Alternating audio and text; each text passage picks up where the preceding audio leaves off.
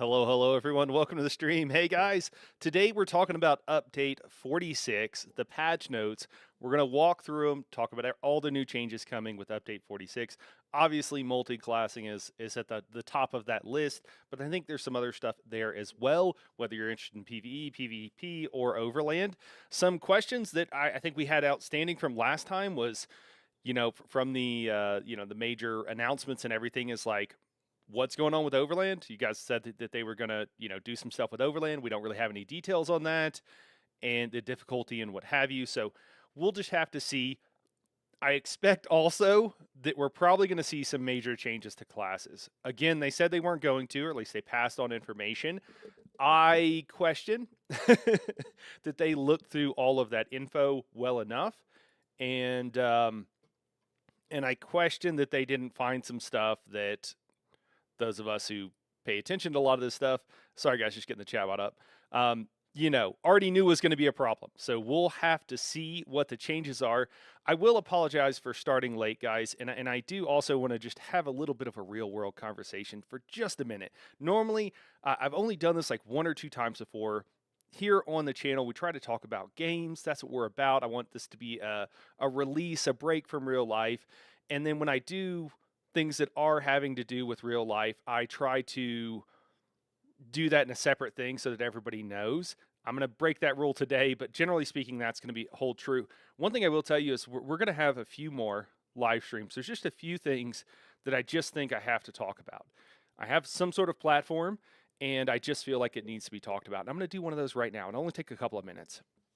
So the reason I'm starting late today is because I have a close friend, and actually have several friends who work for the U.S. government. And I'll tell you about one of those friends. So this friend is someone who grew up in a like middle class, maybe lower middle class. Both parents worked. One is a teacher, the other one in construction. Okay, so that should tell you a decent amount. Hey, Terrell. Hey, Nani. And they went to school, and they then went to college, and they only were able to go to the college they went to because they got a scholarship for sports. And they chose to study a STEM field, and they got an engineering degree, not a mechanical engineering, which is probably the easiest engineering degree to get, but they got an engineering degree. They graduated with a 3.9, which, as someone who dropped out of high school, I don't know how you do that, but that's what they did. They then went on to graduate school, and they became a doctor. And the entire time that they were studying, certainly in grad school and much before that, they chose a field because they wanted to make a difference in the world. They chose to go into renewable energy because this is someone who's a tree hugger, right? This is someone who cares about the environment. And you don't have to care about like any one particular thing, right? Just find your passion and go for it. But there are people that care about law, right? They everybody is treated justly and fairly. And there are people that, that care about these various things. However you find, but when you find someone who's like that, who doesn't just say, "Hey, I care about this," but they actually spend years of their life working towards a goal to be able to make the world a better place for everyone, right? There are people. I had a friend. It was actually someone who worked for me at one point, who she was studying law, and she wanted to work on in immigration. She was actually Dutch. She's from the Netherlands, and wake up, patch notes drops, yeah, and and she wanted to work on like immigration because she felt like there were some real problems with it, and she had personal issues with it. So there are people that have spent years and years of their life devoted towards this stuff. So for you, those of you outside of the U.S., hopefully you haven't had to deal with this sort of stuff. But what's going on in the U.S. right now is there's huge cuts being made to research and development towards things like, hey, Crafty, towards things like, renewable energies, towards things like, hey, how do we make the world a better place?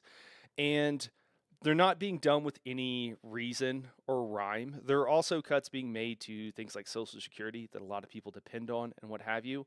And these are people that, so for my friend, just to tell you, they make the absolute lowest they could make because they work for the US government doing research and development.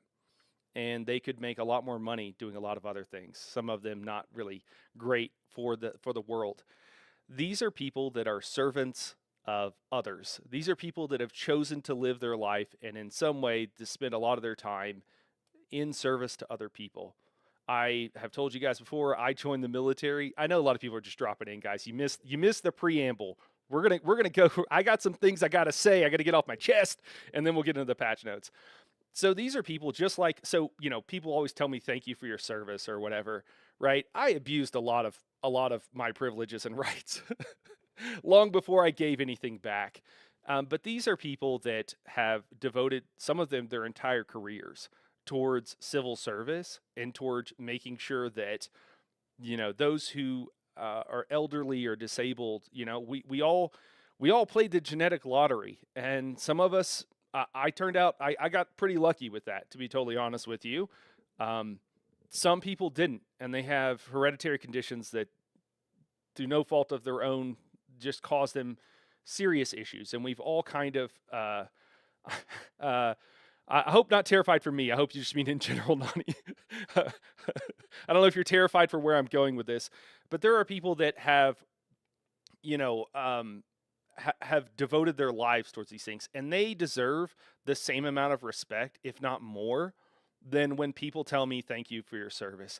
I get that it's a little bit different if you're willing to pick up a gun and go kill somebody or even die on somebody else's behalf, which is what, that might sound melodramatic, but that is exactly what we're asking people in uniform to do, no matter what country you're in, and being willing to do that should the worst come to worst. And there are people that are absolutely, willing to do that, but I don't think it is anything less if you're somebody who has devoted your entire life towards, like, hey, we all live on the same planet, and if we keep poisoning it, things are not gonna go well. And so I just want to say that, this is not about politics. If you people who work in government in the US, I can speak to, there are a lot of people who take huge pay cuts to work in government because they think that that's where they can make the biggest difference. And one of the things about the US government is they actually have like decently fair labor practices. Now the problem is, compared to the rest of the US job market, they do not have fair labor practices. The rest of US, US market does not have them, right? And corporations have really fought to make sure that stays true. And so there seems to be this, like, a little bit of like, oh, those people over there have it better than I do, so fuck them, and and it's people who, in this case, that are incredibly educated. They could go literally anywhere in the world and work anywhere in the world and make more money and have a better quality of life, and including inside the US, because they are so skilled, but they choose to do that to be a civil servant. And I don't think people realize this. So I was late today because I was talking to a friend who's going through maybe having to quit, maybe being fired from their job that they have. It's their dream job, and their dream job is making the least amount of money that someone in their position could possibly make, because they think it will do good for the world, and they've worked for years and years of their life, most of their adult life, to move towards this thing. And now potentially their job could go away because, no, really, honestly, no reason, like, stupid political reasons or whatever, but really no good reason. We want research and development. Like, it's kind of what, it's pretty important, right? uh, so I just wanted to say that, the cutting of, nobody, fraud, waste, and abuse is something that is it was a thing back when I was in the military, right? And there was fraud, waste, and abuse certainly when I was in the military, and it was not taken seriously. And sure, there's things that could be done. Absolutely, I think the Defense Department is a huge one of them. If we didn't use our budget at the end of the year, we wouldn't get the same budget the next year. So at the end of a year, I got like a $400 stethoscope, which is like what that you hear hearts with, right? You put it in your ears and you can hear listen to internal stuff in someone's body, blood pressure, stuff like that. I got a really nice Littman stethoscope because we needed to go through our budget, right? So that's one of the ways that they chose to like blow the budget, is to get everybody this really nice stethoscope, because we had to spend it or we wouldn't get it the next year. It was stupid the way that we did things. I'm not saying there couldn't be cuts to be made and efficiencies to be made. I think we all want that. But some things the government does incredibly well, like Social Security, where they take in money and they give it back out, and they do it for a very low cost and overhead. And you can compare that to like insurance companies, for example, that have a very high cost of overhead or higher cost, but they're always trying to get it down. And you can see that the government does it better than anybody else, or at least as well as anybody. I think better, but at least as well as anybody else. So just because somebody else has something better than you doesn't mean, this is also the problem with some of the racial stuff as well. Again, growing up in a trailer park, growing up fairly poor, guys, I'm sorry. I promise I'll get to the patch notes. I just got to get this off my chest, and it's important. And you outside the U.S., you get a little peek into what the hell's going on. But I grew up fairly poor. I have been harassed by the police in the U.S. more times than I can count. And people always say, "Oh, it's black. It's about if you're black or if you're a racial minority. It's if you're poor as well." Do the statistics show that if you're a minority group that it's even worse for you? Yes. Does that mean that poor white people don't get harassed? Absolutely not. I will tell you stories, not today, but I will tell you stories about the ridiculous situations that I've been in because I've always drove a beater. I just don't care about cars. I always drive just this super old beater. And cops would see it, and I would just get harassed and harassed. And I also worked in restaurants a lot of times when I was younger, and so I would be leaving work at midnight, 1 a.m., 2 a.m., 3 a.m., 4 a.m., and would just get harassed. Some of this stuff, you look and you go, well, well, white people have it better or whatever. So whatever it is. The problem is the core issue. We need to look at the core issue, which is like police shouldn't be just harassing people in the U.S. and shouldn't be abusing their power, which is happening. And it's the same. I mentioned that because it's the same thing. It's people saying, "Oh, government employees have better jobs. They actually have some job security and like they actually have benefits." The problem isn't that they have something you don't. It's that everybody should have that. People shouldn't have the option of like go into crippling debt or die. Put crippling debt on your family or die. That's what we have in the U.S. And so it's not about politics. It's about morals and about doing what's right. So I was late today because I had to talk to a friend who's going through a lot of stuff because of this, and it's really upsetting. And their life could be a lot easier if they didn't care about other people, but they do. So I wasn't going to be able to just jump in and start talking about the patch notes without getting that off my chest. So I had to do it. Now that I've kind of run the stream, let's talk about these patch notes after I read these. Nani says, terrified about the state of things that are negatively affecting me and so many other people I care about. Yeah, exactly. And there's a lot of people that don't have the social safety net that they should have. And what they do have, I mean, I have friends that are blind. I have friends that, have cerebral palsy and other like crippling issues that it just sucks. They lost the genetic lottery, right? And I think that they still have a right to live a dignified and decent life. And Social Security and other things, Medicare, Medicaid, are what helps make that happen in the U.S. Zero says the funding to the research project I was attached to for muscular dystrophy was cut off, so I get it.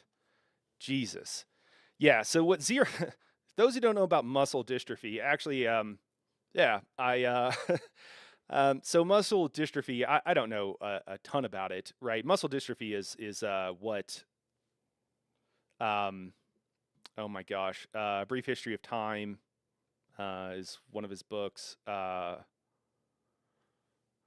Anyways, it's a degenerative muscular issue. I won't talk about things I don't know that much about, but this is one of those examples of like it's this continuing disease that gets worse and worse and makes your life kind of very hard to live. And I think it will eventually. I don't know if people die of complications, but it can cost someone their life. And it's like, hey, if we could cure this, then we should probably try to cure that, right? The same thing with many other issues like autism and what have you. If we can figure out the root cause and prevent this from happening, that seems like a good idea. We should probably do that. And to cut funding to those things is, I was sold the lie that I was born into the greatest country on earth and that, things were better here. And when I look at healthcare, things aren't better here than they are in other countries. And I know because I was stationed in other countries. So I have experience of what it's like living outside of the US, which a lot of people I don't think do. All right, we're going to get to patch notes. You need a Polaris slingshot. Man, I got a Concourse, dude. I got a motorcycle. I got a couple motorcycles. All right, moving on. Patch notes 11.0.0. Thanks, everybody, for sticking with me through that. I really do appreciate it. Respiratory and heart failure are what I get to look forward to, Zero says. Yeah, I didn't want to out you, Zero, but Zero is one of the people that was doing research and apparently attached. I didn't know you were attached to the research project, but it also suffers from this illness. And so there's a lot of people that are going to die needlessly because the date, for us solving this problem has been moved out. So. Guys, we can make Star Trek the future. That can be our future. It literally can. We can make an end to suffering. We can really do that. But we all have to band together and quit being so tribal and realize that, hey, if we want to be tribal, we're all on this. The tribe is the planet, and then it's the solar system, and then it's the local area of our galaxy, and then it's our galaxy, and then we're all in the same universe together. Hey, Guppysaurus, beam me up. Yeah. All right, cool. Welcome to the Elder Scrolls Online V11.0.0 and our latest content release. Also, I'm going to try not to. Sometimes I get excited and I yell, and if I do that for the next hour or two, I'm not going to have time to. I'm not going to have the voice to go for the next 6 hours after that because we're streaming till midnight right now. So. Buckle up, Cupcake. We got like 8 hours of streaming, more, I don't know, 10 hours or something. We got a lot, 10. So I'm going to try to turn my volume up, but speak a little bit more quietly. Guys, tell me if you cannot hear me or if I'm at all quiet and you got to crank up your volume, and I'll turn myself up higher as I do it right now. All right, cool. So our latest content release, Season of the Wurmcolt, Part 1, exclamation mark, in Season of the Wurmcolt, Part 1. Your journey brings you to the island of Solstice, where an old threat rises once more. The Wurmcolt. Elder Scrolls lore, Elder Scrolls lore is kind of funny because do you guys know the history? No, hold on, we're gonna use a poll. I love using these polls because it's just a great way of understanding like where you guys are coming from. Let me see. Do you know the history of Arena, Elder Scrolls 1?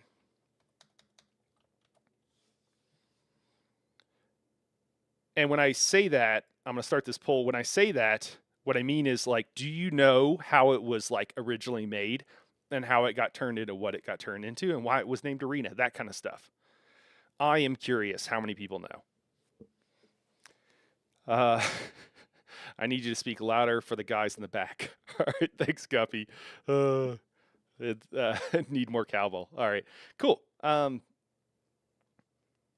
thought you meant lore. Well, I am talking about lore. Terrell. They're one in the same. You can't understand how Elder Scrolls lore started unless you understand how Arena got started. You know what I mean? So if you know the lore of Arena, you probably know what I'm talking about, maybe. It's a little bit meta because I am talking a little bit about not the actual like in-game lore, but it is the outside factors that affected the in-game lore. If I'm making myself clear. We'll see. Picking up where the base game's main story left off, you'll join the newly formed Stirk Fellowship. That's a weird name. And venture to Western Solstice to uncover the dark truths behind the Wurmcolt's latest schemes. Alongside allies from past adventures, you'll face new challenges and relentless adversaries determined to stop you at every turn. At the heart of the island, the ominous writhing wall looms, a necrotic barrier sealing off Eastern Solstice. 88% so far say no. Keep going, guys. Get everybody in there. Vote. How many we got? We only got 8 votes. We got way more people than that in chat. Drop your vote. Also, sorry over there on Twitch. I don't have all the cool the cool Twitch tools up just yet. I will one day. All right, cool. So yeah. Alongside allies from past adventures, you'll face off new challenges and relentless. Okay, did I already read that? But this is only the beginning. As the season of the worm unfold throughout the year, new areas of Solstice will become accessible. With each release, you'll peel back the layers of mystery and uncover the Worm Cult's horrifying plans.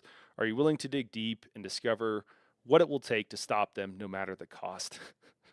No matter the cost. Are we turning into the bad guys? I think we always kind of have been in a lot of ways. In Season of the Worm Cult Part 1, you can look forward to a variety of new things to collect, including new adornments, item sets, mythic items, mounts, outfits, pets, etc. In addition to the new 12-man trial, Aussie and Cage.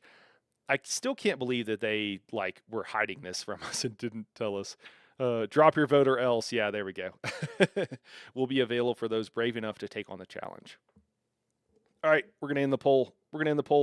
Okay, so 10% said yes, 90% said no. So the way I don't know if you guys care, but I'm going to tell you anyways. So the way that Elder Scrolls, so it was called Arena, and the reason it was called Arena, and don't quote me on all of this, but it's more or less, minus me remembering poorly from many years ago. But Arena, they didn't know what kind of game they were making, is basically what it comes down to. And partway through the development, they decided that I think it was going to be based in an arena. It was going to be a gladiatorial combat. And they realized partway through, one of the things that have been coming up a lot is that there are a lot of people making RPGs, many of them text-based RPGs. So literally and this is what programmers did. A lot of the early RPGs were text-based and they weren't sold. They were things that programmers made or just enthusiasts made, and then other people got to play and they shared and they added on to and what have you. And some of those have been permanently lost to time because it was literally like, hey dude, I made this cool thing, check it out. And it was like someone making, the equivalent of a spreadsheet or something now, right? Where you're like, oh, that's really cool, but not something we need to preserve for history's sake. So they decided they wanted to make an RPG out of it.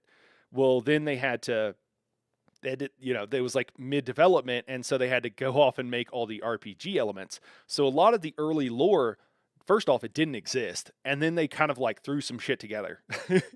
It wasn't like I have this grand, I'm George R.R. Martin and I have this grand plan for something that I'll never finish. Okay.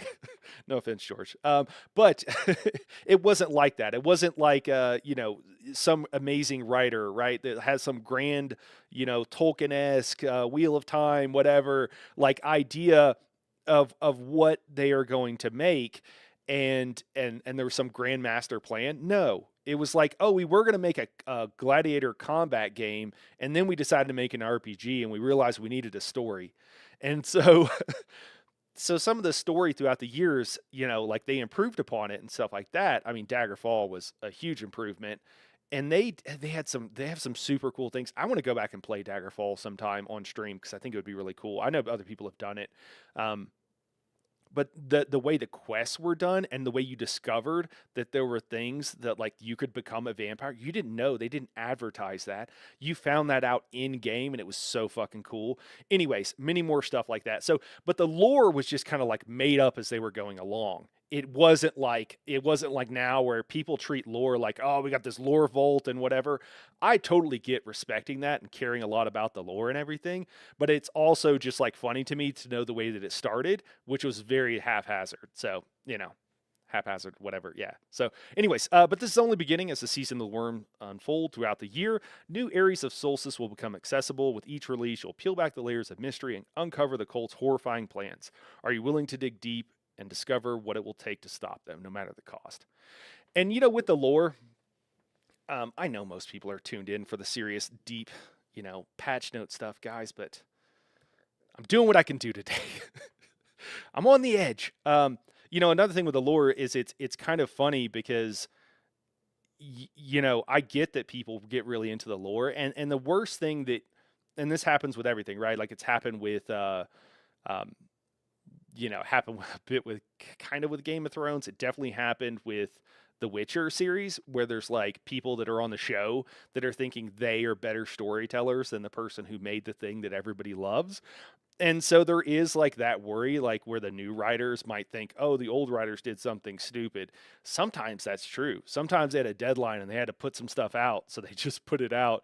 But the lore being, I don't know, there's a middle ground of like respecting the really good parts of the lore, and there's also like, hey, it doesn't have to be like it wasn't handed down by God on the top of a mountain inscribed in stone. Okay, like the lore can change a little bit, guys. It will be okay. Ishii says Arc Nerf, Tank Nerfs, Azure Nerfs, Banner Nerfs, Plar Nerfs. Uh, hey man, W update. Honestly, okay. What's up, Juan Carlos? All right, we're gonna get there. Guppy sources: the early Elder Scrolls games were so hard in comparison to post 3, the Elder Scrolls 3 games. Okay. All right. In Season of the Worm Cult 1, you can look forward to a variety of new things to collect, include adornments, item sets, mythic items, mounts, outfits, pets, in addition to new 12. Okay, did we already read that? Am I reading stuff twice? I love these polls. We're doing another poll. Get to the point, Night Haro. Let me see. Do you want me to? Oh, it's not typing.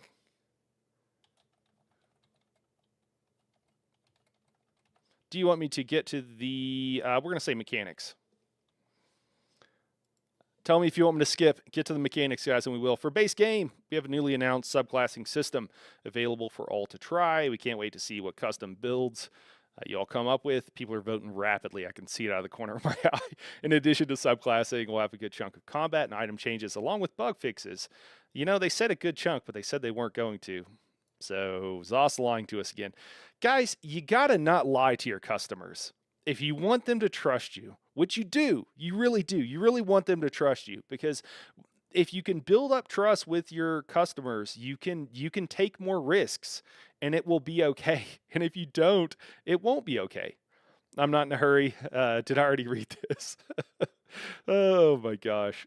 All right, cool. Looks like so far the people who are casting their votes say, we don't really care. Just do your thing. All right. And we got more votes than last time. All right, cool. All PCNA characters have been copied this week. Cool. So PCNA, for those who don't know, I sometimes like almost forget this. It starts off with PCNA, copies your characters. Does it tell us? Otherwise, there are 3 templates you can utilize. Cool. Additional all PTS accounts. 3 templates. Oh, that's the standard 3 templates. Okay. Additionally, all PTS accounts have access to Season of the Worm Part 1 and its features. That's not true. It made me purchase the. It said I didn't have access to it. So this feels like that's not true right now. Did anybody else log on to PTS and it said that you didn't have access to the new content on your account? Part 1, its features, regardless of having pre-purchased content pass, though we hope you have, or is it part 1? It's supposed to be base game. So I guess it like tricked you. I don't know. That's really interesting. I think they did poor communication there, or intentionally poor communication. We look forward to reading through your feedback on the new systems, bullshit, and features in this update, which is approximately 4 gigs in size. All right. Thanks and enjoy. It said that, but I think I can access it. Okay, Cake Man. Cool.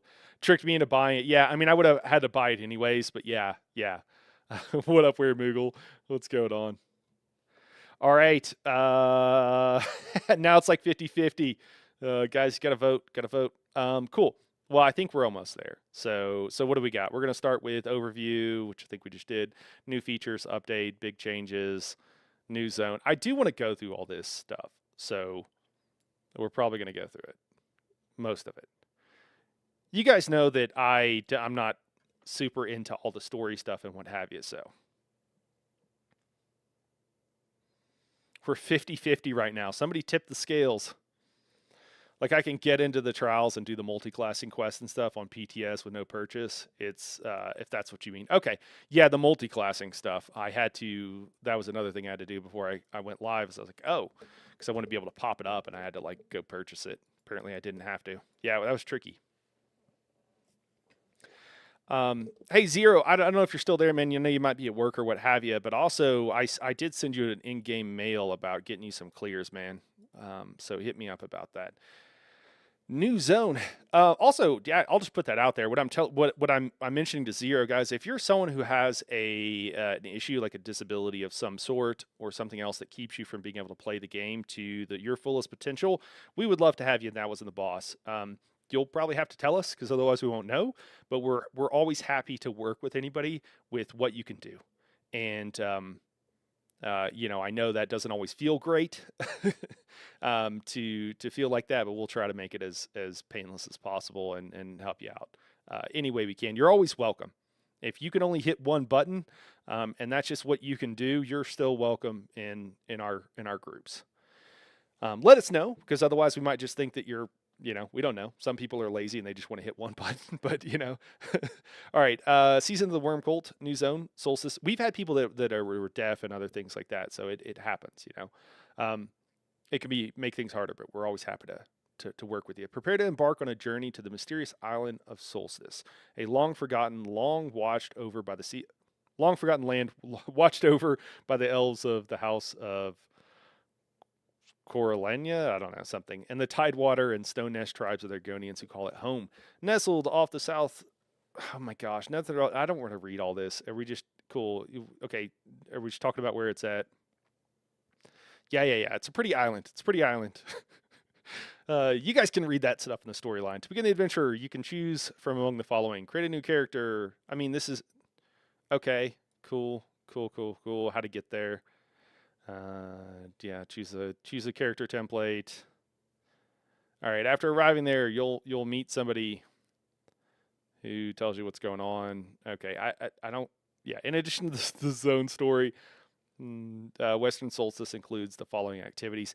Guys, you can tell that's what you're experiencing in real time is my level of being able to put up with a story. You got me for about it's like showing me your house. I will ooh and ah and be interested in your house for like a good like 45 to like 75 seconds. That's how long you got me for. I will be like, yeah, that's really cool. Anything after that, and I'm just like, and I'm just counting down the minutes so I can do something else. I'm sorry, it's just not my thing. Read it, Guppy Source says read it. No. Um, I read it so I don't have to. Yeah. We don't know what islands are, Terrell says. Yeah. I'm very sorry. All right, we're in this poll. All right, skip to the mechanics. I'm being told to skip to the mechanics. Okay, so in addition to zone story, Western Solstice includes the following activities. All right, I do want to know this. 5 full-length objectives that explore the histories and people of Solstice. The problem with a lot of this stuff is they word it so generically and they don't use what it is in game in such a way that I'm like, what the hell are you even talking about? Yeah, this is what I want. 3 delves. I know what the hell a delve is, Like, what are these objectives? Is this like 5 quest lines? Is this 5 something else? I don't know. All right, eats with its own Sky Shard and Delve Boss. Oh, snaps. Delve Bosses. The good thing about having more Delve Bosses is there's certain creators out there, guys, who the only content they run their builds on are delves. And they always show delves. They're like grind god, like delves. So it's good for them to have new content to show people how to do delves. I think that's a great thing. I'm only being slightly sarcastic. I love delves. I just wish they were hard enough that I couldn't just like run through them on a character with no clothes on, punching enemies to death, and and like doing like 3 things. Like I don't even know. Yeah, unkillable Sork build. Yeah, literally just killing overland enemies. Yep. Can you link the notes? Shape, I absolutely can, man. Let me get that for you real quick, for you and for everybody else, and I'll also put them in the description.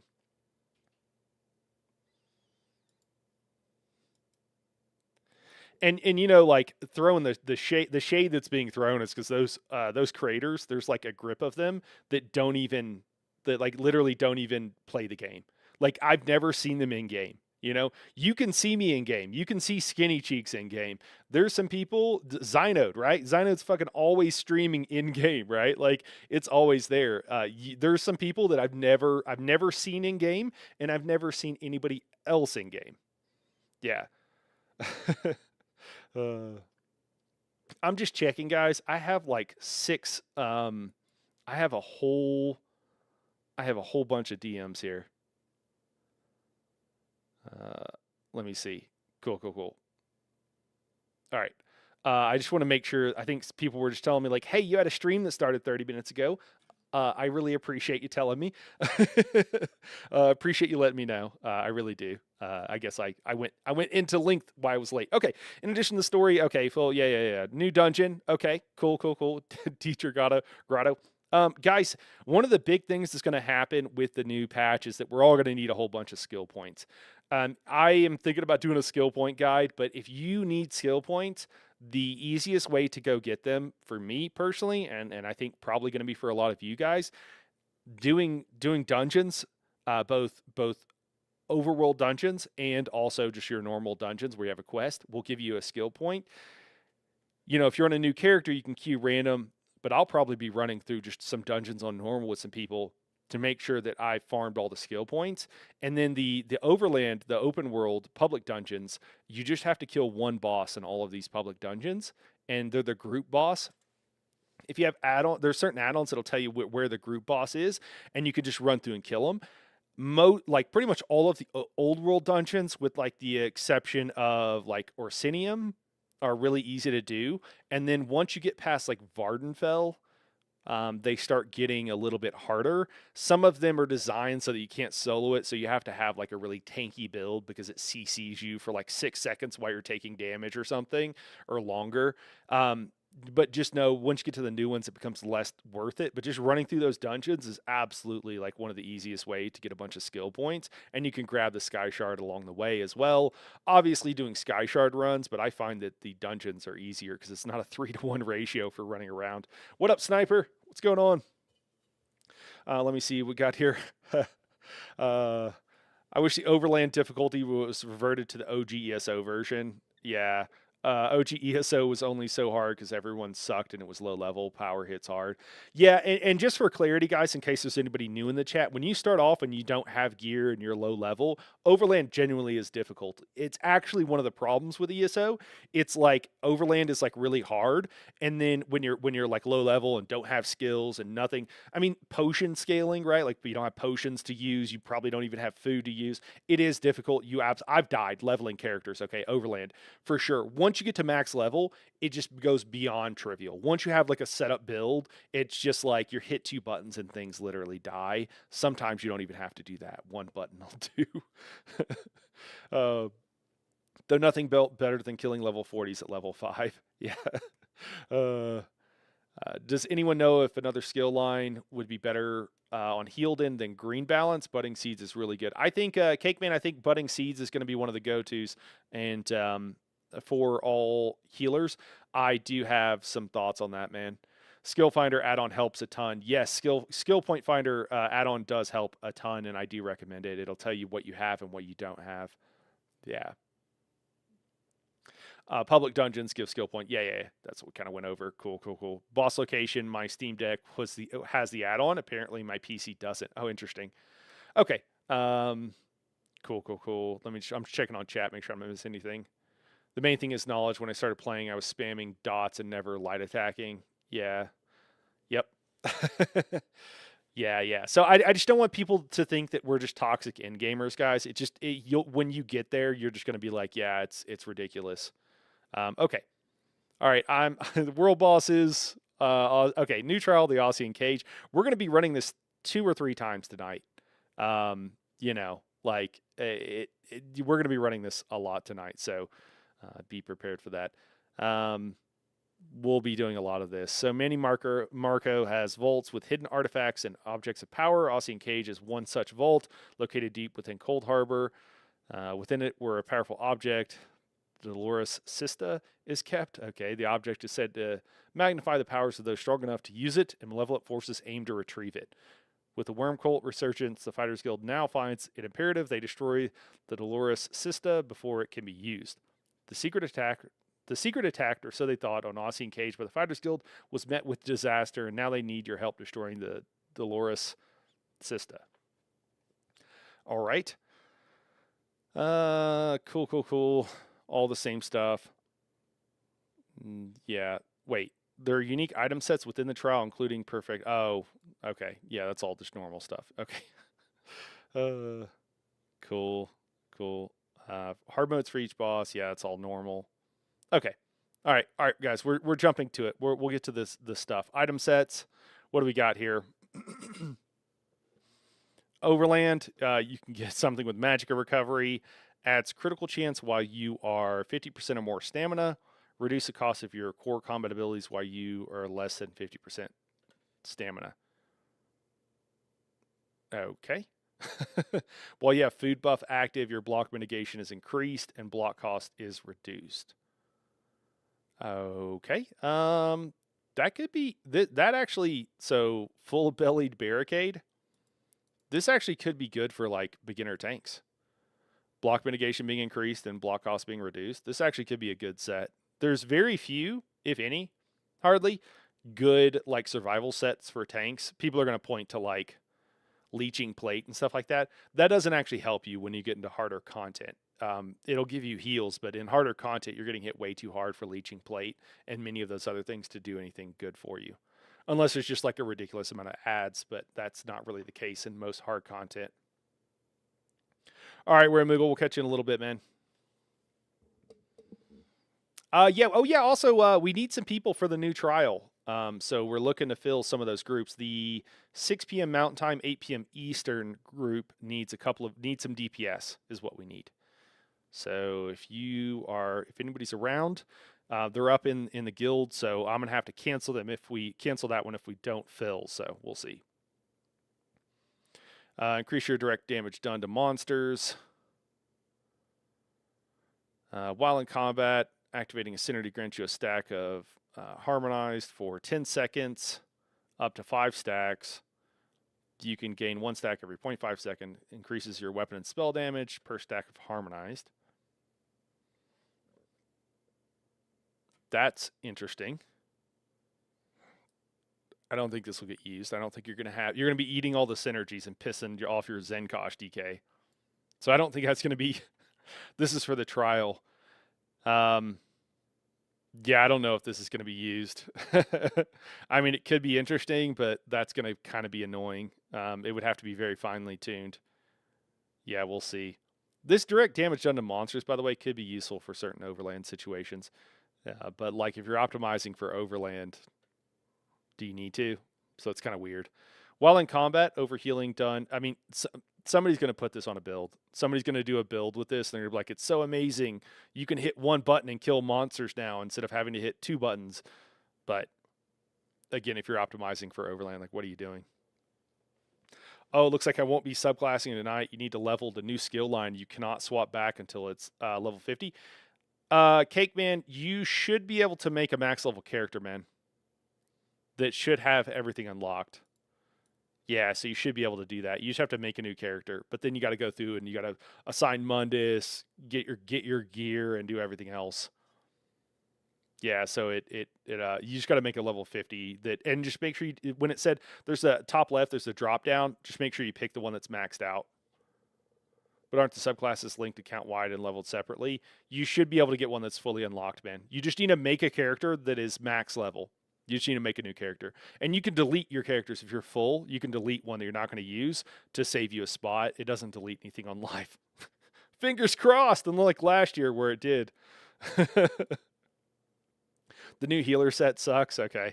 So adds healing done. Okay, this is it. While in combat, overhealing done is converted into stored energy on you for 20 seconds. After overhealing 100,000 health, your energy maxes out, granting you the convergence release synergy. When you activate this synergy, restore magic and stamina to yourself and group members within 28 meters of you. After activating convergence release, you cannot store overhealing for 30 seconds.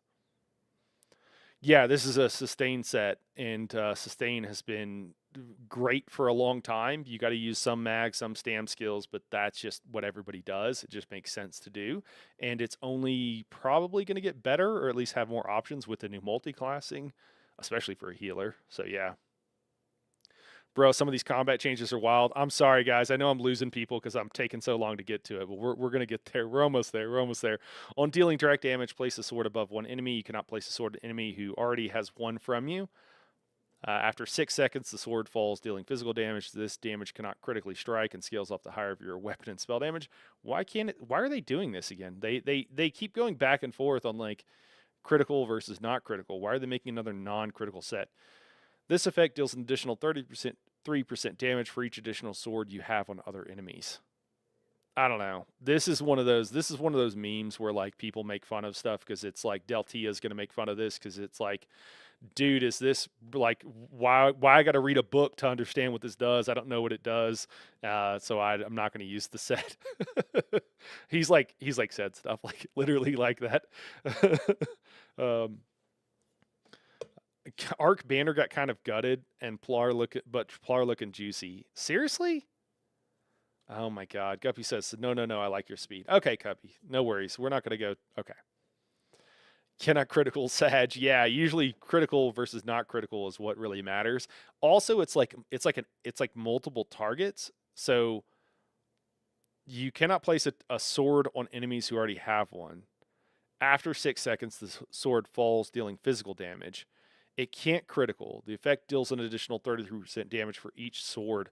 So it's almost like a it's almost like an AoE thing, but it sounds like 6 seconds is a long time for multiple swords. Unless the new trial has some fight, like I don't see this being used. I don't know. You need multiple targets that are going to be there for a long time. And you also want to care about damaging all of those targets. You normally only have like one priority target. I don't see this set being used at all unless I'm missing something. Anybody got any comments? Yeah, 6 seconds. If you run a trial group that's optimized, I'll add. The ads never last more than 5 seconds. Yeah, that's 100% true. Still not going to be good because that's one target. So you like it's going to hit 2 targets after 12 seconds or 3 targets after, I don't know.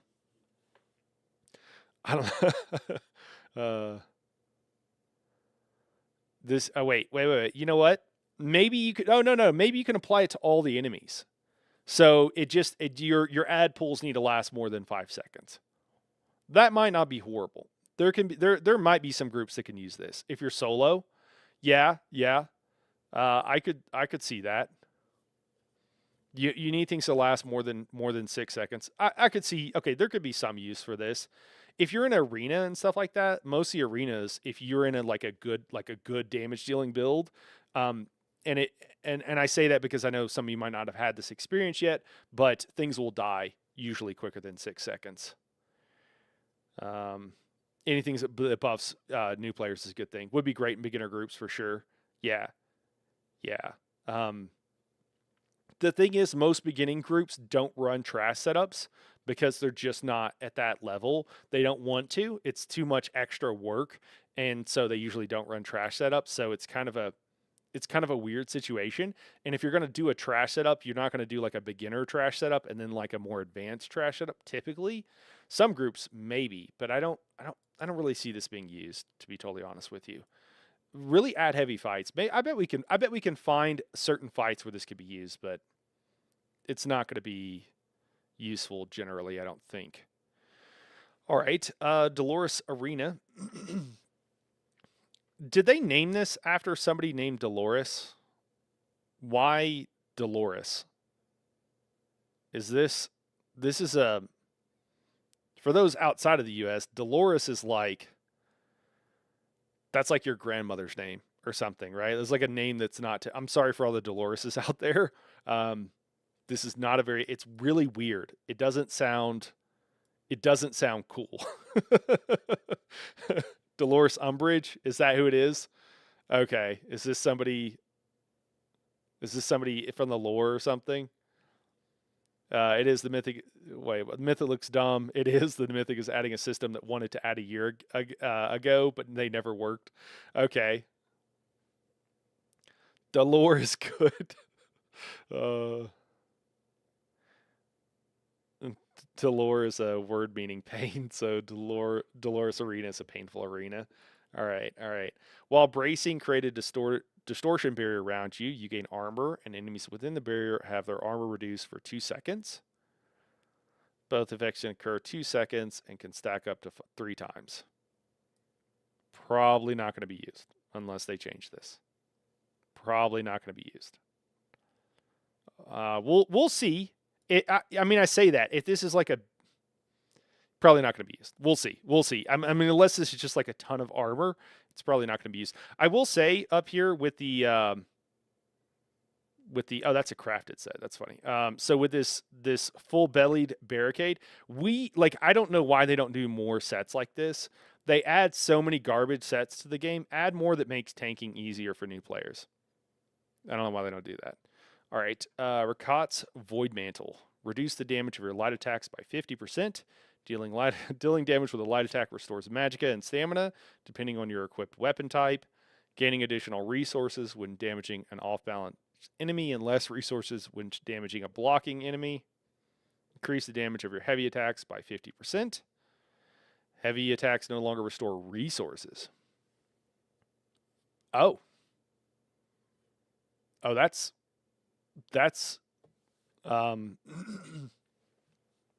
yeah, we're going to be I think we're going to have heavy attack builds. This is going to make heavy attack builds better for like you could wear that, you could bring this into optimal content with a heavy attack build and parse similar to what everybody else is, I'm guessing, going to parse. This is going to be good for heavy attack builds. I don't see how this is bad for it. You're not going to need a light attack. You don't need the recoveries if you're not spamming shields every other cooldown like you do in solo content. Also, it could be the situation that now you need to work on your recoveries for a heavy attack build instead of it being just completely non-important for magicka. But that's huge. 50%, that's going to be a massive DPS increase. Usually about 50% of your damage, right? Is it 40? Is it 40? It's less than 50, isn't it? Is it like 40% of your damage on a heavy attack? It's been a little bit since I parsed on a heavy attack build. Is from the heavy attack. And if you can just increase the damage by 50%, that's going to be a massive damage increase. Like 20k or something. This could be really good. And it's on a shoulder piece. Okay. That's interesting. So now you can put all of your heavy armor on your jewelry and your weapon with Sergeant's Mail. Sergeant's Mail is a go-to heavy attack set. You pair that with, something that increases your Deadly Strike. Pair it with Deadly Strike, and then this Mythic. Yeah, Deadly Strikes. Thanks. I'm going to test that Mythic parsed 108 on a heavy attack today, so I want to see if that set does anything. Yeah, that would be... Yeah, let me know, Ishii. I'd love to know. Doing DSA carries made me so much, made me hate the place, so I'm biased 100%.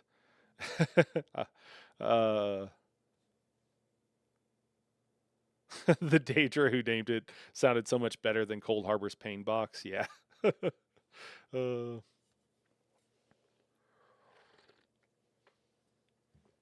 All right, Mad God's Dancing Shoes. While in combat, roll dodging creates a random effect. This effect can occur once every 3 seconds. Effects. Creates a cheese wheel under an enemy within 15 meters. It deals magic damage to enemies in 3 meters after 1 second. Deals physical damage to enemies facing you after 1.5 seconds. Deals magic damage to the nearest enemy. Gain expedition. Major expedition for 4.5 seconds. Restore stamina. Reduce the cost of your next non-ulti ability. Gain ultimate. Going to be another not used thing. Like, I don't know. You never want to underestimate the player base. Player base is like, like they could figure out something, but I can't imagine that's going to be used. Monomyth Reforged. While in combat and on your primary weapon, gain major force, minor berserk, and minor vuln. Okay. That's... Yeah, while in combat and on your secondary weapon, gain major protection, minor vitality, and minor timidity. Nah, I don't see that. Like on a 1 bar build to always have Major Force, Minor Berserk, and Minor Vulnup?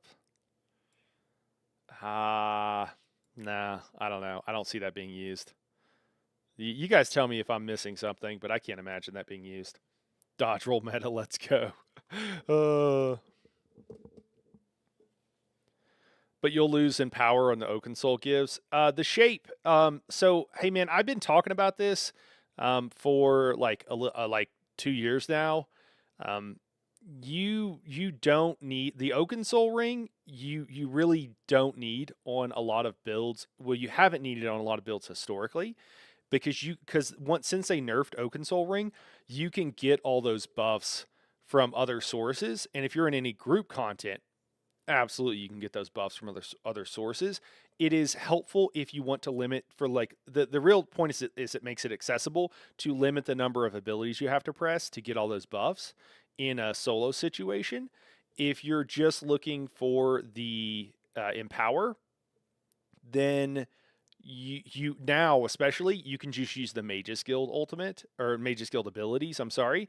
And so you can keep it up that way and it works really well.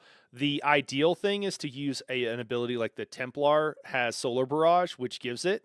So certain classes give him power, and now we're going to see people specking into that because it gives him power from a class ability that also does a bunch of damage.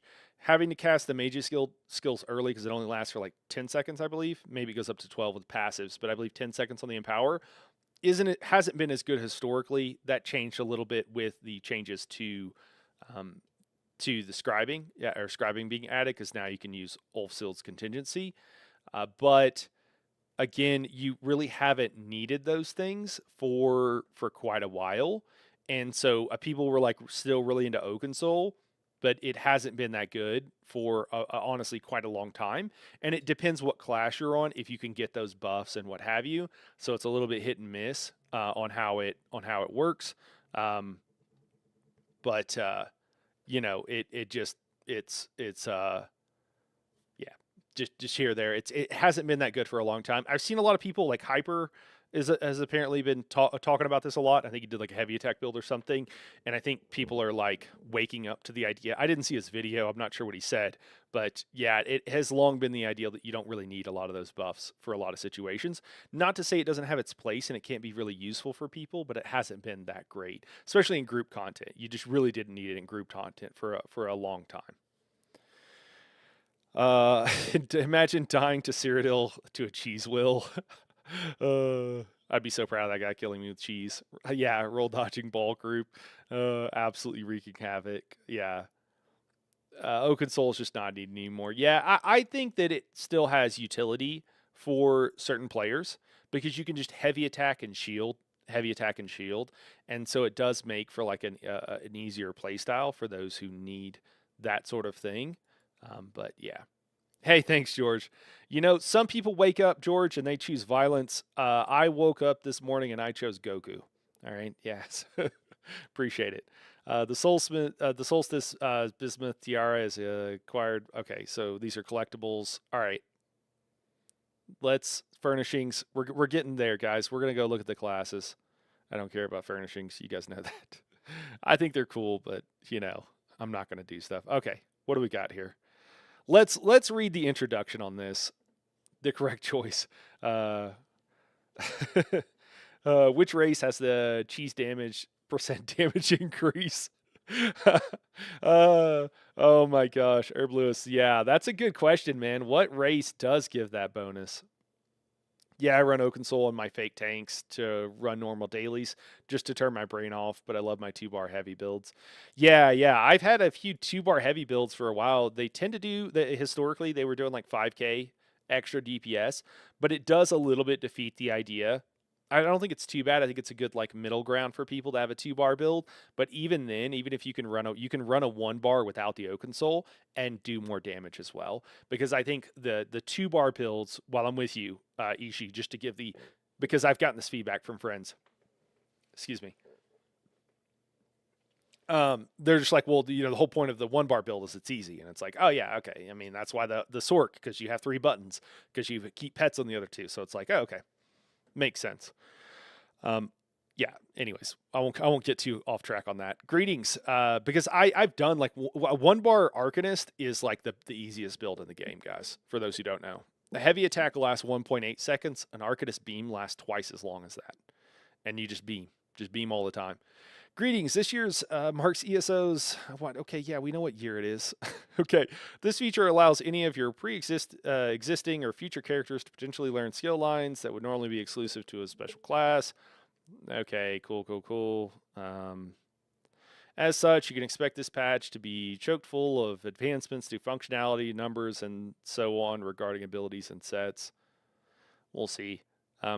Guys, for those who don't know, for that are new to some of this stuff, new to maybe look not to the game, but like looking into some of this stuff, ESO has so many things in the game that don't work the way they're supposed to, and don't work the way the tooltip says, and they're not even aware of it. So some of this stuff, it's a little bit hard for us to like deal with because like they say stuff and you're just like, yeah, it's hard not to roll your eyes at it because and also, I'm sorry, let me blow this up a little bit larger. You know that like, that they don't know how their game works. Is that too large? No, that's good. Okay. My younger sister has been thinking about trying ESO, and if she does, I'll probably tell her to try Oakensole Sork. It's just very chill. Yeah. Yep. It just works. Yeah, absolutely. As exciting as it is, it's also a little scary as it introduces a brave new world by allowing our characters to do things that weren't necessarily always intended or thought of when we first made. This update is focused on realizing the full vision of your character and allowing for more player skill customizations to truly play your way. Much like the traditional Elder Scrolls experience, you'll be so what's funny about this? I just want to say this real quick. To truly play your way, they have been saying like play the way you want as for like 2 years, and they've probably been saying it in anticipation for the scribing changes and then these changes, but they're telling us and we couldn't, and so it just feels like a lie.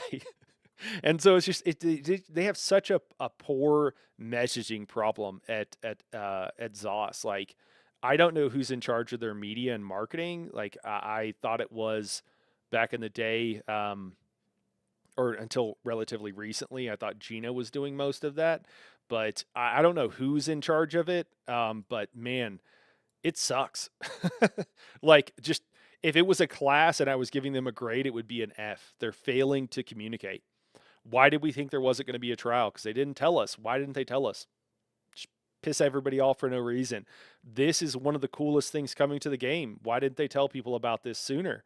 And part of it is like people are going to assume the worst because they've delivered so poorly in the past. So that's the whole trust thing. But again, in communication and getting some trust is you need it. You want it. Much like the traditional Elder Scrolls experiences, you'll be able to make your own custom class effectively by mixing and matching these skill lines to create unique experience. This is also one of the things, like, I think this is a great move.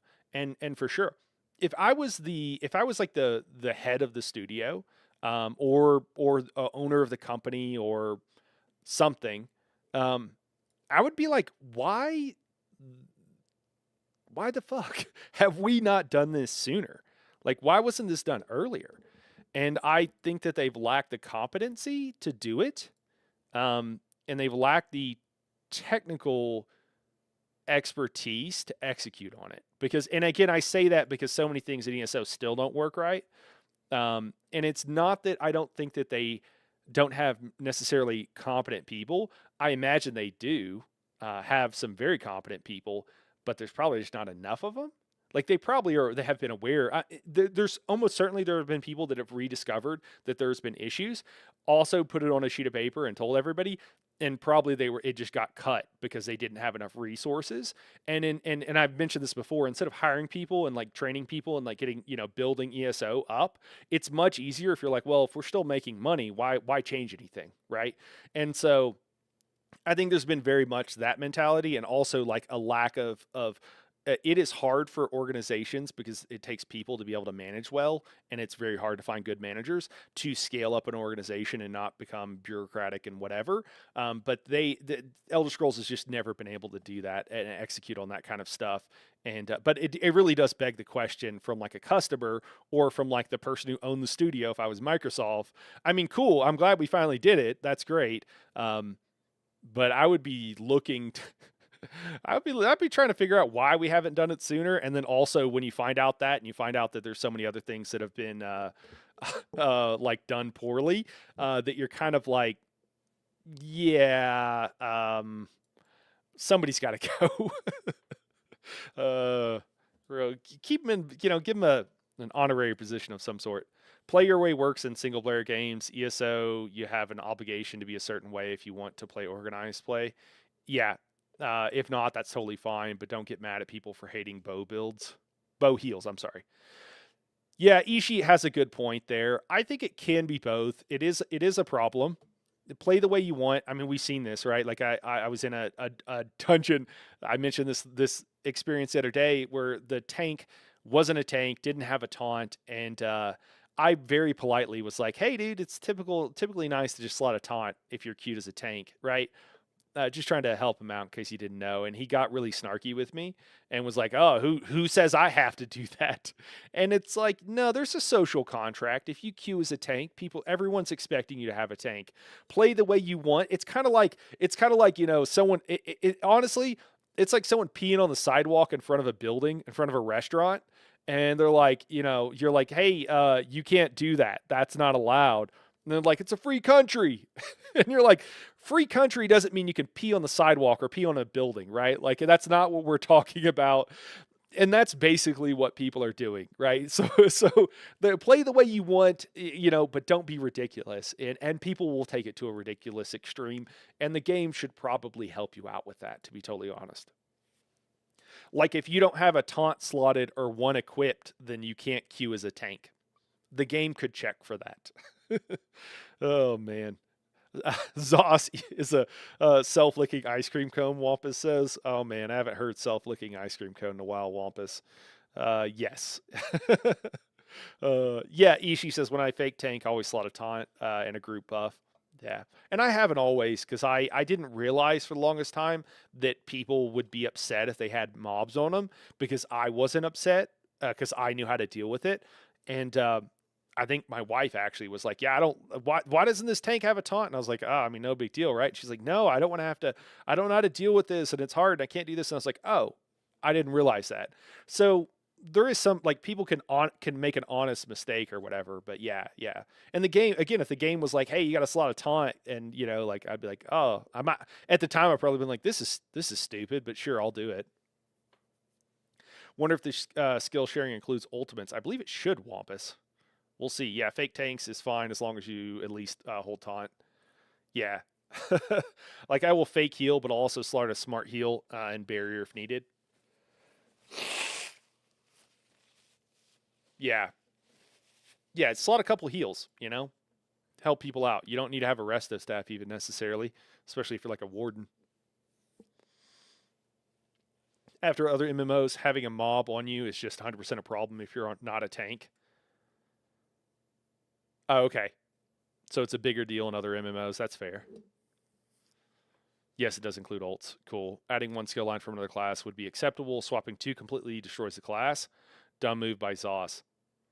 Emery, so I think that they are destroying in some ways the class identity, if you will. But I will point out that if you look at like Warden, for example, and this maybe goes along with what you're saying, so maybe we don't disagree as much, but Warden has a animal skill line, a plant skill line, and then a ice skill line. One of these is not like the others. Why is ice and winter a skill line, right? Like, it's thrown in there. It doesn't really necessarily belong with the others. It's fine. I don't have a problem with it, whatever. But it doesn't really go. And so it really depends on what class you're playing, whether or not your skill lines even make sense. Many of them are thrown together. Like a Dragon Knight, why is poison thrown in with fire? because it doesn't necessarily make sense. So I get that it does destroy, but it also creates as well. So, you know, I think that they are destroying the options. They are destroying the class identity in a lot of ways, but they're doing it like a phoenix rising from the ashes. I think they're adding a lot as well. Because now if you want to make that ice character, you can grab skill lines from different places. But I do also think that they should look different as well. But that would be a whole bunch of extra work that I don't think ZOS is willing to do, because what would be optimal is if they really, I mean, kind of like everything, right? If they really want to make it like other Elder Scrolls games where you could play a lot of different classes and they were each had their own flavor, and really it was just like a name put on a combination of skills almost, then, you know, if you slotted different skills, it would change the flavor of it. So yeah. Funky, do we have parses of that high yet? As such, we're shifting much of our focus on balance to the balance end. To look at skill lines as a modular tool that offers a handful of strengths and gameplay advantages while trying to better compare them to other skill lines that focus on gameplay elements. So just so that we all know, so we're again all on the same page here, guys. What they mean by this, so they're shifting their focus on balance, or to balance. So they should have already done this. They should have already done, and we'll see what they have to say down below. But they should have already been doing this, and they should have already fixed this.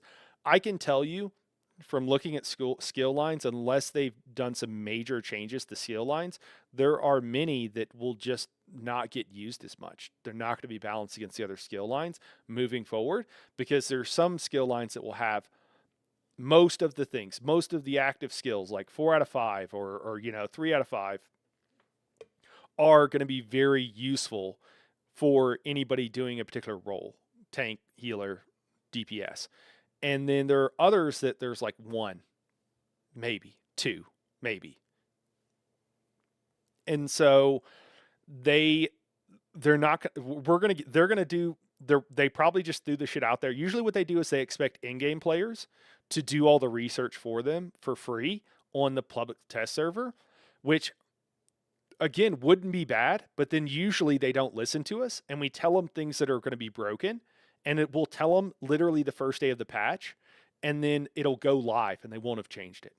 And then they'll be like, "Oh, yeah, that was a problem." And it's like, "We told you that literally on day 1 of the patch and you didn't fix it." So there is an issue with ZOS. Like, this is probably going to be a cluster. They're gonna listen to some of our feedback, and the people that are ZOS fanboys are gonna be like, "See, they listened." And it's like, yeah, that's good, but that's really the base of what should be happening.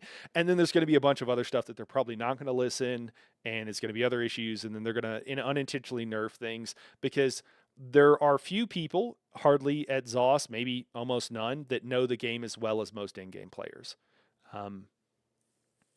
In general, that's true. And again, we know that because we found code that doesn't do the things that ZOS expected it to do, and no one at ZOS knew. Right? Or they knew and didn't do anything about it, which is worse. I feel like I'm giving them the benefit of the doubt by saying that they just didn't know, because if they knew but just like didn't do anything about it, that's worse, right? So we're going to give them the benefit of doubt and say that they just didn't know. Yeah. Guys, I'm going to, on YouTube here, I'm just going to kick you guys to an ad, pay some bills real quick, and have a sip of tea. We'll be right back.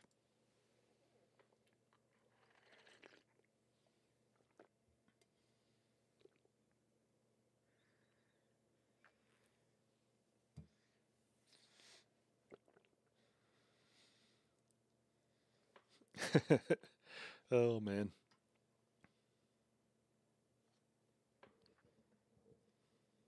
I sound like I'm from Eastern Pennsylvania. Really? Man, I live in Colorado, George, and I am not from here. I'm from the South. That's really interesting. All right, we got a couple of comments here. Let me catch up. As a veteran D&D player, hey, Cake Man, D&D man. Hey, I'm looking at maybe starting up a pug group, not playing D&D necessarily, but playing some other tabletops. So if you're interested, let me know, man. And I'll probably be doing that in the other Discord for the tabletop channel. over there. Yeah, class identity sucks. Build freedom is nice. Yeah, I'm with you on Ishii. I get that there is losing something, and I get that that will be frustrating for people. I don't want to discount that, but I do think overall it will be a net positive for the majority of the community, not necessarily for everybody. That one time at band camp when Zoss said they were nerfing the light attack weaving, yeah, you did change their mind. They did change their mind on that. Yeah, weaving was a bug. Glad they listened to players and didn't fix it. Yeah, yeah, Ishii, like that one time. That's awesome. Yeah, that's funny. George said that it sounds like I'm from Pennsylvania, which I'm from Colorado, and by way of the South. Makes the combat a lot fun, a lot more fun. Yeah, yeah. I live in Philly, and you almost sound like a local. Oh, that's crazy. Okay, interesting. Man, I'll have to visit someday. Mutants and Masterminds is absolutely goated TTRPG. Okay. So versatile, 100% worth checking out. Okay. Man, dude, I have checked out so many TTRPGs. I am all about it though. Mutants and Masterminds. All right, I'm making myself a note. But I do want to try Call of Cthulhu, Kids on Bikes, and maybe Pathfinder. All right, all right. I don't even feel like there is much class identity currently when every spec breaks down to buff dot maintenance with a few GCDs for filler. I'm aware it's a hot take. No, Herb, actually, I agree with you, Herb. I would actually take it one, or I'm sorry, Herb. I'm sorry. It's, uh, Herb, I agree with you, man. I actually would take it one step further, and I would say the biggest problem is that like monsters aren't more susceptible. Yeah, yeah. I'm sorry, man. Uh, I would say that monsters aren't like they should be more susceptible to certain types of damage, and I think that would add to the fun and playstyle of the game as well as the RP of it. Even if it was just at the minimum overland, but what do I know? As such, we're shifting our focus to balancing. Look at okay, cool, cool. Maybe abilities where here. Let me see where we're right here. Many abilities were originally designed to be outliers to enable a class to stand toe to toe with others in certain aspects. These abilities are getting adjusted now that things aren't always as simple as, say, comparing Dragon Knight versus Necromancer. This patch focuses on trying to bring into line many of those abilities while also reinforcing the core themes of a skill line. We want to reiterate this is very much a first stab at this new way to explore and exist in Tamriel. We will be looking for your feedback, not only to guide adjustments during this update cycle, but future update cycles as well. I want to believe. I'm like Fox Mulder, right? I want to believe, okay? But man, they have done such a poor job of listening to feedback in the past. And any feedback that wasn't like given in the most flattering and kind ways and like, you know, wrapped in sugar and slathered, but they just wouldn't listen to. I want to believe. I want them to listen. I hope they do. I hope they do. I think it'll probably be somewhere in the middle. I don't think they'll execute incredibly well on it, but I want them to. We're very much looking forward to seeing how you plan and I'm sorry, on how you plan on augmenting your characters and playstyles, the new antics you can achieve, and your overall feedback on gameplay and balance. The thing is that they, in theory, we'll see what the changes are down here, but they should have already done a pass on this. We'll see how well they did. So please make sure to participate in the official forums and other feedback avenues. Thanks for joining us on our journey. We look forward to seeing you in Tamriel. Happy patch notes. I just want to say that there's this other thing. There's another thing that really layers onto this feedback and then paying attention is that, and I know, guys, I know we're getting there. I know I'm too slow for a lot of people, but the thing that really layers onto this is that there are people in the community whose voices are more valuable than others, who know more about the game. And just because people are yelling about something on the forums or kindly giving advice about how please don't make anything harder because how will I get the unlock this housing item, right? And I only play for the housing and whatever. Some players have a lot more knowledge of the game, and they should listen more to those players, and they should figure out a way, if it were me, that because not all feedback is the same, and having ways of getting good feedback from many people and from diverse perspectives but from people that are able and willing to give better feedback would be hugely important.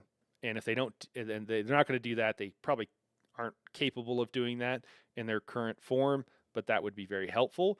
And I don't know about everybody else, but I don't often waste my time trying to give ZOS feedback anymore, because I have given up. And I appreciate those of you guys who are still trying to do it. And I think that's great. But yeah, I'm a little bit broken that way. All right, let me see here. So many of the best skills are from guild lines or scribing now. Yeah, Cake Man, the class skills though, there's a handful that are intentionally tuned so that there would be class identity to be a little bit better. If you look at Cake Man, if you look at the class skills, what you'll typically see is that if it's one of the core class abilities, it'll look more like a scribing skill. There'll be damage associated with it, one buff and then typically another buff of some sort. And how good that skill is depends on how good these buffs are. But instead of being able to choose ourselves what those buffs are, the game is chosen for us, unlike scribing. So you'll see a skill that will, like a warden's, their bird, right? Like the mag bird, right? Like it does damage, and then it does damage over time. So there's two parts to it. Actually, I don't know if the mag version does. I think I'm wrong. But then the other thing is like it'll increase your weapon and spell damage, particularly against enemies with off balance. Um, you'll see something like that. There'll be two or three things associated with a particular class skill. The stamina version, will set enemies off balance. Maybe it's set enemies off balance is the third thing. If you're at range, it'll do damage. It'll do damage over time. So it's kind of like a scribing skill, basically, is what you'll see. And so yeah, that's why the scribing stuff has come in there. It's like, yeah, you have equipped your three class skills. Yeah, pretty sure they said you can't have three, only two separated in one core class line. Yeah, I think that's true. So Templar can't just switch to three of another class. Yep, that's correct, Ishi. Uh, now the X-File theme's in my head. Yeah, I know. I'm sorry, George. All right. Yeah, Sork or Warden with maybe 5 pets active, Wampus says. Yeah. Okay. Cool. Update the rules of behavior for reaching the combat pet limit. Previously, reaching 10 summons or corpses of summons would outright prevent the summoning of further pets, regardless of their source or type. I had never hit this cap. I didn't know. This was most likely experienced in cases on a Necromancer where you had a high amount of corpse generating abilities, such as Banner Bearer, Grave Grasp, and Sacrificial Bones, where once you had enough summons and corpses active, your abilities would simply stop functioning. We saw this arise in reports, mostly where Blighted Blastbones would fail to activate. Okay, with subclassing in mind, we've gone back to this experience and fleshed it out, since it is far more likely to reach that cap, as well as introduce a new hard cap in PvP environments where these experiences could create highly problematic gameplay experiences on lower spec hardware. This is already a problem in PvP environments where people have a bunch of pets out and they hide behind them, and you can't target the person because they're hiding behind their pets, and it's super annoying. But yeah. While in a PvP zone, the limitation of 10 pets will remain as it is. While in a PvE zone. While in a PvP zone, the limitation will now be 5. When attempting to create a new summon, the oldest summon activate will now despawn itself to make room. The exception to this rule are as follows. Permanent and ultimate source summons cannot be replaced by other summons.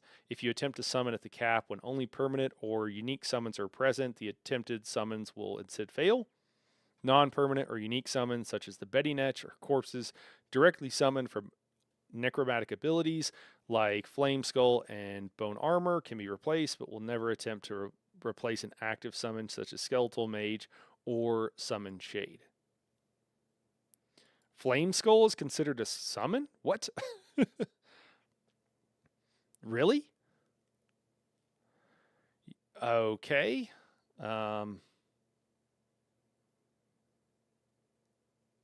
That's okay. That's that embedding it.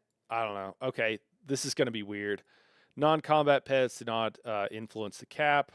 Companions count towards the limit, but cannot be replaced under any circumstances. Okay. This is going to be a problem. I'm gonna bet this is we're gonna have to like do research on this to figure out what's actually happening, and I bet it doesn't make sense. To combat the likelihood of experiencing the cap, like we're going to find something problematic. I'm guessing. To combat the likelihood of experiencing the cap, we've made some adjustments to the lifespan of most egregious contenders summoned corpses. Okay. Sacrificial blast bones and its morphs corpses now persist for 5 seconds, down from 6. I was about to say this doesn't last that long. The signature script class mastery, when paired with Necromancer, will now create a corpse that lasts for 5 seconds, down from 10. Okay. Ghostly Embrace and Morph's created corpse at the third area will now persist for 5 seconds, down from 10. The following abilities now actively. I wonder, like, how is this working? Because this signature class script, unless it wasn't working as intended, is only supposed to create a corpse if you didn't already have one. So it has to be like the first corpse that popped up. So I guess, I don't know. That's weird. Okay, let me see. Most PvPers wouldn't use pets anyway. Yeah, you'll see as you go. Okay, all right. The following abilities are now actively suppress sneak and invisibility for their caster while active. Okay, Bone Goliath and morphs. Sure, Scorch and its morphs. What is Scorch? I don't remember what Scorch is. What does this turn into? Something with a different name. Anybody know off the top of their head?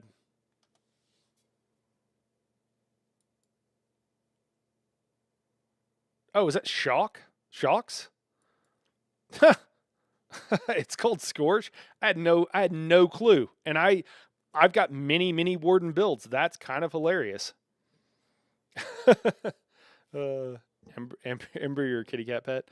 Okay. So you can't precast shocks. So you can't get more of a burst window on a Warden than you otherwise could. Okay. Definitely needed, because otherwise that would be even crazier. People would just be getting one-shotted left and right. Frozen Gate and morphs, all variants of Banner Bearer. Well, that makes sense, but also kind of sucks. But whatever. This also means that in PvP, this is for PvP, but it also means in PvE, you can't necessarily use your Nightblade ability with a banner, which you don't already. The banner is problematic because the class skill masteries go from like S tier for like 1 or 2 or 1 really, and then like kind of good for a couple of others, and then most of them are garbage. It's really, as my friend would say, asymmetric, but it's just not good. It's just like, really, what are we doing here? That's terrible. So I don't know why those. I mean, they haven't spent the time to make them good for all classes, which kind of sucks. The following abilities now actively remove sneaking and visibility when they're cast from their casters when they tick. Okay, Magma Armor, Radial Sweeps and Morphs, Sleet Storm, Eye of the Storm, Panacea, Cauterize. Really? Oh, so you can't heal from stealth. Spirit Mender and Morphs. So if you want to be a Nightblade, so they're basically trying to shut down Nightblades being able to do a bunch of damage from coming out of stealth. Is kind of what it seems like. I mean, they're doing a bunch of stuff to balance. I don't know enough about PvP. I mean, I can see a lot of this stuff. Some of it I don't understand why, but I'm sure there's a reason. Not being able to cast Spirit Mender like before you go into combat or while you're stealth seems. Again, maybe it's like to keep you from healing other people while being stealthed. I'm not really sure I understand why.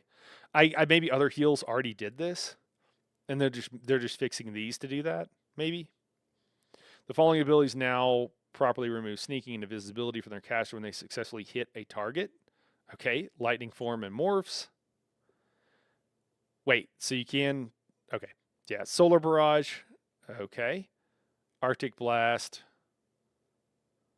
Blade Cloak and Morphs, Tome Bear. So you could do damage to people with Blade Cloak and it wouldn't take you out of invisibility. That's interesting. Tomb Bear's Inspiration, Inferno, and Flames of Oblivion. Okay. Before, apparently, you could do damage to people while stealth with these skills. Who knew? Fixed an issue where there, because most people don't PvP stealth wise on non Nightblade classes. That's interesting. Some of those AoEs would knock enemies out of stealth, and it was bad. Yeah. Okay. I mean, yeah, it makes. I mean, if you could do a lot of this stuff and still stay in stealth, yeah, I could see how that would be problematic. Fixing the issue where many passive sources of major and minor effects were not properly categorized as a proc, allowing them to trigger recursive behaviors. Okay, sources of cost reduction that grant a flat amount. So this is like an issue of like this has been going on for like a year or something, and they're just now getting around to noticing it or fixing it. I'm glad that they're fixing it, but and it should be in a patch note, but God, they need more people. I don't think they need better people. I don't think that there are a bunch of incompetent people at ZOS. Maybe it's some of the higher tiers, but I don't think there's a bunch of incompetent people at ZOS who are actually working on these problems. And so I really just think they need more people working on them because, like, how long has this been a thing? You know? And it wasn't supposed to be. You know, if a game doesn't work the way it tells you it's supposed to and the way it's supposed to, it's really bad. It's really bad. People don't want to play games that are broken, that don't work the way that they say they're going to work. I don't understand how they don't realize that. It's like gaming 101. But ZOS is on a different plane. Sources of cost reduction that grant a flat amount, namely jewelry enchantments, will no longer work with abilities that drain their cost multiple times over their activation, such as Sated Fury and Ash Cloud. Well, don't say these two. It's the beam. What are you talking about, Sated Fury and Ash Cloud? Okay, so sources of cost reduction that grant a flat amount, namely jewelry enchants, will no longer work with abilities that drain their cost multiple times over their activation. I mean, that's the beam, right? Like you could cast the heal or damage beam for basically free with having a couple of reduced cost enchantments. But now we're going to do it with Ash Cloud. What is Sated Fury? I don't even know what Sated Fury is. I'm guessing another unmorphed thing.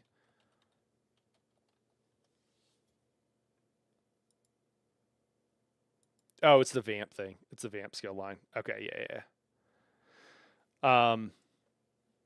So you could reduce the health cost maybe with like Tri-Stat reduce cost. Okay, sure. Oh, and make it free. I mean, that's a great idea. Why didn't I think about that? All right, well, okay, so you can only do it with one. Ash Cloud, like this doesn't matter. Whatever. Okay, sure. I mean, I'm not saying it wasn't needed, but it's just odd. This is a case of like fixing something that wasn't a problem, but sure. What do we got? Core combat abilities. Crouch. When successfully transitioning from detected to hidden after crouching, the effect state Sneak is now visible on your effect bar. Additionally, Sneak can be hovered over in the character sheet to read what the effect does rather than the help tab, searching for what it does. This is one of the few times that improving visibility isn't a detriment to your sneaking about. Very cute, very cheeky thing. Stealth detection, they're fixing the way it works, or changing things. There are a bunch of sets and abilities that will reduce your detection radius of sneak by 3 meters, or plus or minus, but most of them are 3 meters. And they don't work additively.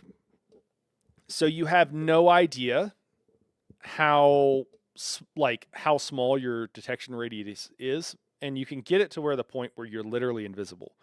I've done a video showing you how to do that, where you can literally jump on top of guards and they cannot detect you. It would be cool if they clarified how that worked and actually made the tooltips match what is happening in the game in a way that actually made sense. That would also be cool. I would like that. Robert Miller says spaghetti code repair is a good thing. Absolutely. Spaghetti code repair is always a good thing. Okay, Ardent Flame, Combustion. This passive now increases the damage from burning and poisoned by 15 and 33%, and restores 211 and 423 magic and stamina when they are applied, down from 40% and 1,000. Oh, so they just major nerfed the DK's sustain by half. Okay. And reduced the increased damage from burning and poison by 7%. The two different numbers are based on how many points you have. This is a passive for those who don't know. It's these two different numbers. We're only going to look at the large one because you're always going to be maxed out on your passives in any ideal situation. So the recoveries went from 1,000 to 423. That's a lot. That's really going to change DK sustain. I don't know that this fix was needed. Does anybody feel like this was needed, this change to recoveries? PvP, is this just another... We're still having situations where PvP is affecting PvE, I would assume? The sneak setup is the best. Oh, thanks, Joel. That burning was nice to have on a DK. I'm not happy with that. Yeah. The damage increase is marginal. I mean, it's not great, but it is marginal. But the sustain decrease is 50%, as opposed to over 50%, as opposed to, you know, a much less on the damage. I only understand it if they were worried about combining recovery traits. Yeah, I guess we'll see, because that is one of the things that you could absolutely do on a healer. Healers for the new patch look absolutely crazy, what you can do. Warmth. This passive now causes direct damage from ardent flame abilities to increase the damage on enemies an enemy takes from your damage over time attacks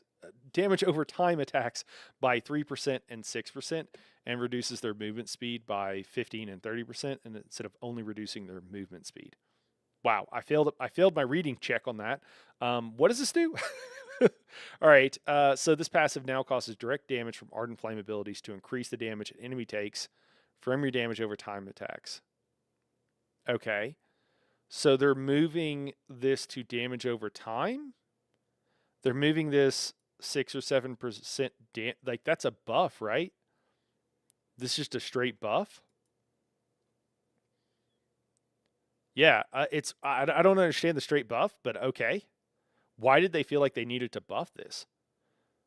Was this status effect even more because you could combine it with like an Arcanist having increased damage from status effects or something?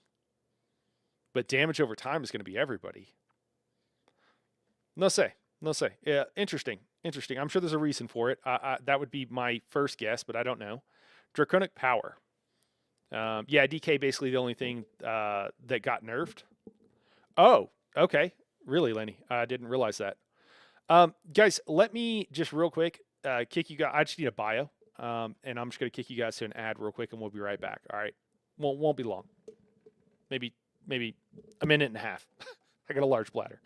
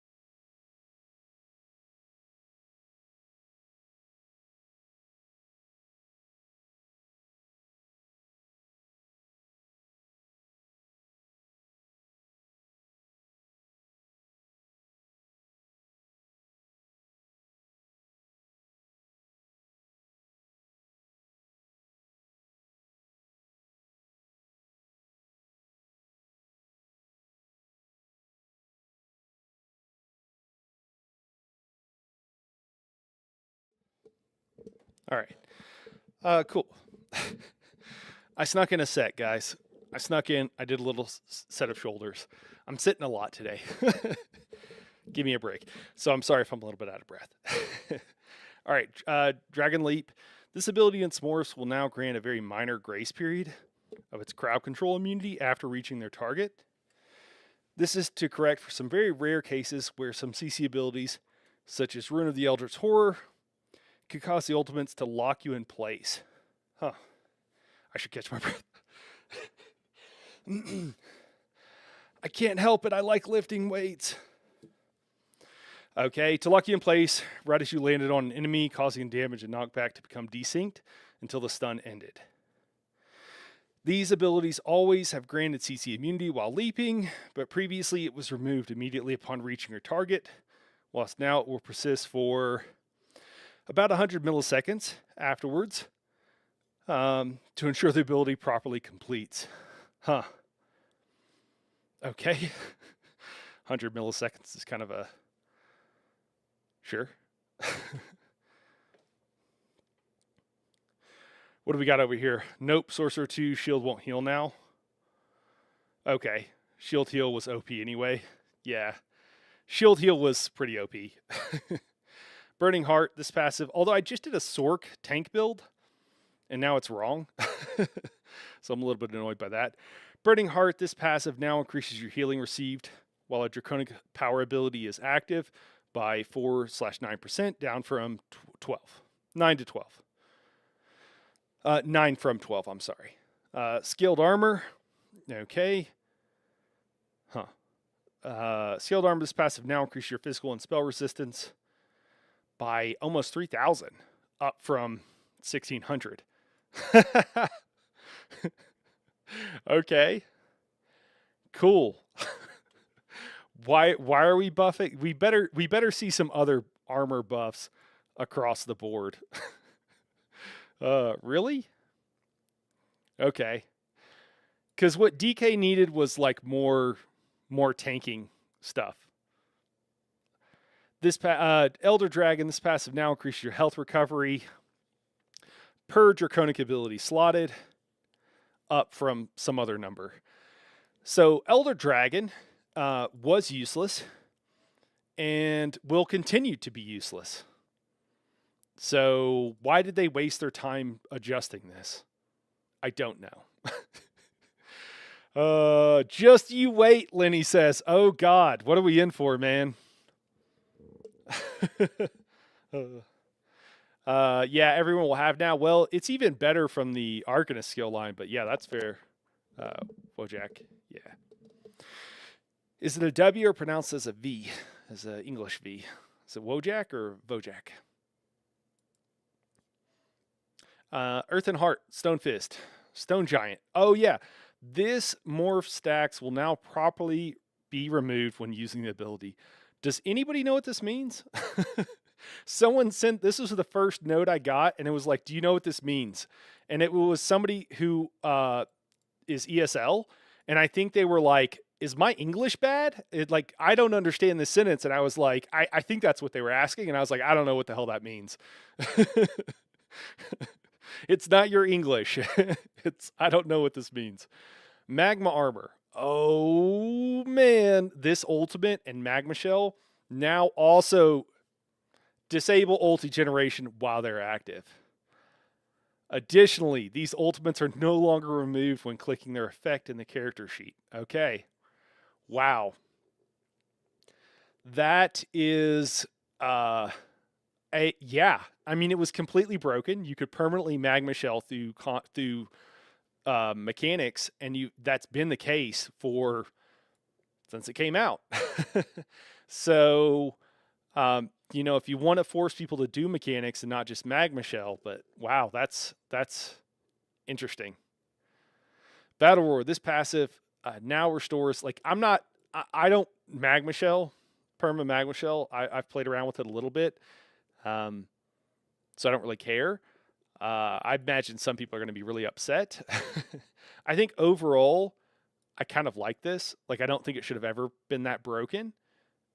Yeah. And the problem was now if you combined Ultigen from like a Necro with Magma Shell, you would be able to like permanently Magma Shell and have GCDs free. Yeah, it was great for Infinite Archive. Yeah. Yep. Yeah. Battle Roar, this passive now restores 18. I'm sorry, we're just going to give the larger numbers here, guys, just so it now restores 37 health, magic, and stamina per ultimate spent, down from 50. Sure. I think it's still going to give you most of a full bars, but like, probably good for probably really good for and needed for PvP. Probably a PvP thing. Wasn't that like super common for Reef? Yes, a lot of people did it for Reef. It's weird because I've tanked the Reef on hard mode and I have never done the permanent magma shell thing. It currently is being used in one of the pro group I'm in. So we'll have to figure out something else. Adric Spear, Puncturing Strikes. This ability and its morphs now deal damage to the 6 closest enemies rather than having no target. These abilities no longer deal normal damage to the closest enemy and then deal less damage to other enemies hit. They now deal full damage to all targets hit, up to the new cap of 6. Each enemy is snared rather than only the first. With subclassing now in place, we're placing a target cap on this ability in efforts to prevent it from becoming too dominant to make sure the skill is still viable for removing the reduced damage against the other nearby enemies hit, so it still stands out as a unique and powerful skill that serves a purpose, focusing on immense cleave damage.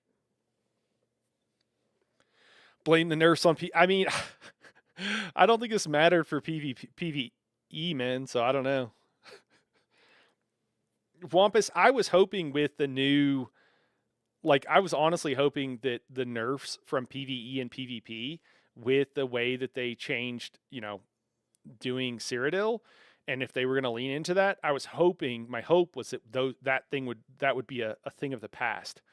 But no such luck. Puncturing Sweeps reduces the healing done by this morph to 25% of the damage done, down from 33%. Okay. This will result in less healing against one enemy while being almost the same against 2. Okay, and increasing greatly at 3+. Note that the heal from this morph can always be capped at 6 enemies, so that part remains unchanged. Yeah, so Puncturing Sweeps will now be a bigger heal in the fights where it typically matters, which is against AoE enemies.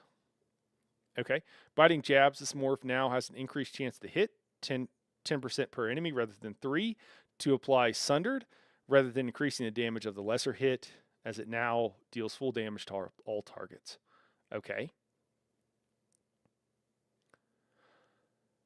So, I don't know what this did before. This could be just a straight, is this just a straight buff? I'm not really sure, rather than increasing damage of the lesser hit. I don't know what this is referencing. Did it do the same damage to everybody? I think it's just a straight buff to Biting Jabs, since it doesn't heal. To be honest, it's more about the combination of passives than PvP. I'm drinking the copious tonight. Yeah. I like the jabs buffs. Okay. Templar needed that. What's up, Kelvar? Seems like a lot of the nerfs would get pushed back. Zosk can now say, but subclassing just a first impression. Yeah. Yep. Straight buff. Yeah. Because this Sundered effect is pretty decent on the damage side of things if you can get a lot of sources, and it also will apply Minor Breach, which is particularly useful. Like AoE Minor Breach in Trash and for solo content is hooked up. That's great. If you got Ropo, jabs, this could be pretty hooked up for just being. I mean, the Templar historically you could just jab through content, and so I kind of like that. I mean, I think that's what people liked. It was an easy play style for people. Not everybody liked it, but it was an easy play style, so I kind of like it. Burning Light. This passive now scales off 50% of your weapon and spell damage rather than 42% of your weapon and spell damage, and 4% of your max magic and stamina, increasing the status effect chance per hit up to 10%, up from 3. Okay. That is, yeah, that seems to be just simplified to a large degree, but probably do something pretty similar. I'm not sure if this is a minor increase or decrease, or if it's the same. I suspect it's either a slight buff or it's the exact same. Would really depend on how much you were, but no, typically this is fairly standardized, how much max mag or stam you have. Although this would increase more with Warhorn by a significant amount. So having a lot of buffs would increase this more. Yeah, I'm not exactly sure. Increase the status effect chance per hit to 10%. I mean, that's a lot. Is this doing magic damage though? Does the status effect even matter? No, I think magic still does some upfront damage, direct damage, doesn't it? What do we got here? Yeah, Stamplar DPS is going way up with biting jabs. Magplar gets even more survivability. Win-win. Yeah. I think a buff for the Templar Jesus Beam. Spear Wall. This passive now grants minor berserk and protection for 6 seconds after acting an Adric Spear ability rather than only minor protection. Okay. Sure. I assume you can drop a passive from minor berserk now. I would have to look at the skill line to remember exactly what all's on there, but cool. Before it was purely a tanking thing, now it's 50-50. There's also a buff for DPS. Piercing Spear, buff this passive, increase to critical damage and damage done to blocking players to 12%, up from 10. Okay. Sure. Spear, I mean, these are just buffs all the way across for the Templar, it seems like, or at least most of them. Spear Shards increases damage with the residual damage over time effect from this ability, and the Luminous Shards morph by about 23% to make up for the 1 second delay this ability has. Okay. Okay. This was already a good spammable, though. So now it's an even better spammable and option. For a mag character, if you don't want their survivability, maybe you go with Spear Shards more so now than going with jabs. I mean, you already kind of did, but now it just makes it the more obvious choice. Plar needed love. Okay. Luminous Shards. This morph now also allows the caster to be eligible for their own synergy. Ah. Okay. All right. That's interesting. Blazing Spear. Decrease the damage for the initial hit of this morph by about 23%. Increase the residual damage over time effects by about 53%. This will result in about a 10% damage increase for the entire abilities if enemies remain inside the area for the full duration. Okay. That is... Okay. I assume this is a PvP thing. More so than anything else, but that's interesting. Dawn's Wrath. Black. I mean, it's a marginal change, so typically marginal is good, not sweeping changes. Dawn's Wrath. Backlash. The final hit of this ability and its morph no longer miss some enemies. Okay, it was just not working correctly. Radiant Destruction increases the time this ability can be channeled to 4.8 seconds, up from 1.8 seconds to reduce the need to constantly activate the skill.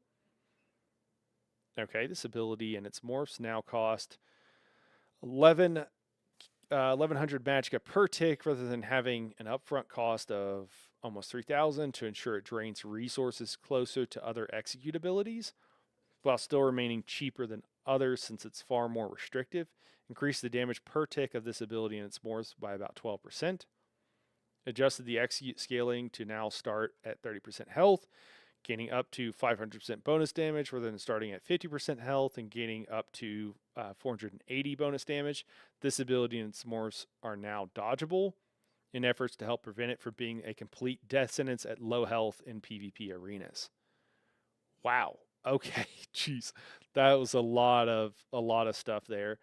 Yeah, one of the things that they've done in the past that I think is really not good for the game's accessibility is starting things at 50%, but them not being good until some much lower health percentage, because it means that you either have to just know that number or you have to take the time to experimentally determine it.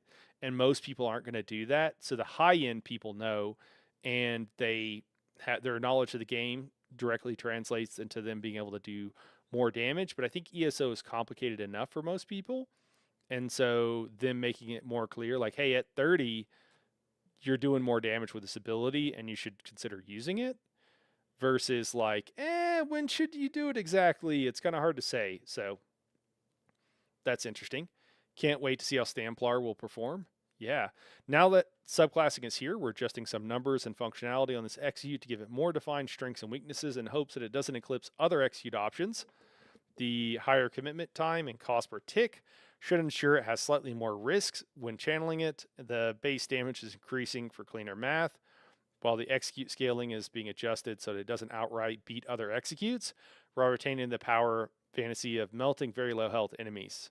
Lastly, we're making this execute dodgeable as an exception to improve some of the counterplay in PvP. Yeah, I think a lot of people were talking about the Jesus Beam and it being a real issue. We'll have to see how all of these changes stack together. I don't know off the top of my head.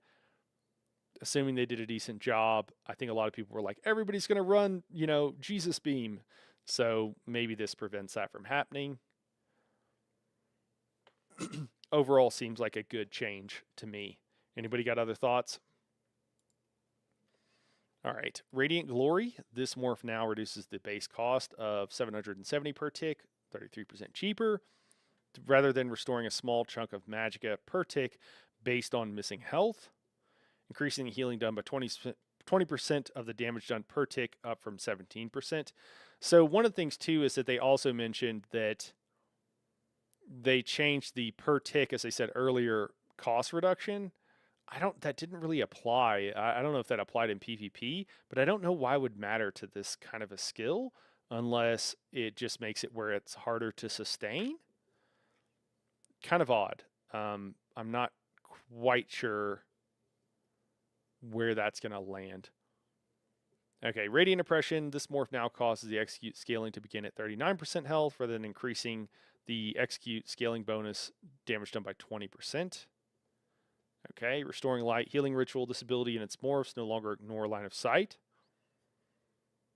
Oh, okay. I mean, this was one. I guess not ignoring line of sight is probably a good thing. This could just nerf this into the ground in like battlegrounds. Maybe it'll be fine for Cyrodiil, but there's a lot more stuff in the way in battlegrounds, and this was like the go-to skill because you could just hit it and you'd heal people. I don't know. We'll see. Mending. This passive now increases all of your healing done by 13% based on your target's missing health, rather than only increasing your Restoring Light ability's healing done by 12% based on their missing health. Okay. So everybody gets this buff now for all of your skills. I wonder if we're going to see this type of thing more generally with all classes, because a lot of them have stuff like this. I like this so that it's a lot more plain and it's clear the benefit here. I really like this a lot. I'm like the Warden has abilities like this as well, so we'll see if those get generalized also. Yeah, that mending change is kind of huge. Yeah, because well, what's kind of crazy though is like this buff's all healing here, and unless they nerf some, like healing is going to get even, like healing in PvE. Well, I guess it'll be both, but like the biggest benefit that I saw was healers. Healers are getting like a ton of recoveries, a ton of extra healing, and access to better heals and buffs. So like healers got a lot out of these changes. And so do they need more healing? Like I thought it was already fine. There's some issues with, I know PvP versus PvE, there's some issues. In PvE, this was already huge. I don't know how do you guys feel like this is going to affect PvP? I'd be curious to know that if healers are now healing for more, is that going to make PvP more or less interesting? How's it going to affect that? Someone who PvPs more can maybe let me know in the chat. I wonder if it's additive or multiplicative with the Argonian passive plus Mundus plus gear passives. That's a good question, Robert. And also how it works with healing debuffs, because that makes heal checks a lot easier. In PvE, you're already healing so much. It's like, do we need more heals? I don't really think we do. Like just raw numbers. So I don't really understand it from that perspective, but I guess we'll see. PvP healers were a bit useless, but the tank medic may come back.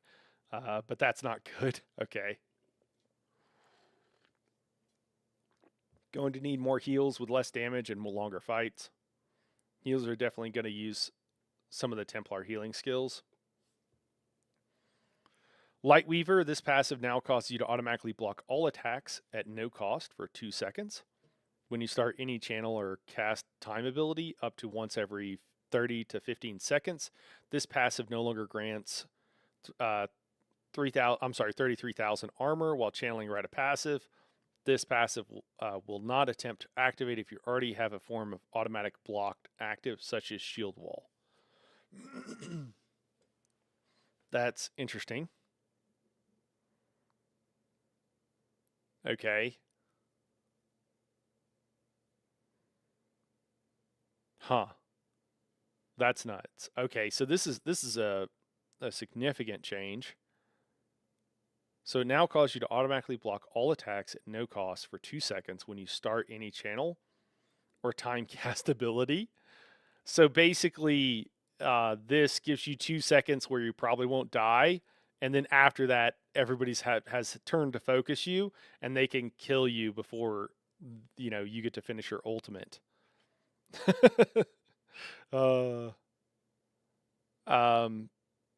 Sure. Interesting. What are the other skills this would interact with meaningfully now? I'm trying to think. I need to like pull up the like skill line for the Templar. Let me do that real quick on a different screen. I am trying to understand what the other abilities that will interact with will be. So it used to be when you heal an ally under 50% health, it would grant ultimate, and then while you are channeling Rite of Passage, you would gain that. So now what does it do? This passive now causes you to automatically block all attacks. It costs up to once every 15 seconds. Does that mean while casting a particular ability? When you start any channel or cast time ability. So that's crazy. So wait, what? So you can vamp drain on a Templar and it count as blocking? I guess it's only once every 15 seconds. But you could also meditate. You could also like jabs, arc beam, vamp drain, Plar execute is channeled. Yeah. I mean, it's once every 15 seconds, but like you could meditate on a tank and be considered to automatically be blocking. There's some interactions here that could be really interesting for tanking. For DPS, it could also be really useful to reduce your damage taken for a long, if you were able to proc it at the right time. And then also for PvP, it's going to make you that much more survivable. Yeah, this is pretty big. Yeah, it's huge for PvP. Yeah. That's pretty crazy. We're swapping this passive defensive function for a highly niche and ineffective armor bonus while using the ultimate of this skill line to a far more useful and unique defensive bonus. This works with any channeled or cast time ability, including heavy attacks. Oh shit, I didn't even think about that. So you can it hopes that more interesting defensive build. The light protects. I mean, this means so a heavy attack, for those who don't know, lasts for 1.8 seconds. So if you don't have any channeled abilities on your bar as a tank, you can get a free heavy attack once every 15 seconds. That just made Templar tanking, or really anybody who's using the Restoring Light skill line, easy mode. Wow, that's massive. That's crazy. Okay, cool. I like it. I dig that. That's a cool change. That's wild. I like it. That's a really good change. I'm here for that. Okay, Nightblade Assassination. Okay, Master Assassin. This passive now increases your critical chance by 8.8% against enemies you flank, rather than increasing your offensive penetration by 3,000 against enemies you flank. Okay, this passive no longer extends the duration of stun from sneak. Okay. That's a pure damage increase. We're changing the reward for flanking enemies to something less difficult to build around, as penetrations tend to be a stat that is most helpful when it is constant. The bonus is now a percent chance effect, helping it feel more like an additional reward you want to get when you can, rather than a flat power increase when that creates a sensation you're losing power when conditions are not met.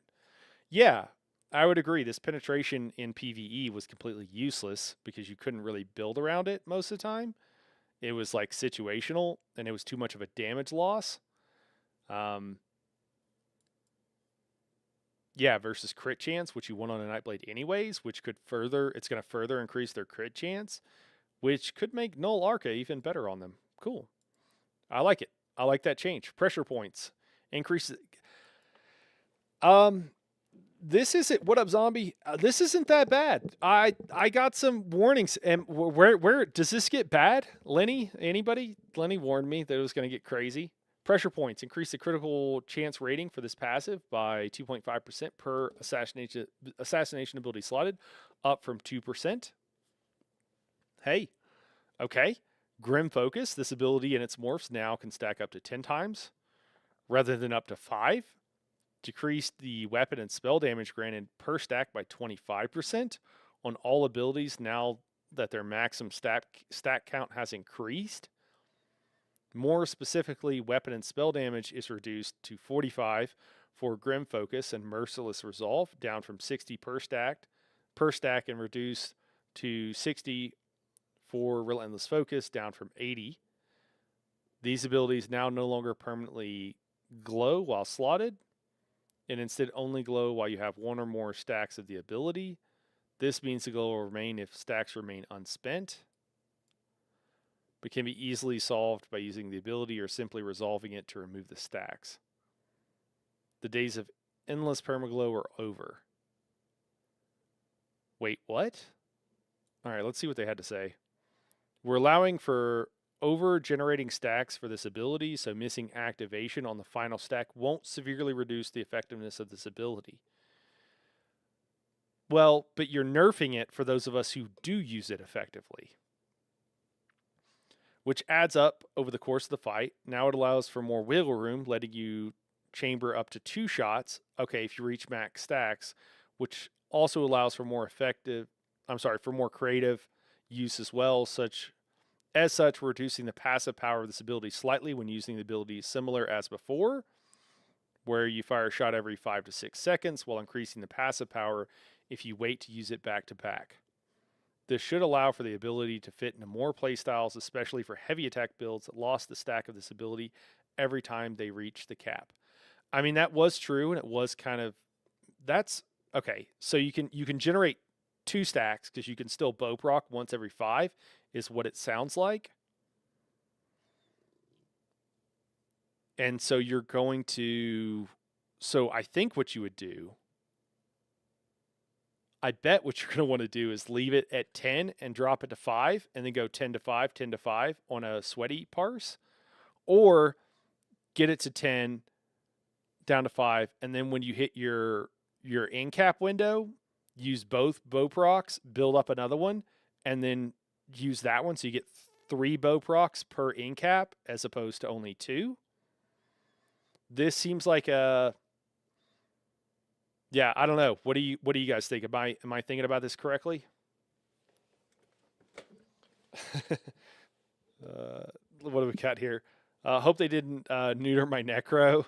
That would be a PvE player only if I keep playing. Now that I will be a PvE. Oh, zombie. Lenny said, "No, I mean crazy as in 200k parses." Oh, okay, okay. Because yeah, I'm seeing buffs across the board here. Is most of what we're seeing. Please don't make me provide a 200k parse to qualify for your VSS run. Yeah, no, we won't do that, Wampus. It's gonna be 250, man. 250. Yeah, you want to run VSS, non-hard mode, 250, man. 250. Arc and DK seem to be the only real nerfs. Okay, I was waiting for the Arc nerf. We all saw that coming. I mean, it's been a slow train coming, that Arc nerf, Wampus. Um, I I like this. I don't like that they nerfed it so that the weapon and spell damage goes lower. It, you know, obviously I don't like it. But so at 5 stacks you're losing 50. No, I'm sorry, 75. Is that right? Yeah, 75 weapon and spell damage that you would be getting. So you need to, but if you stay above that, if you stay at 10 stacks, I mean, I think it's a straight buff. I think that's going to be cool. And I like that, yeah, the heavy attack where it generates 2 stacks, you would always waste one with a heavy attack build, so it wasn't as good. I'm, guys, I'm liking this so far. I'm really liking the changes for the most part. Like, I think this is actually legit. Dark Vigor. Increase the max health from this passive to 5% per shadow ability slotted, up from 3%. Yeah, I mean, let me remind myself of what skills that's going to be. Arc DBS is buffed. Couldn't even feel sustain nerf to beam. Oh my god, did they do sustain nerf on the beam? That's so silly. My god. All right, let me see here. Dark Vigor. Get out of here. Get out of here, Windows. Let me see. So the problem is we don't typically run more than one of these skills on our bar. So, I mean, it's more health, I guess. That's fine. They changed the target count probably to cap at 6 now too, similar to the jabs. Siphoning Catalyst. Increase the amount of ultimate this passive grants to 30 when consuming a potion, up from 20. Okay. I mean, sure. That's going to make more ultis. It's going to matter mostly for DPS, being able to hit that in cap quicker. That's pretty huge. It's going to be more important. The Nightblade damage is going up, but also the difficulty of playstyle is going up. I don't mind that, but Nightblade has long been the hardest DPS class to get high numbers on. Some people would argue with me that there could, at various times, and maybe there's one other class, but it's been up there, consistently up there, top 2 at least. I think we could probably agree on that. Daedric, yell at me if you think I'm wrong. And that's fine, but the problem was there's a lot of times where they weren't doing the most damage. And if you have a class that is the hardest to play, that's fine. It should do the most damage. Simple as that. The class that is easy to play should not do the most damage. It should do enough damage, but it shouldn't do the most. And that's just good game design. There will be no more banner on Arcanist. Okay, they just nerfed it. Wow, what did they do with a Crux generation? Sounds like players will play more trials, since it sounds like you can solo them with the power creep. Zombie, dude. I like the Magicka Flood and Dark Vigor changes. Yeah. How often are you hitting 7+ enemies outside of a tiny ads and trash? It's non-existent. Yeah, that's fair. Yeah. Okay. So yeah, Catalyst, more ulti. That's going to be a decent amount more in caps, which is going to be a big part of your damage. Magic Flood. This passive now increases your max Magicka and stamina by 6% when you have a siphoning ability slotted, rather than increasing your Magicka by 8%. Okay. So you can use this for both, but now it's a straight nerf for the Magicka build. Did Magicka Nightblades need a nerf? I don't think so. I don't think they did. Was there a reason? Could this be a more of a situation for tanks? Maybe. It'll give you more stamina on a tank, more max stamina. That's a buff. That's a straight buff. Sure. I don't know why they reduced the amount. PvP change, maybe? Maybe.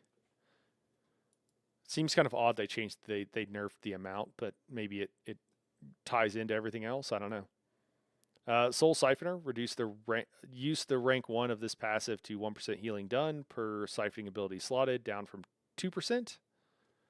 Okay.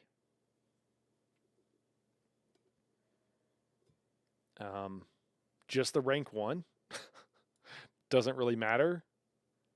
I'm really confused. Is that just the rank 1 on that it does? Because it goes up to 3%.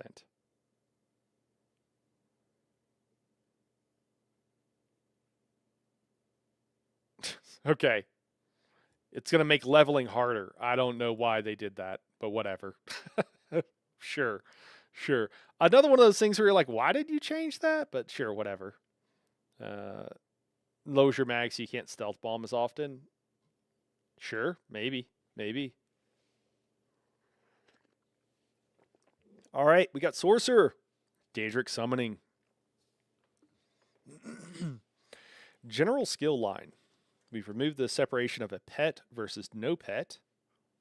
Is my audio still good, guys? I'm still doing the yelling thing. In this skill line, now that subclassing is here. Okay, so we're removing the separation of pet versus no pet build in the skill line. What is that going to mean? Those who do not wish to interact with the pet gameplay can now replace the skill line as a whole. Many abilities in the skill line have been adjusted with this in mind. Okay. Conjured Ward and Morphs. Conjured Ward and Hardened Ward no longer heal you if you do not have any pets active. All the tanks cried. You know what's crazy about this? They better have nerfed the Arcanist shield as well, because the Arcanist shield heals for even more than this, like way more than this. Now that you spend Crux whenever you do it, but it heals you. It'll give you like a 15k heal if you have 3 Crux. It's like 4k, 40 like or 4.5k per Crux ish or something like that, like raid buffed. So, and it's a massive shield. So like if they nerf this but didn't do anything to the Arcanist, maybe it's a change for PvP, probably, but we don't need to make tanking harder. So, man, PvP and PvE are just constantly at odds, because if you want to make it easier to tank, which it needs to be, you make it a problem where tanking is too good in PvP. It's almost like they need to split them out. All right, thank you. Audio's good. Okay. People don't like pets, so they play Sorc petless. Now you're nerfing petless. Play your way. Okay, so Regenerative Ward now heals you for 5% of your max health. Oh, wait. Or max magic if you have a pet active. Are they trying to encourage sorcerers to use the pets for a heal? 5% of your max health? That's not going to be... Is that going to be close to the same amount here? What is that going to be? Let us see. We're going to assume like you got 40k. Yeah, so it's going to be like, that's a pretty big nerf. It's not going to be worth it to run a pet or anything. It's not going to change anything for a tank. I don't know what it'll do for everybody else. They let you take more pets now. Yeah. No, Crafty. No. They're buffing a lot of stuff, man. They're buffing. Are you talking about for Sorc in particular? No, they're buffing a lot of stuff. I think most things got buffed. Daedric Prey. This ability now increases the damage of your Sorc pets deal to the target by 50%, instead of increasing the damage of all your pets deal to the target by 45%. Well, that sucks. I mean, that people wanted to make a broken pet build. All right, what do they have to say? What's the developer comment? With subclassing here, we've had to adjust this ability to prevent it from becoming egregiously overpowered when paired with the maximum use case of pets.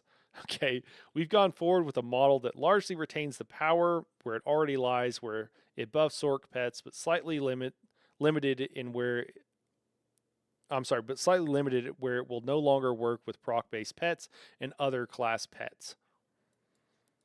I mean, yeah, it's a little it doesn't feel as good, I will say, but I mean it is a straight buff to the Sork pets, so the skill itself now, well, I don't know how many other pets, but it is a straight buff to the skill if used without all the, using other pets thing, which wasn't a thing before. So as far as comparative to what it was before, it does seem like a straight 5% increase to your pet damage.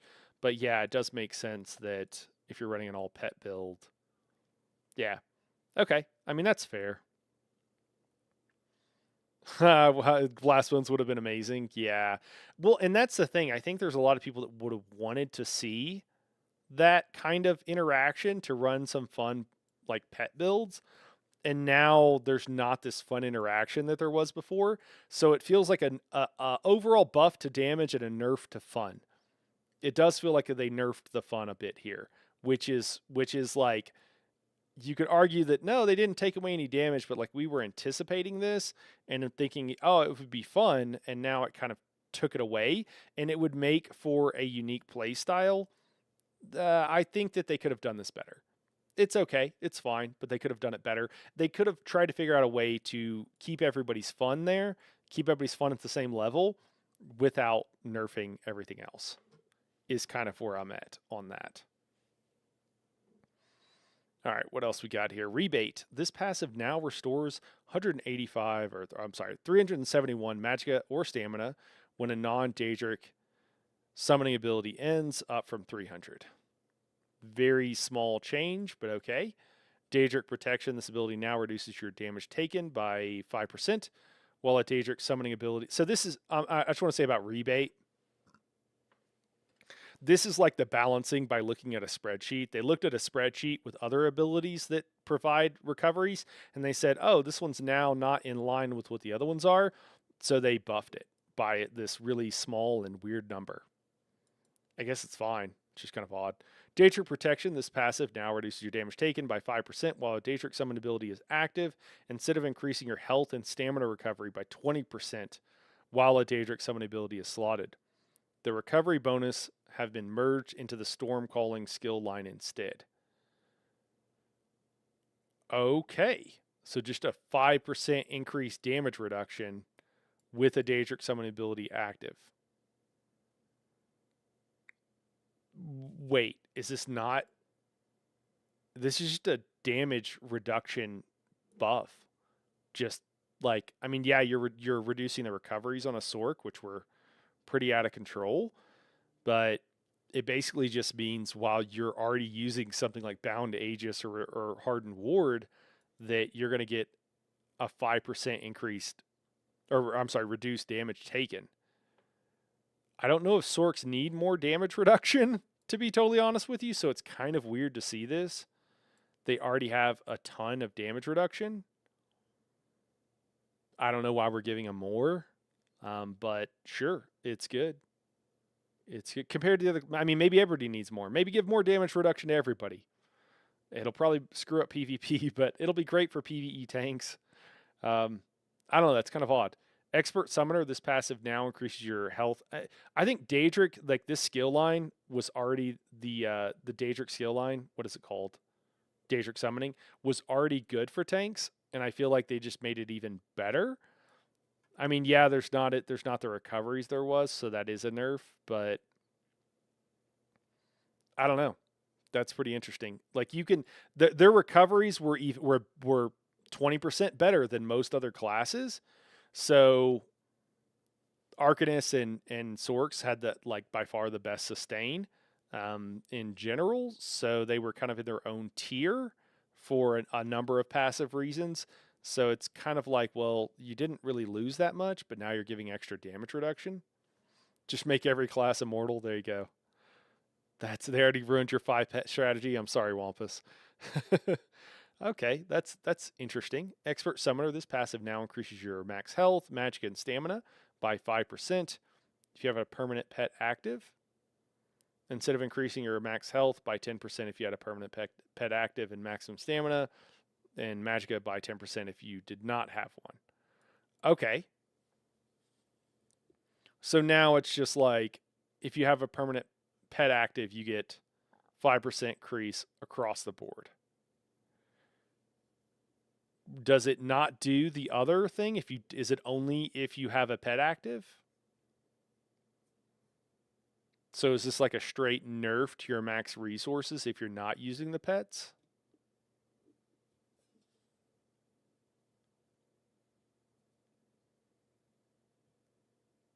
Oh, it's a straight buff if you are using pets. I'm sorry, to your damage. And it's a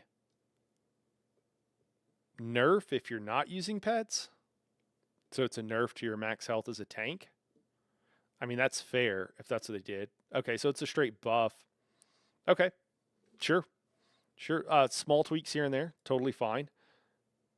Sort changes seem neutral to me so far. Yeah, I can see balancing multi-class and dedicated class skill lines where difficulty uh, to configure for ZOS. Yeah, yeah, for sure. So bound armaments, this ability now stacks up to 8 times, up from 4. So that so it can be less punishing and has a flexible fit into the crystal weapons rotation. So this is a change very similar to the Nightblade. Activating the ability will still only shoot up to 4 of the bound daggers at a time, reduce the damage per dagger by 10%. Okay. With subclassing here, we've had to adjust this ability to prevent it from becoming egregiously overpowered when paired with the maximum use case of pets. We've gone forward with a model that largely retains the power where it already lies, where it buffs Orc's pets, but slightly limited it where it will no longer work with proc based pets or other class pets. Okay, I don't remember how this worked. Apparently, I'm not really sure how did that interact with pets. I don't remember this. Bound armaments. Let me pull it up. Yeah, so while on either bar, your ladder heavy attacks generate weapons, the daggers. Fully charged heavy attacks grant 2. Yeah, when you have one or more bound weapons active, you can activate the ability to arm weapons, causing them to strike. Yeah, that's just a normal thing. While slotted, your maximum stamina is increased by 8%. Procking frags on the other bar will take some getting used to. Oh, I don't. I don't. I'm not understanding this. So I get that it stacks. Now you can go up to 8, and it has a flexible fit into the crystal weapon rotation, so it's easier to just proc crystal weapon. And then they've reduced it. I don't know. I don't parse enough on a Sorc apparently to fully understand why this really matters, but this just seems odd, like a straight nerf. But I guess you can build up another stack, but the stacks don't do anything. Do they? Like passively? I don't think they do anything, do they? I'm really confused.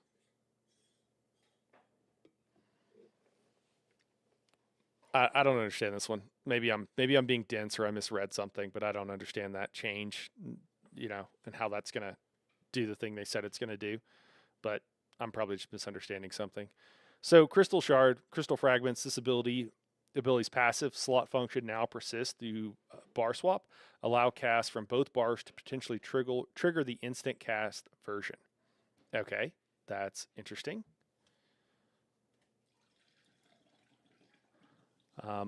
Guys, I need to check on something for one of our runs tonight. Let me just look at something real quick. I have some runs that are scheduled for a little bit later on, so just give me just 1 second while I look over here.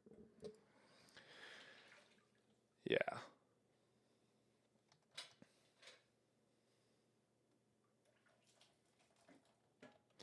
One moment while I do that.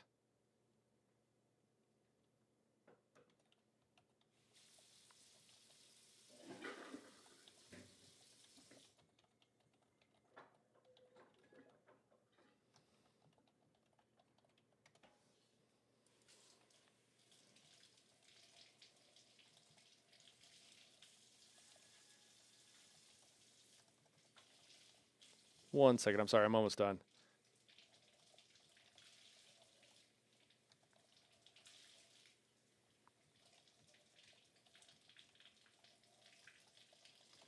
All right, cool. I think that's taken care of. We're still looking for people for a couple of runs tonight, and I'm just double checking to see how many of the. I'm just checking to see how many people we have and how many people we're going to need, real quick while I do that. So I'm sorry, guys, just bear with me here. So it looks like we've got at least one more X, maybe. Looks like scribing skills, guys, are not being copied on PTS. So it seems like maybe they reset them. So if you're running tonight too, you might have to redo your scribing skills. So that's something to keep in mind. And actually, I say that we're still looking for several people for a 6 p.m. run. So if you're 6 p.m. Mountain Time, 8 p.m. Eastern, so that's about 2 hours, just under 2 hours from now. So if you're interested, X up over there. We'd love to have you. You can find it's discord.gg/TWTB is the kind of normal stuff there. All right. Sorry, guys. I just have to, being on, you know how it is. Being on stream for this long, I just have to do a few things that I wouldn't normally have to do on stream. Appreciate you guys bearing with me. So yeah, we've got several runs. I actually think there might be runs in the 10 p.m. as well. Yeah. So we've got 3 runs. We start in 2 hours. The first and last run, which are the ones obviously that are only for that are much better suited for people that are on certain coasts in the U.S. Need some DPS. So if anybody's around and wants to help out, we'd love to have a few more people in there. I think I need to dust off my Templar. I'm still a lurker on your Discord. I got to get a tune geared up. Yeah, well, the PCNA copied over, Robert, if that helps. So you could just drop in on one you already have if you don't want to play with all the new stuff. Yeah. Hellstrike says, I feel like multi-classing is going to take the build's learning curve on ESO from difficult to impossible. Hellstrike, I mean, it's definitely upping the difficulty, man. I don't know how exactly it'll do it, but your point is well taken. I do think for a lot of people, it is going to increase the difficulty a lot. Selfishly, for me, it's going to be great. Look for the builds coming to the website soon. It gives me a ton of content to make, and it's going to be pretty interesting. So I think a nerf due to 10% reduction on the daggers. Wampa says, yeah, we'll join 6 p.m. if I can get download for PTS done. Okay, awesome. It still takes me like an hour to set up a tune. Cake man. Yeah, absolutely. So yeah, it does take a while, guys. So if you are interested, get that PTS downloading. And thank you to Mrs. Harrow. I asked her for a little bit of for a little cafe. She's gonna send my way. All right, Crystal Frag. So yeah, this ability's passive slot function now persists through bar swap. That's going to be potentially just a straight damage increase, allowing cast from both bars to trigger the instacast. I was thinking about this. I don't know how it's going to work, but I think Crystal Frags with a Nightblade setup for direct damage could be interesting. You're kind of limited on bar space already on a Nightblade, but you could probably swap something to a back bar. I was struggling to think of like, for those who want different play styles, like how could you lean into the Nightblade's direct damage play style? And I think Crystal Frags on the Nightblade would be cool. Solar Barrage is bugged ATM, so any power plarses take a massive gain of take with a massive grain of salt. Okay, I assume bugged in a it does way more damage sort of way, Daedric. If you're saying like don't believe him, thank you so much, Mrs. Harrow. Guys, you got to get yourself a good spouse if you can. Guys and gals, I'm telling you. I picked a good one. Now get back in the kitchen. We've lagged a bit behind. I make jokes like that, guys, because my wife is the one we have a non-traditional relationship. She's the one who earns all the money, and I just play on YouTube here, trying to make it work. So hey, I should plug. No, he says, no, I tried that. Yeah, in this economy. Oh man, Hey guys, if you want to support the channel, if you like what we do here, consider becoming a channel member. It's the best way you can support. It starts with just $1 a month. You also get early access to certain videos. There's not a whole lot, honestly, if I'm being, totally truthful with, and that's by design for the channel members, but it's a way of supporting here if you'd like to. I just try to make all of my content available to everybody. The only thing I really like doing in tiers is like to let people see stuff a little bit early or to see stuff that is a little bit less refined that I wouldn't necessarily want to send out to somebody who hadn't seen any of my other videos. So there are a few things, and I can 100% see I've slowly done a little bit more, not really that much, but I slowly will do more and more with that. I've also done a couple of builds for people that were channel members. I asked everybody who was a channel member had the option, but only a couple took me up on the offer. So if you're interested in that kind of thing, that's not an always open offer. That's just one example of things I've done. Consider becoming a channel member, or you can also hit me up on Ko-fi, and it allows me. I would love to do this full time, and right now I make about $200 a month on it, which is great. But I would love to be able to do it more. So yeah. Anyways, and it also allows me to do other things like get people to help me with the website and stuff like that, and all that kind of stuff. So if you like this content, consider becoming a channel member. Persistence. This passive now reduces the cost of your next health, magic, and stamina ability after blocking by 15%. I'm sorry, 18% up from 15%. So I think this was already like a really good ability for a tank, and they just improved it. Yeah, just a straight buff to tanking on a Sork. I hope that they didn't buff, like they didn't buff a Nightblade's tanking. I don't know why they buffed the strongest tanking class. I mean, we'll take it. We like buffs, I'm not complaining about a buff, but it's kind of odd that they're buffing a class that is already so good at tanking to make it even better, even mo better at tanking. Nani says, "No, I tried that." Nani, yeah, I feel you. It doesn't always work out, I suppose. For some of us, I don't know. For me, I'm incapable of living on my own, so it's amazing for me. Boss. Oh man, we covered so much, man. We're on Sorks right now. We've covered Nightblade and we covered DK, so we're working on Sork, and then we got the rest. Oh, we did Templar as well. Am I too late to scream about Spectral Bow? You kind of are, but what do you feel about Spectral Bow? I think it's okay. I think it's all that stuff to the Nightblade boss. I think is a straight DPS increase. Chicken says, since I lost weight, she picks me up and sets me down outside the kitchen. Says, know my place. I make a mess in the kitchen. I'm really not allowed in there too much.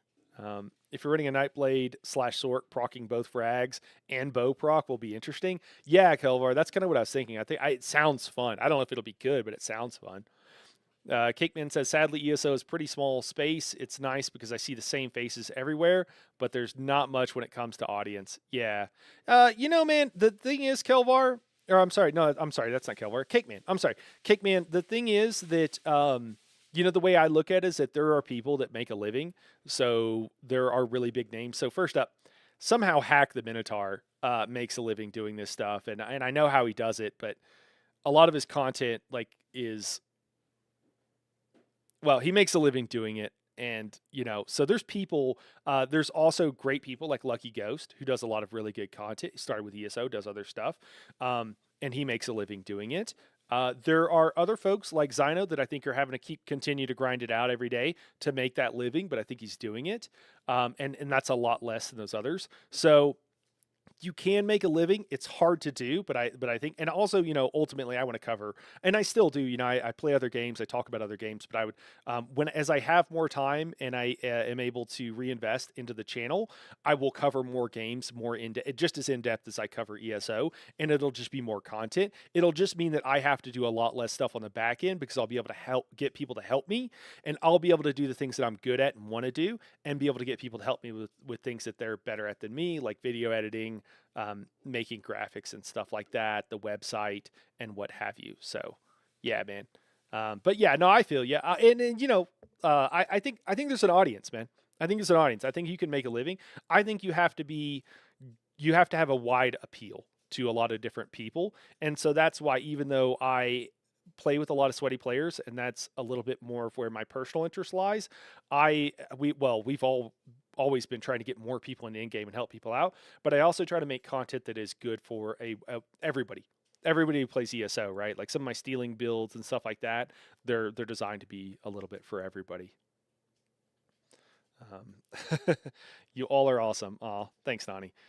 I think on paper it's not an issue. 5 GCDs equal 1 Spectre Bow, 10 equals 2 makes sense. Issue is you get them back to back. That's going to be a headache. So Voss Boss, what I was thinking is you get up to 10 and you probably stay at 10 and drop down to 5, and you do that consistently. And then whenever you get we'll have to test it out. And then whenever you get your end cap up, you hit your end cap, you do 2 Spectral Bows, build up to 5, do a third, and now you're doing 3 Spectral Bows in the time it takes to do an end cap. And I think that that will straight increase damage and also make the play style even more difficult. But as long as it gives you the appropriate damage that should be associated with a more difficult play style, I'm here for it. She let you out of the coop, chicken. Yeah. Zal said, what about the second one? Okay. What's up, Keith? I have watched a few parses and the dummy seems to be bugged. The debuff seems to stack on reset. Oh no. Oh no. Okay. Oh, and the Plar changes. I like them leaning into the channeling aspect. I've been screaming on the forums for them to make the Plar the channel class. Okay. Yeah. Nani says ESO and crochet for the win. Absolutely. That is literally raising my blood pressure. PvP perspective, by the way. Oh God. Yeah, multiple bow procs back to back. Oh God, dude, I didn't even think about that, Voss. What am I thinking? I was watching a 230k pars. Well, he said, Robert, that it was broken. He thinks the dummy's broken, man. Apparently Templar is also broken, Daedric said. Hey, Milton, take Dark Magic from Sorcerer and Assassination from Nightblade, and you can give your group both Minor Savagery and Minor Prophecy with the same passives. Hey, that's a good point there, Milton. I like that. Thanks for pointing that out. Oh, that's delicious. Excellent. Man, I feel like 10 hours of streaming, we got to pace ourselves here. I hope that's okay, guys. I want to keep the energy up, but I don't. 10 hours. I'm in it for the long haul. We're going to have fun tonight. I can't wait for the trial. All right. What do we got here? I say that the 6 p.m. isn't full yet. And if it doesn't fill, then we will have to call it. I might actually have to do that right now. Maybe I should go look real quick. What are we looking like? We got we just got someone just Xing up. Okay, cool. Yeah, Wampus, you can, if you just right click on the channel, you can find you should be able to find the thread you can X up, but that works well. I'm surprised you could type in that channel, but I'm glad you can. So we got 8, 9, 10, 11, 12. Wait, I can't count. Wait. Yeah, okay. 8, 9, 10. So we got 10 people now with Wampus. We need 2 more DPS for tonight, guys. I think I'm going to leave that run up. I think I won't cancel it, but we need 2 more DPS. So, Persistence. This passive now reduces the cost of your next health, magic, and stamina ability after blocking by 18%, up from 15. Oh, we already covered that. Storm Calling, Lightning Form, Hurricane. The final damage tick of this morph no longer loses the ramping damage bonus. Okay, they fixed a bug. Cool. Mage's Fury, this ability in its morph now lasts for 2 seconds, down from 4. Mage's Fury. I don't remember what these were. We're tuning down the grace period of the infamous auto-execute ability, both in anticipation for subclassing and to tone down the sorcerer abilities to easily secure kills, especially when they themselves aren't the ones always earning it, since the class has been given plenty of the, if they're reduced below a certain health within a time period, it does execute damage. That's what it is. Okay. I just couldn't remember off the top of my head. Yeah, that I'm remembering now that I see the tooltip or the developer's comment here. Especially, okay, yeah, since class has been given plenty of other effective increases to their kit over the years, we're much more confident in this iteration of the ability to ensure it still feels significantly different and unique to other executes, while being a bit less effective at being a guaranteed death sentence. Yeah, that makes sense. Are you guys telling me the thing that I just figured out? That I figured out probably.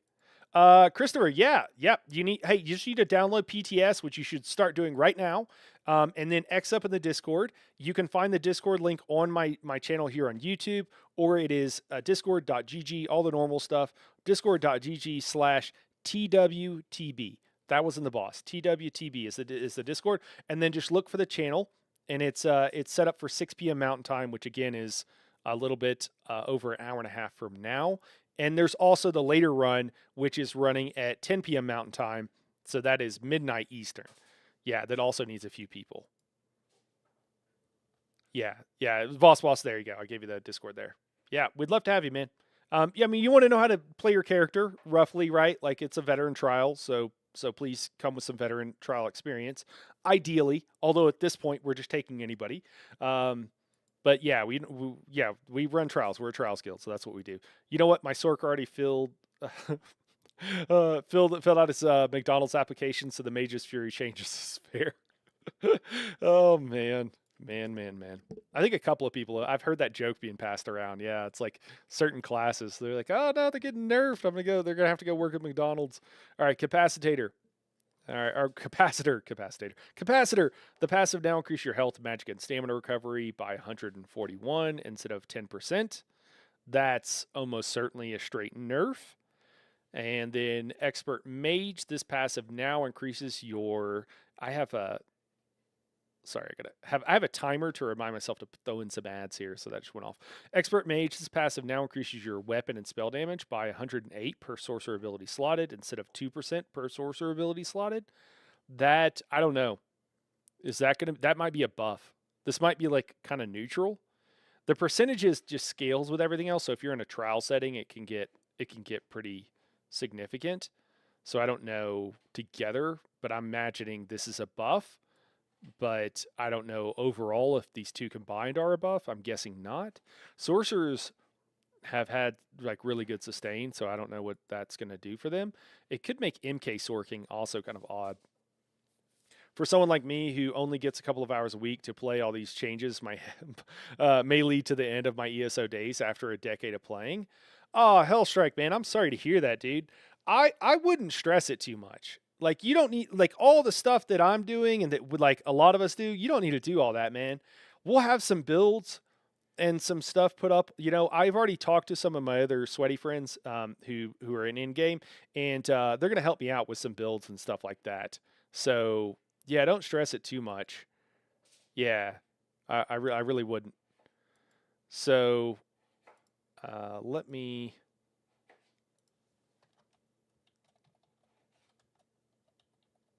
just, I just have to respond to some DMs. We're going to hop into a channel with some other guys to kind of chat about some of the stuff, some of the changes going through. Okay. Warden Animal Companions. Bond with nature, increasing your healing from this passive to 1530. That's not bad. Up from 1260. Okay, so that doesn't, I don't think that's going to move the needle at all. Isn't this the one where you just heal a little bit? Is that what this is? What is Bond with nature? I got to pull this up.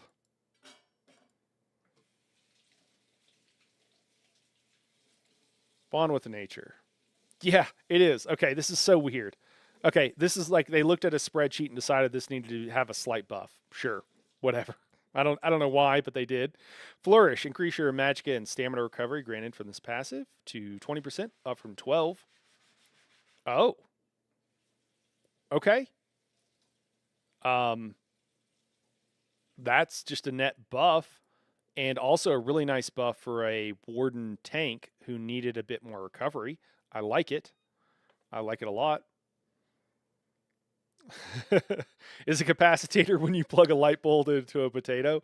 I think so, Milton. I think you've got it. A capacitator. I like it. Yeah.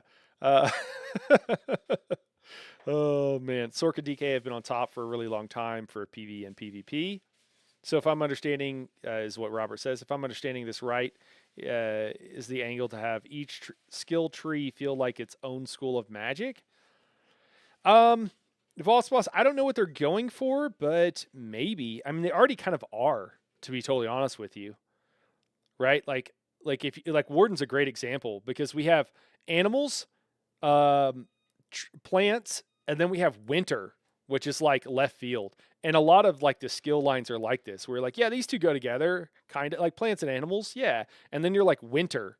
Winter doesn't go with those other two. Why is wind? How does one of these is not like the other? So I don't know. I don't know. Yeah, you can still Hellstrike. Yeah, you can also still play a pure class build too. That's important. It's the Netch spam heal. Yeah, man, but that doesn't do enough. Green balance on a multi-class healer for sure. Yeah, I think green balance is gonna be in most healers' rotation. There's just too much good stuff there. Hey, Chrissy, I hope so. I hope so. We're just talking through all the changes right now, so I hope there's some fun stuff going on.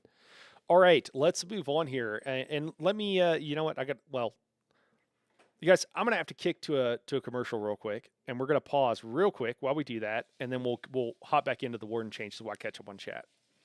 Still reading these, where Moogle says, "Oh my God, yes we are." Hey Silverwood, what's going on? Sorry if it's already been discussed. Can you stack healing lines? For example, Warden and Necro and Templar. Silverwood, absolutely, you can.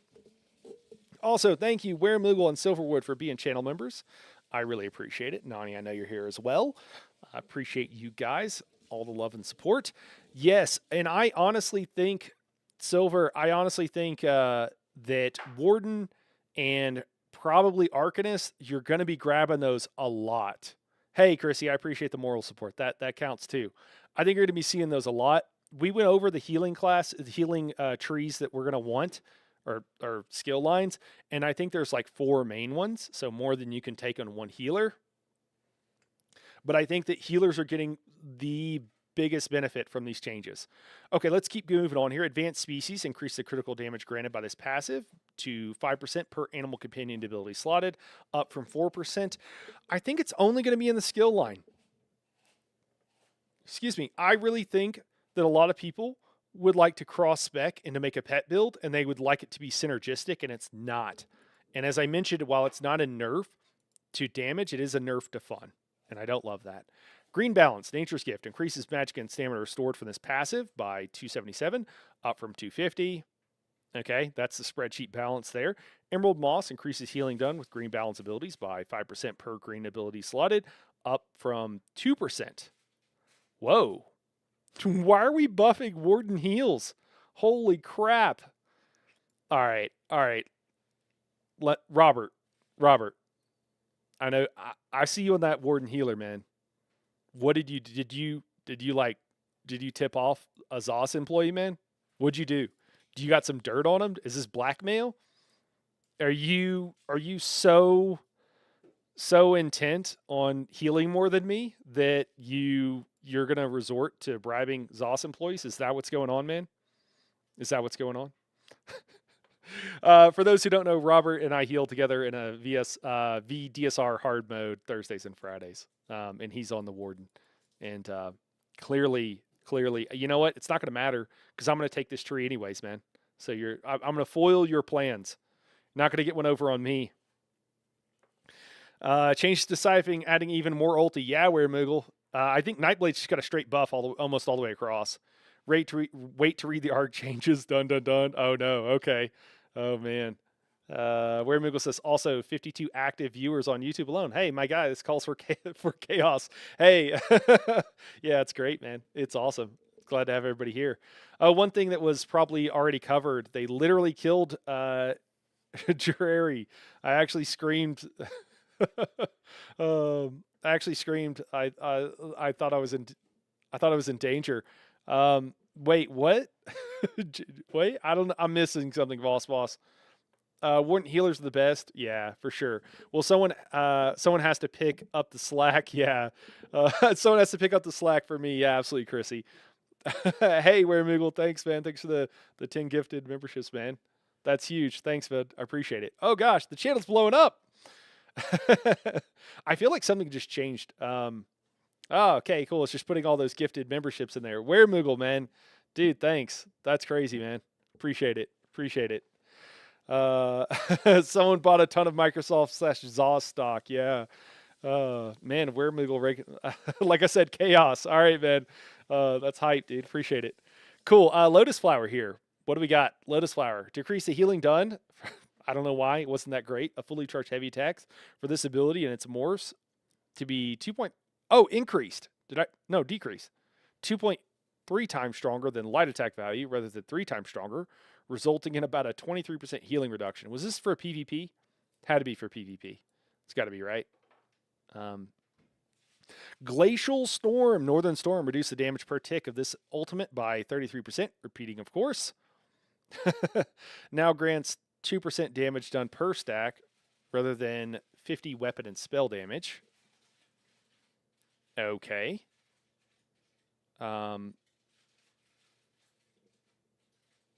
Increase the duration of the stacks to 12 seconds per application, up from 5, resulting in a total duration of 20 seconds, up from 13.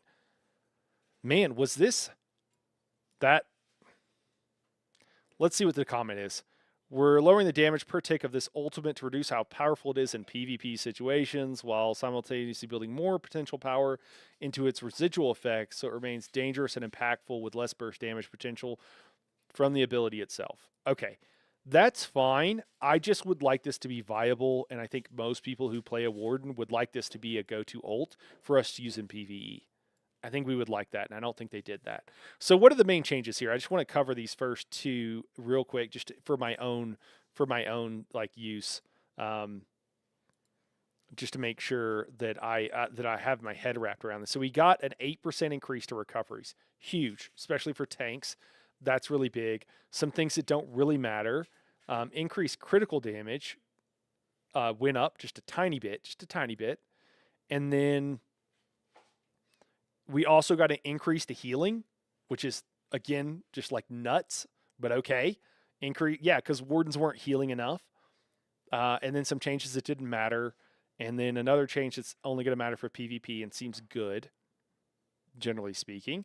And then we've got Frozen Gate, update this ability and its morphs to be more performant on the server, while also making sure they pull eligible targets more responsively. Oh, that's nice. Frozen Retreat, this morph's synergies would no longer remove itself if multiple areas were stacked in the same spot. Okay. Glacial Presence, this passive now increases your chance of applying the chilled status effect by 250%, up from 200%.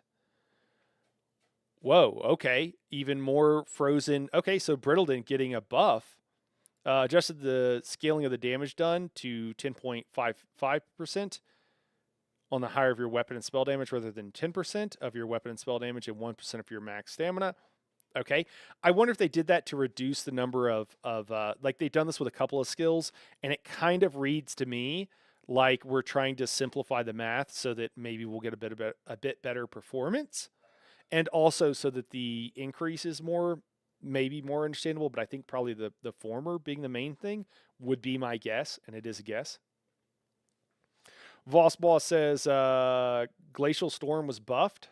Man, there's all the dragons in chat now. It's so fun. I really like it. The dragons are fun. Glacial Storm was buffed. Name change is better. Sleet Storm sounded flaccid for lack of a better word. As for actual damage, I don't know. I'd prefer to be a good PvE tool instead of Temu Eye of Frost. Okay, yeah. Yeah. I'm with you on that, Boss. So where were we? Where were we here? I think right here. Yeah, Frozen Armor. Increase the armor granted by this passive to 1240. What? That's awesome, because I can see a lot of tanks slotting into Warden, into the whatever this is called, the winter skill line, Winter's Embrace. Yeah, so this increased armor, that's cool. It does make it where there's absolutely some like tanking classes or tanking skill trees that I think a lot of people are going to want. I think there's going to need to be some love given to some certain skill lines, but because there's going to be a clear meta It feels like it's what's going to come out of this. So that's kind of crazy.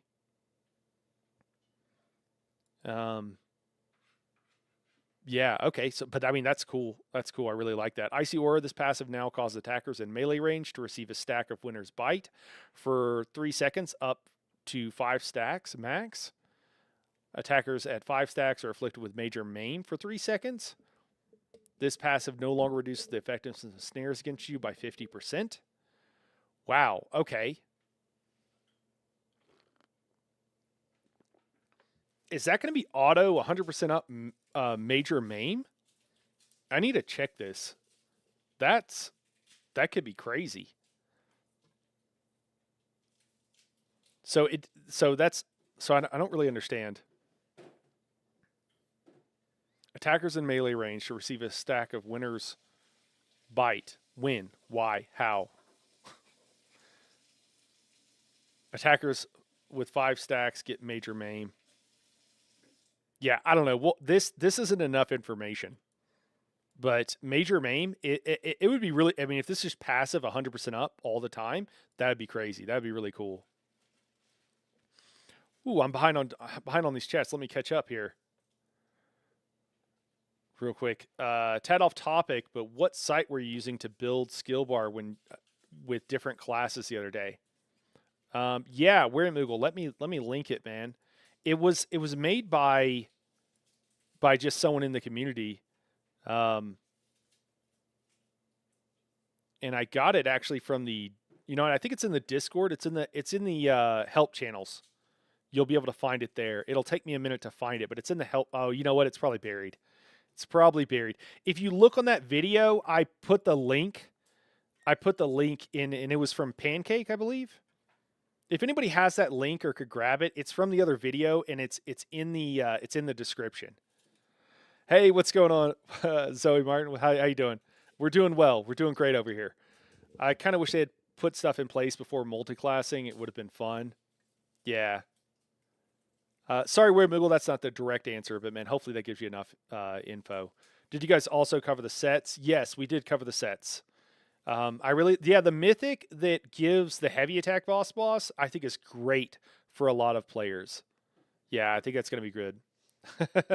Slacker, keep up with that chat. Hey, I'm doing a pretty good job. I love keeping up with chat, and it's sad to me that one day I'm not going to be able to. Like it genuinely is like it's a weird thing. One day I'm not going to be able to, but I love, and then people tell me not to keep up with it as much as I do. But 3 ticks to proc, lasts for 3 seconds. No stated cooldown. Realistically, if the trigger is taking damage, it would have high, but not 100% uptime. Boss, yeah, I think you're correct. Certain fights, it would be 100%. Others, it wouldn't be. It's going great, Zoe. I'm waiting for this. I'm waiting for the shoe to drop over here. Found it. Thank you. Okay, cool. Glad we're Moogle. Cool. Piercing Cold. This passive now increases your frost damage by 10% and the amount of damage you can block by 8% permanently. This changes from the previous effect where whenever you deal frost damage, you gain Piercing Cold for 6 seconds, which increases the amount of damage you can block by 12% if your max health is above 30k, and increases your damage done by 8% if you did not. Okay. So increase your frost damage. So we're getting a bigger buff to frost damage. And the amount of damage you can block by 8% just all the time. Okay. So it used to be Piercing Cold. Okay, so it used to be the amount of damage you could block by 12%, which was pretty much always up. So that's a nerf to the amount you can block, right? It goes from 12 to 8, if I'm reading that correctly, but now also continually provides 10% extra damage. Am I reading that correctly? The extra block mitigation here, too, is like a nice feature. I can see a lot of people speccing into this skill line. A lot of people.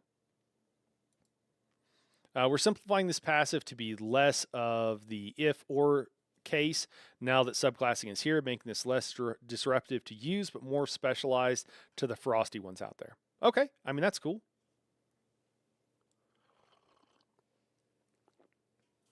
Frost Ends eating good? Yeah, I like it. As long as you don't ignore my fun comments, we'll be good. Okay, no worries, Chrissy. I will not. Though it didn't let me post, it's because it's a link. Oh, crap. I always forget because it's a link. Yeah, I mean, it needs to. When you take direct damage from an attacker in melee range, straight from PTS for Icy Aura. Oh, okay. Thanks, Daedric. Okay. So that should be up most of the time. I knew it was coming. I knew it was coming. I knew it was coming, Zoe Martin. You always get comments on Twitch, and I love it. They always start with "Hey, hello," and then they always ask you how the stream's going, and then they tell you how they can help you. Thank you. I do all my own graphics, but I appreciate it. Thanks for dropping by. That's why I was waiting for the other shoe to drop because I knew it was coming. Jeffrey was the maul, by the way, since Daedric Praise no longer affects it. Oh, Jeffrey was the maul of the Infernal. Voss, thank you. I forgot his name was Jeffrey. My bad. I apologize, Jeffrey. The return of the Warden tank, maybe. I mean, I think the skill line is great, man. I think that skill line is great, and it's going to be used, or could be used. It's definitely Wardens. For those who don't know, as a tank, have by far the biggest heals. It's ridiculous. It's like twice as good as many of the other ones. So that's really cool. Yeah. All right. Cool. So Gravelord, Flame Skull. How many more we got? We got Necro. Is that it? An Arcanist? Necro and Arcanist? All right. We're almost there. Jeez. I'm sorry, guys. I know it's taking a while. I want to jump into chat with a couple of folks. I think I've already missed the window for. We were going to be joined by Spark. I think we missed the window on that. But I think Daedric and Miles are around. I'm going to drop this link here, guys. It's a very simple simple website, but it works incredibly effectively for if you want to kind of play with this stuff while you're not at not online or whatever, just on your phone or what have you. So if you want to play with some skills, you can check it out. Honestly, I just want to throw the Winter Tree on a Nightblade tank instead of Assassination. Hey, there you go. There you go. Cool. All right. Frozen Gate. Update this ability and its morphs to be more performant on the server while also making sure to pull eligible. Oh, did we already read all this? Did I already scroll up? I scrolled up too far. What am I doing? Gravelord. Grave Digger. Wait, no, that's something else. Flame Skull. This ability and its morphs will now generate a corpse on their third cast near where the enemy was. Okay. Near where the target enemy was. Okay. All right. That's cool. Venom Skull. The corpse generation of this effect has a 3-second cooldown to mitigate how easy it is to reach the summon corpse limit. All right. That's a fairly short cooldown, but maybe in a tight rotation, it's going to be fine. Make Nightblade's tank meta. Nightblade tanks meta. Yeah. Hey man. There's some. There'll be a lot of fun stuff. Necro healer meta. I think there's going to be some necro healing going down too. I think the necro healing skill line is absolutely one of the things that is really good if you want to grab some stuff. Zoe, I'm good. Thank you. Please. Yeah, I don't need you. I don't want to have to ban you or anything, but I'm good. I've already told you. So thank you. You can. You're good. You did your sales thing. Head out. Appreciate it. Cool. Two-handed arc healer meta. Yeah. There you go. I'm gonna have to give somebody perb so they can ban people for me.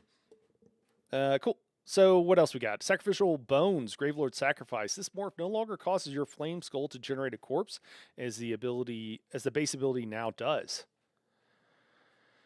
Okay. All right.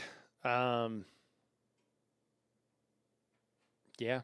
Death Knell. This passive now increases your critical chance by 20% against targets under 33% health if you have a Gravelord ability slotted, rather than granting you 10% critical per Gravelord ability slotted against enemies under 25% health.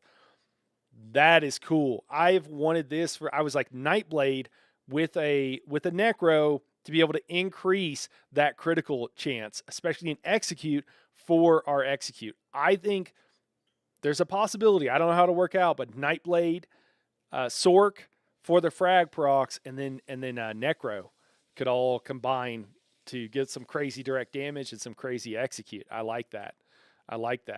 Yeah, this is a straight buff for everybody who's dual specking. Reusable parts, and because the problem before was like you'd have to have so many skills from the skill line on your bar that it would be hard to do, and it wouldn't really make sense. So this makes it where anybody can do it. Crafty Pappy says, don't forget about legendary chicken meta. Massive nerf. Voswell says massive nerf to crit chance, but not that big of a deal if you were only planning on slotting GLS. Yeah. Chicken says throwing eggs heal. Throwing egg heals. I'm sorry. Necro passive buff, like it. Yeah. What did I say? Gravelord is perfect for Nightblade. Yeah, man. Yeah, you're on it. Crafty Pappy would like to talk to you about your car's extended warranty, Zoe. Oh man. Thank you, Crafty. I appreciate it, man. Also, I wish corpse consumption passives worked with all corpse consuming abilities instead of just necrotic potency, repentance, and werewolf noms. Oh, that's interesting, Boss. I hadn't even thought about the werewolf stuff. Yeah, repentance is pretty niche, but yeah. Death Knell, this passive now increases. Wait, I just read that. Reusable parts. This passive now reduces the cost of your next necromantic summoning ability by 66%, up from 50%. Little recovery / sustain buff there. Dismember. This passive now grants 3,271 offensive penetration when a Gravelord ability slotted, up from 15. Okay, 1,500. So it's twice as good on the pen. But I thought we talked about, I guess it's always active, so it makes, okay. I mean, it's fine. Good for PvP, or bad for PvP. Man, do you know what this means? Wait. So if you go Gravelord on a Nightblade, you could get an extra 3k pen for your Nightblade and bigger executes. I don't know if the execute matters as much because people die pretty quick. That could be a little broken for PvP. Pin cap easily in PvP. Yeah, wow. Yeah, it feels like a lot. That I might have to get in on this. I might have to get in on some PvP with that. Hey, Disco Film says, thank you so much, Nair, for your amazing and honest feedback about the changes. You and the community rock. Disco Film, really appreciate it. Thank you. Yeah, are you a developer, Disco? If you can disclose? Or are you just saying thanks? You can always DM me too, if you'd rather just do that. But I'd be curious. Always good to get behind the scenes info. I never disclose anything. If there's any out there, by the way. Necroblade meta? Yeah, I mean, Robert, that seems like it. Lenny says the whole Necro and Blade skill lines are juiced as fuck. Yeah. Peanut Butter Burrito. Hey, Peanut Butter, what's going on? Hello, I didn't know you were on Twitch as well. Hello, YouTubes. Yeah. Now you can dual stream, so I dual stream. But as you can see, most of the folks are used to finding me here on YouTube. And, we got it. There's literally one. Peanut Butter, you're the only one on Twitch right now. At least that's what Twitch tells me. DR says, can we get Mythic for players who light attack? Like something that would increase light attack damage, DR? I just think that, man, they just kind of gone the other way, man. So yeah, I don't know if that'll happen anytime soon. I guess the one Mythic that we got does give you resources when you light attack, but it's kind of a heavy attack build one. All right, heading back to work. All right, we'll see you later, Redmoogle. We'll be here all night, man. I subbed on Twitch and dropped off. I'm used to YouTube. Hey, it's all good, Robert. I appreciate the sub, man. Appreciate the love. Wherever is good for you guys is good for me. Just try to make it the best. I need to work on my Twitch experience, so I don't have enough bots and stuff over there to make it fun. All right, Bone Tyrant. This ability in Morris will no longer create an unconsumable corpse if you were not in combat when the ability ends. Okay. This also applies if the ability were recast with at least half the duration passing. That's how it worked before. So it's a bug fix. If you're not in combat when meeting its requirements, they will not generate. Okay. Guys, they fixed because they didn't want you generating ultimate outside of combat. this was a problem that was not a problem that they fixed. I mean, it's whatever, but like I just don't think this was a real problem, to be totally honest. They spent development time. They have real problems in the game, and they spent development time on this, and it was just like, really, guys? It was a little bit eye rolly. Not the actual summon creatures such as skeletal mage that die while not in combat will continue to generate a visual corpse that cannot be consumed. I'm sorry. Note that actual summon creatures such as skeletal mage that die while not in combat will not generate a visual corpse that cannot be consumed. Okay, all right. So they're just bug fixes for the skeletal mage and stuff as well. All right. Empowering Grass. This morph now improves the minor maim to major maim against enemies rather than increasing your summon creature's damage by 1,000. Oh. Okay. What? They're giving multiple class skill lines access to major maim now. They're trying to reduce damage done. I like it. They needed it. This is good. This is a good change for tanks. This morph always struggled to find an impactful place for the buff effect, mainly due to your necrotic summons tend to tick. This italics is hard to read for me. I don't know why. I'm sorry. Tend to stick to your far sides, making the aiming minigame feel more frustrating than satisfying. Additionally, with subclassing here, this effect wouldn't need extreme simplification and reduction to prevent it from creating problematic combinations, especially since the skill line does not have any pets to summon. We're simply moving forward with a morph that further improves the core functionality for tanks, since that's the focus of the skill line as a whole. Yeah, I like it. I like it. Buff my Necro tank. I mean, yes. Hey, Robert, if you tell me what employee at ZOS you bribed, I'll also send them a bribe so they can buff the Necro tanking a bit more too, man. Would you run Grasp on your tank or a buff DPS? Oh, I think on your tank. I think on your tank for sure.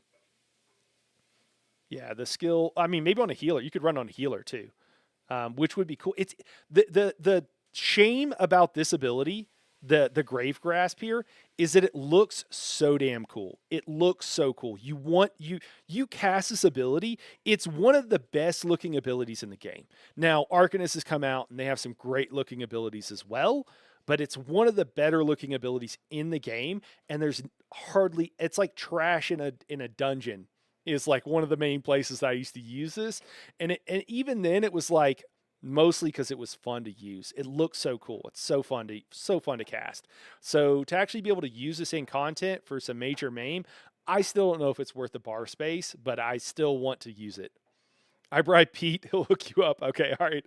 The skill itself is still kind of jank, but the buff is welcome. Yeah. Thank you so much. I'm just a fan of the game since Somerset, and appreciate how you openly discuss the game with an honest, open mind. Thank you. Hey, Disco, I appreciate that. I try to. Just try to be honest with everybody, and I also try to be fair to everybody. While, I'm open for criticism of my content, and I hope everybody is of everything they do, so... Yeah, try not to beat anybody up, but also try to like call it out when it's bad and address things as I can. So I appreciate it. All right, cool. Zoe's still here. Zoe's still here. All right, cool. Thanks, Zoe. All right, Health Avarice. Hey, Zoe, I think someone wanted to talk with you about your extended warranty, so on your car. So, hit them up. All right, Health Avarice. This passive now increase your healing taken by 3% per Bone Tired ability slotted, up from 2%. Cool. Just, yeah, more healing taken. I like it. Necros. DK's got a ton of this. Theirs was much higher, and I don't remember if it got buffed up there. They did mention it. I don't remember if it got buffed or not. But interesting. Last grasp. This passive now increase your max health by 2,400. Even more max health.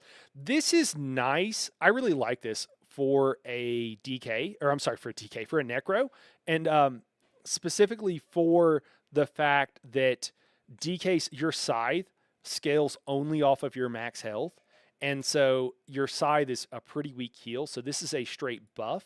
It's not going to be a ton, but it's not nothing, so I like it. Living Death, Curative, and also Nightblade. So the classes that didn't have shields before would get more health to make up historically. But now that with scribing we all get shields, I think that they're kind of moving up the health bonus on those so that they're still a bit distinguished there. And I honestly, they needed it personally, so I like it. I like the changes. It's not major, but it is there, so it's a step in the right direction. I like it. I wish they would have given Nightblades. There's a few classes that could have gotten a little bit more tanking love, but that's okay. I didn't drink my espresso fast enough here. It's gotten a bit cold. Oh, someone's coming to take it from me. Just going to warm it up for me. That's very nice. Thank you, Lirio. No need. Are you going to do some testing on the subclasses? Yeah, Crafty. I just got to get through these. Just got to get through these notes, man. I'm trying to get there, man. I'll keep going. I've been trying to hurry up. All right, Last Grasp. We already did that one. Living Death. Curative Curse. This passive now increase your healing done by 12% while a negative effect is active on you, up from 8%. Okay, cool. This is the healing skill line here. Near death experience, which is people don't know, necro healing has long been a really good, they're really good healing. They have 3 class heals that are actually useful. Most classes don't even have 1 or barely have 1, and the fact they have 3 is pretty huge. I think necros, living death, and you get the necro rest. So anyways, pretty nice. Near death experience, this passive now increase your critical healing with healing based on your target's missing health, up from 12%, down from 20%. Okay. They're bringing it more in line with what other classes have. That's fine. It's a nerf. It's fine. Undead Confederate. This passive now increase your health, magic, and stamina recovery by 155 while a necrotic pet is active, down from 200. Okay. It's fine. A little bit of nerf. They did this on a couple of classes. I don't love this for the straight necro, but hopefully we can grab some recoveries or way of generating, recoveries from another class. What else we got here? Are you going to... Oh, I'm sorry. I already read that. Consuming Darkness buffs look great, by the way. Okay. Yeah. Arcanist. Herald of the Tome. Fate Carver. Increase the cost of this ability and its morphs by 40%. Increase the damage of this ability and its morph by 8%. Wait. Increase the damage of this ability and its morphs by 8%? Really? This ability can now hit a maximum of 6 targets rather than having no target cap. Wait, am I reading this? Hold on. Increasing the cost by 40%. Who cares? Someone's already said they didn't even notice the increased cost. Increase the damage of this ability and its morph by 8%. What? What? It increases. I'm not reading this wrong. It does say increased. What? I thought they were nerfing this. Am I missing something, guys? Somebody tell. Am I wrong on this? I don't know. We'll keep moving. You guys tell me. Somebody. Yeah. Why are we increasing the damage on the beam? Is the beam wasn't doing enough damage? What is going on? Splintered Secrets. This passive now increases your offensive penetration per Herald of the Tome ability slotted by 1240, up from 991. Yeah, I think we can all agree that the Arcanist really needed some buffs. Yeah, sure, whatever. I don't know. Harness Quintessence. This passive now increases your weapon and spell damage by 284 when you are restored magic and stamina instead of by 5%. Okay, I assume that's a nerf. Maybe this is a nerf. Yeah, the negligible cost has been increased by 40%. Can anybody help me with some math? So increase by 40%. So 1.4. So if we multiply 1.4 by what is effectively 0, what do we end up with? Oh, yeah, the arc was too weak. Needs them buffs. Yeah, I think Quintessent is a nerf, and I thought the cost of Fate Carver was a nerf, but haven't played like Daedric. Yeah. The beam was underperforming, obviously. Yes, indeed. You know how it was underperforming? It was too hard to keep your stamina low. So they just gave us a little bit bigger cost on the beam. There you go.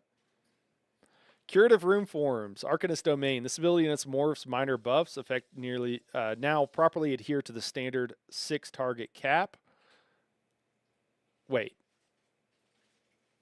What? Nah. Wait, what's Arcanist Domain? That's not. Is this? Hold on. Hold on. Curative Rune Form, Arcanist Domain. What is that one? Yeah.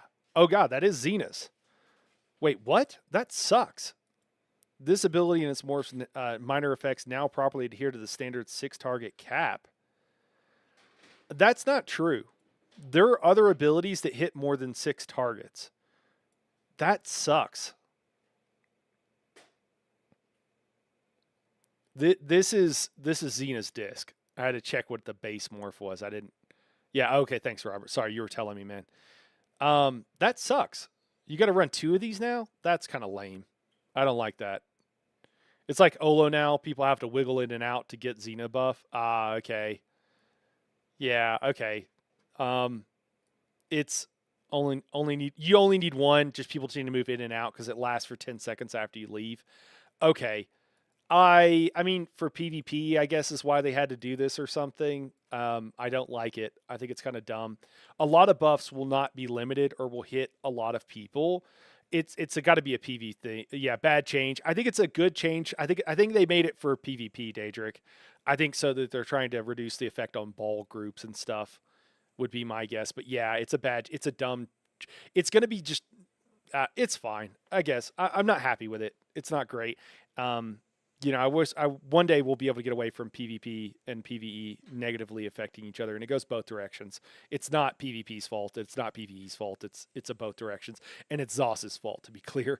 Reconstructive Domain. The healing from this morph will now sort and apply the heal to the lowest health targets in the area, rather than having no sort and simply applying to the first 6 targets that entered the area. Okay, I mean, no one used the healing morph of this anyways. I mean, they made it a smart heal now so that it's better, but the heal on this is so weak, it's not worth running.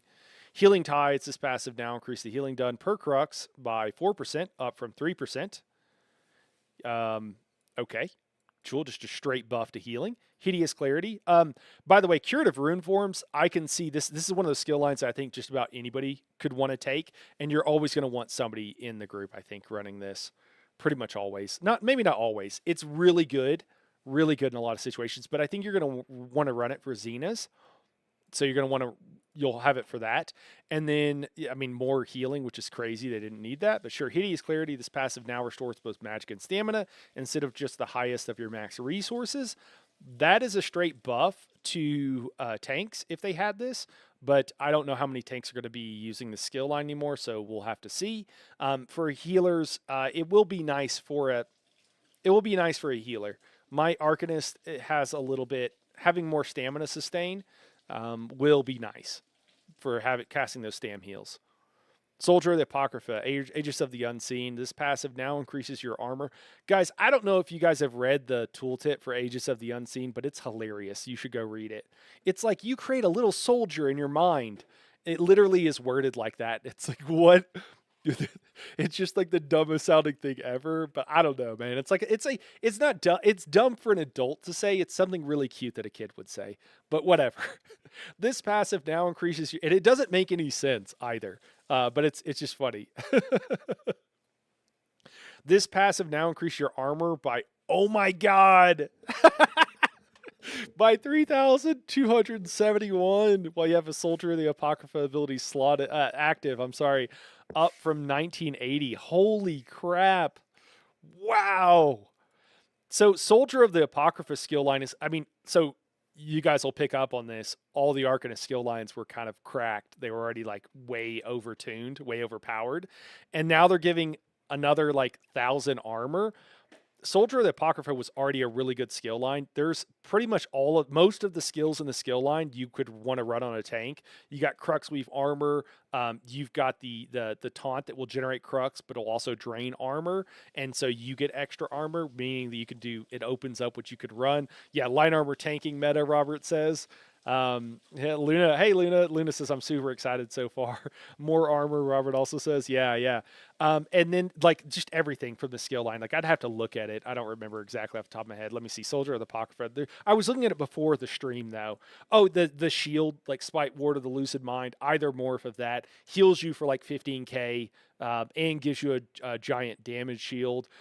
Ruin Guard of the Still Waters, just being a massive heal and provides you with minor protection and minor resolve. Also, Rune of the Colorless Pool, like, and the passives are also good. Yeah, just kind of. I'm trying to see what else. Oh, you can provide. Yeah, I don't know. It's a lot and it's good. So your imaginary OC makes your skin thicker, increasing your resistance from actual real life damage. Yeah. Okay. This is one of the biggest changes to the game in quite a while. Oh yeah, Wampus, for sure, man. I mean, this is totally changing the game for ESO. So that's crazy. I can't believe they got even more armor. I don't know why did they do that. This is insane. Whatever. Wellspring of the Abyss. This passive now increase your health, magic, and stamina recovery by 81 for each Soldier of the Apocrypha ability slotted. Down from 129. Okay. Well, that's kind of a bummer, but that's okay. And then what do we got? Dual wield, hidden blade, Shadow daggers. The bounced daggers from this ability now come from the target they bounced off of. Okay. Restoration staff, blessing of protection. This ability and its morphs no longer cause unnecessary server strain. Okay. This is combat prayer. Blessing of protection is combat prayer, right? I'm not crazy. Additionally, the buff effect granted from these abilities no longer bypass line of sight.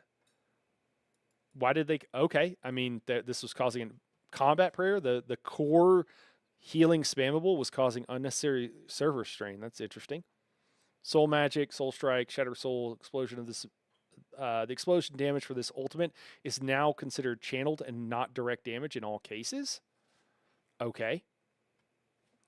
Never really used that skill, but not that it wasn't useful in situations, but I just never really used it. Hey, King James, what's going on? I've been here for 3 minutes and already want to build out an Arc tank and bring in Arc skill lines to my DK. Yeah, man. Grab some Warden ones too, dude.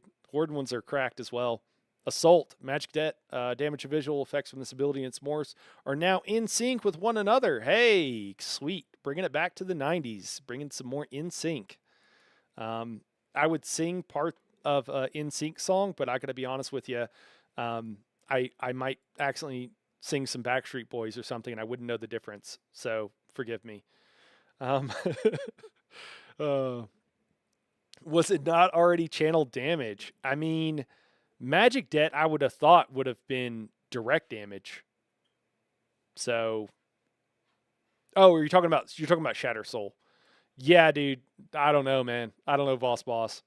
I use combat prayer. Wampus says, "Hey, that's it. Cool. Oh, scribing. Oh my gosh. How much is it? Oh, thank God it's small. Okay, we're gonna check this out real quick. So, whenever a scribe ability receives major changes in behavior or balance, that ability will be reset to its base form. Will require reselection of the script. During the process, 3 luminous inks will be granted to each character who previously had. Okay, so they're changing scribing. Due to how scribing skills or scribing abilities are made under the hood, when you receive larger adjustments, we need to go through a process called versioning, which effectively states which version of the ability is being addressed. When your character logs in and has a scribed ability already made, the version of the ability will be matched to the server's version. When a mismatch occurs, a re-specification will activate, and the ability will enter its unspecified state. Since selecting scripts comes as a resource cost, they'll be refunding us. Okay, cool. Increasing the cost of all damage versions of this ability to 3780 up from 3510. Oh, that'll be cool. That'll help heavy attack builds, for those who don't know. Increase the cost of damage shields and healing versions of this ability up to, oh, wow, up by over 1,000? Okay, by 4,860, up from 3,500, as they were missing the 50% cost increase when healing and shielding abilities are meant to have. Oh, so Old Sild's Contingency just got a huge nerf. That's a bummer, but now we can all spec into a class with a shield. This might be too much. This might end up being too much because you might just spec into a class with a shield. So we'll have to see. I mean, you do get you can put a unique damage reduction on this of 8% from Gladiator's Tenacity, but that's still pretty big. Pound that staff, destroy server. So the lag was the healer's fault all along. Terrell's got it, guys. We should have been blaming the healer for all those lags, guys. All this time we've been blaming servers, talking about ZOS not doing the right thing, and it was the healer's fault all along. How did we not know? How did I on this channel, who have made an entire video about how to blame the healer for everything, no matter if it was their fault or not, how on earth could I, have not thought to blame the healer? Guys, I really feel like I let you down. I'm sorry, guys. We should have been blaming the healers this entire time for the server lag, and I just failed to do it. Guys, if you don't know what I'm talking about, I've got a video. It's probably my best work to date on the channel about how to blame the healer. And I made it because someone was literally blaming my wife, who was the healer, for their stamina or their sustain on their character, and it was literally that they didn't have food on. And they literally blame my wife for it. So I made a whole video about why and how you should blame the healer. It's a joke video. Not everybody gets that, but you should go check it out. It's probably my best work. But yeah, I can't believe that I haven't been blaming we could have been blaming the healers for all the server lag. From now on, guys, hey, everybody on the channel, we got to blame the healers for the server lag. Okay. Whenever it happens, they fix one thing. It's still the healer's fault. They're probably doing other things. So we got to blame the healer. We got to make sure we get that. All right, Robert, we'll see you in a little bit, man. Thanks for dropping in. It's always the healer, Crafty says. I feel like scribing will feel a bit outshined now that we can have so many awesome class skills. Luna, I absolutely agree, and I think they're going to have to buff it if they want us to continue to use it. But yeah, I completely agree. Peanut Butter Burrito says, blame the healer. Absolutely. It's okay. We can blame the healers for that too. Yeah. Her fault. He didn't eat. Oh my gosh. I thought it was always the tank's fault. Nah, King James. Not around here, man. Nah. We blame the healer, dude. Blame the healer. It really is like a meme that people really do blame the healers for all kinds of. It non-ironically happens in trial groups that I'm in, and I try to call it out and laugh about it. But it non-ironically does still continue to happen. It's kind of funny. Okay, fixed an issue where healing and you know what also pisses me off is I just did a video covering all the cost of all these abilities, going super in depth, and now all that information is outdated. I mean, it's still probably useful, but it's funny. Fixed an issue where healing and damage shield versions of this abilities were not properly treated as damage shield and healing abilities for many passive interactions, such as intricate rune forms. Okay. So they were... Intricate rune forms gives you a 10% increased shield, so this wasn't working correctly. For these fixes to properly apply to existing variants of this Grimoire, okay, so if you were an Arcanist running this shield, you weren't getting the 10% buff, it sounds like, to your shields. This is an Arcanist passive, for those who don't know, from the healing skill line. For these fixes to properly apply... I know way too much about this game to just know that off the top of my head. For these fixes to properly apply to existing variants of the Grimoire, your selections of focus, signature, and affix scripts have been reset for Old Sild's contingencies and will need to be reapplied to be cast again. Okay.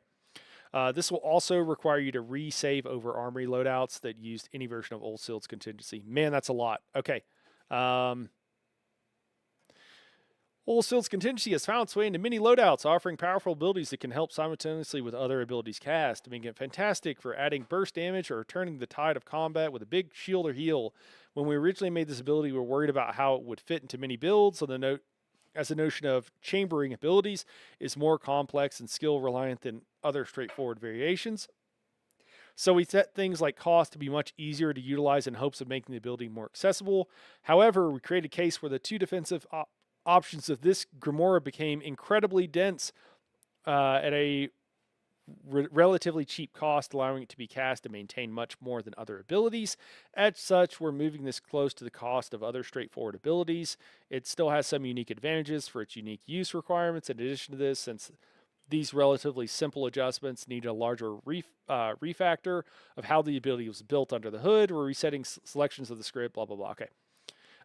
I think that they overdid this. I think that this is going to turn this skill into not being used, and I think that it was a problem.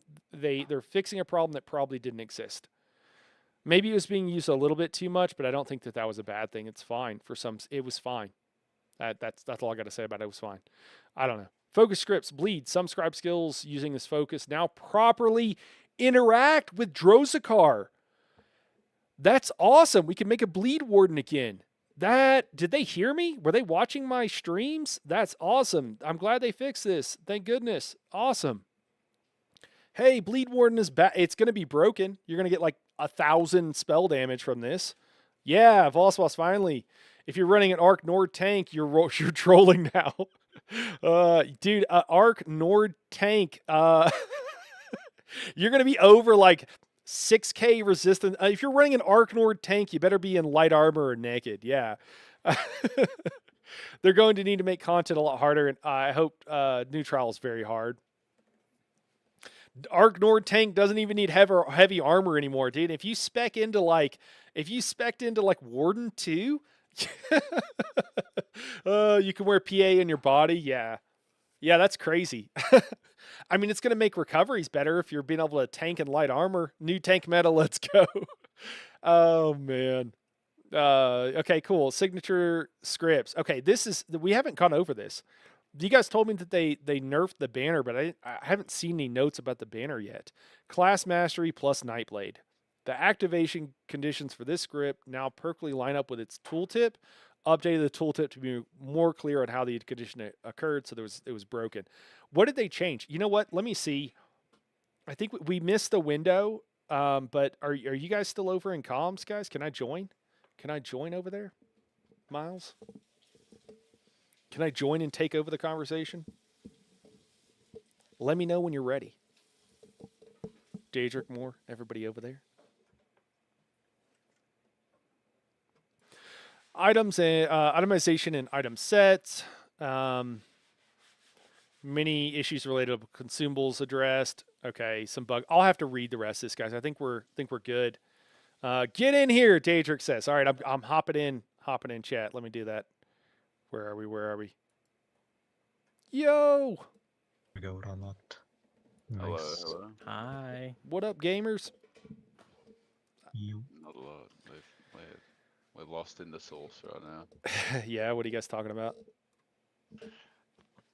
I don't know. We were just rambling about random different things. I'm trying to figure out what skill line I want to replace on my Arcanist tank right now. Well, I know which one I want to replace, but what I want to replace it with. And I was so excited to replace it with the Sork line, but they changed a whole bunch of the passives and nerfed the shield. Yep. So now I'm trying to find something else because it's kind of shit. I'm sorry, and what spec was that for?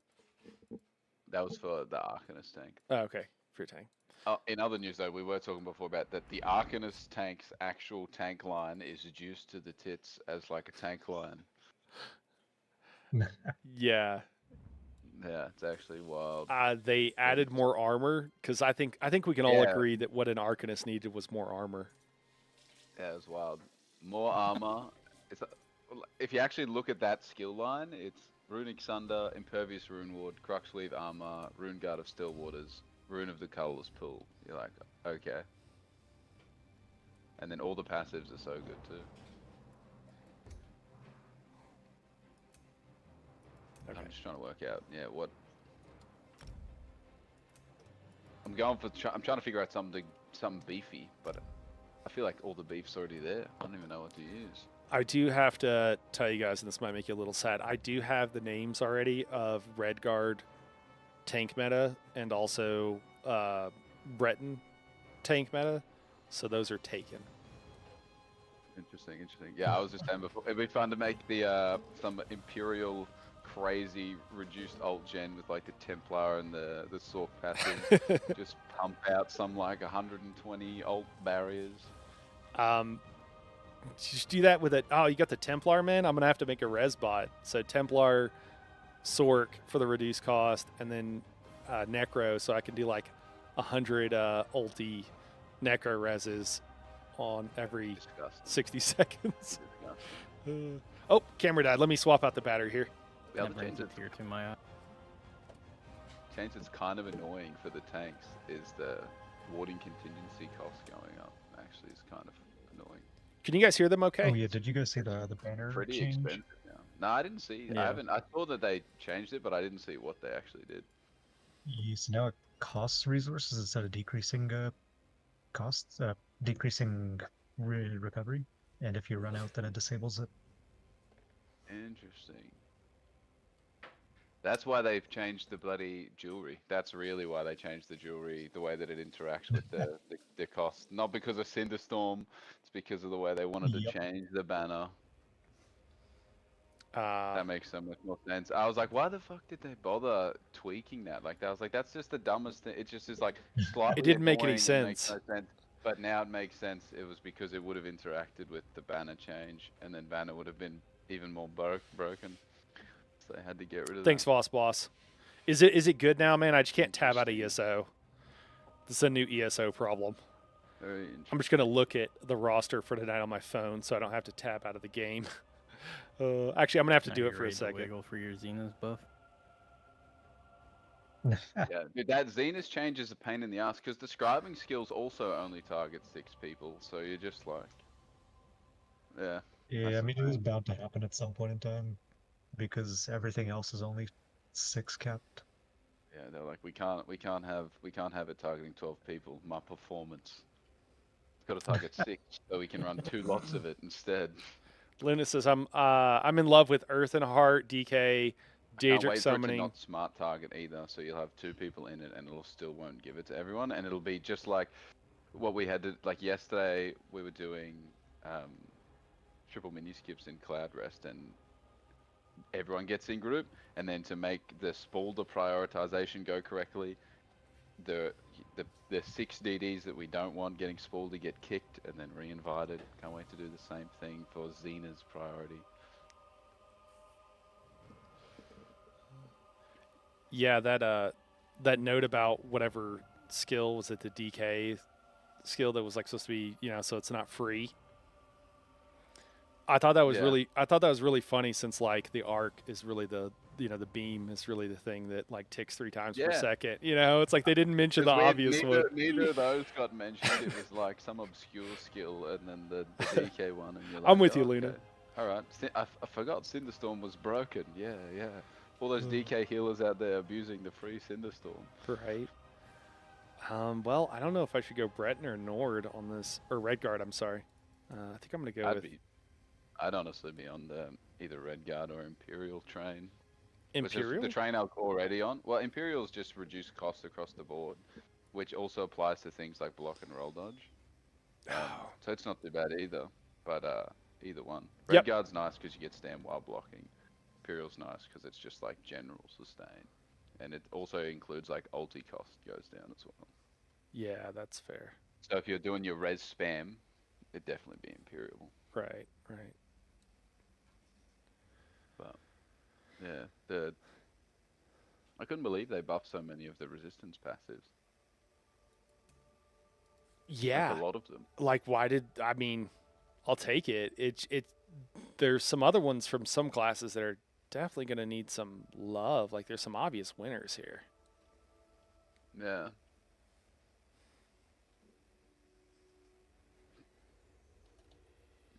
Yo, no. Yes, sir. Did you see the parse I posted in the DPS channel? I did not. Do I need to pull it up? Disgusting. Yeah, you should check it out.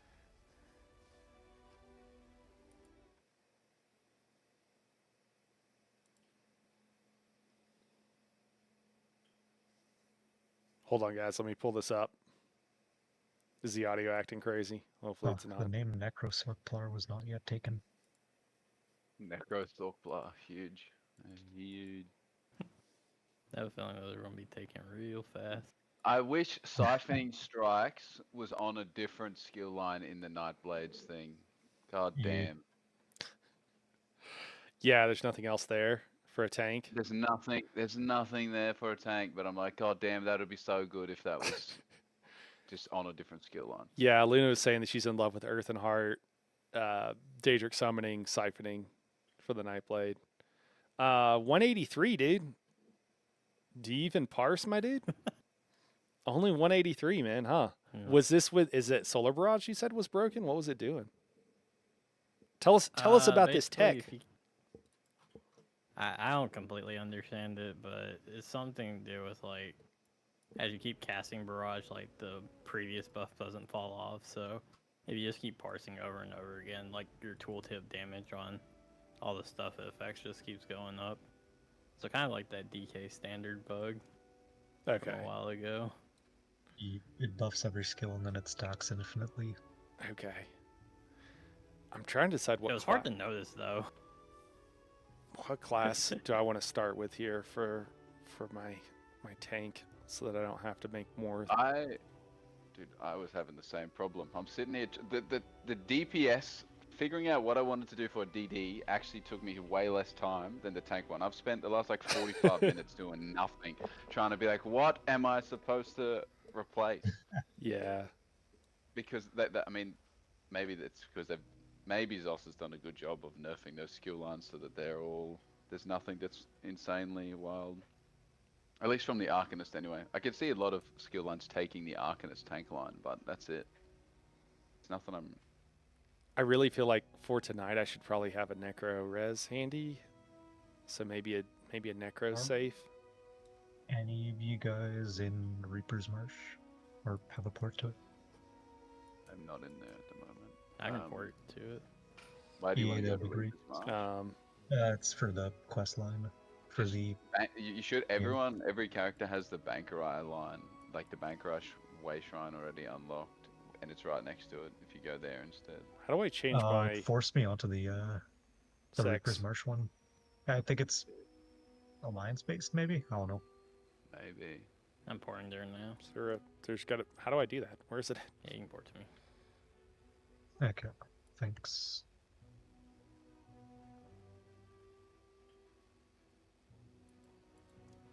Oh, it's right here. It's before all that. But yeah, the two stacked Alright, DPS trees are Gravelord and Assassination. Very goofy. Gravelord and Assassination. You said? Yeah, they're Yeah. both. Gravelord Assassin. Well, also the Radiant Oppression Yeah, one, Cake. whatever that one is. Yeah. The Templar one. Yeah. But yeah, Gravelord and then Assassination one are both just wild. Like on any class, you can just pick one of them at least and just whack it on. Assassination's OP Particularly right the now. Gravelord one. Okay. That's wild. Cool. Oh my god, this is crazy. Yeah. Um, Just put one skill on. Good. Wait. Am I not maxed out? Why is it telling me I have to complete a quest? You've got to. It's kind of a fuck around to get this. So It doesn't just unlock off the rip?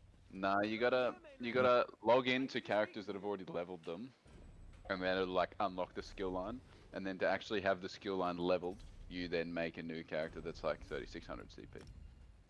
Oh. Okay, so I need to go back. So I made the character first. I need to go log in on my other characters. Yeah, if you log in on the other ones, it should unlock the skill lines and blah blah blah blah. Oh, I'm being told the quest is Riften. It takes 2 seconds. Okay. Yeah, it's not even really a quest. You just go to the person and talk to them, and then you say, "Yes, let me pick a new skill line," and they let you. So do I need to log on Yeah. one of each of my characters to be able to? That's what I had to do Okay. to like unlock Yep. the skill line for Alright. each of the classes. Oh God, it's 5:30. Oh, I have a run here soon. Jesus. All right.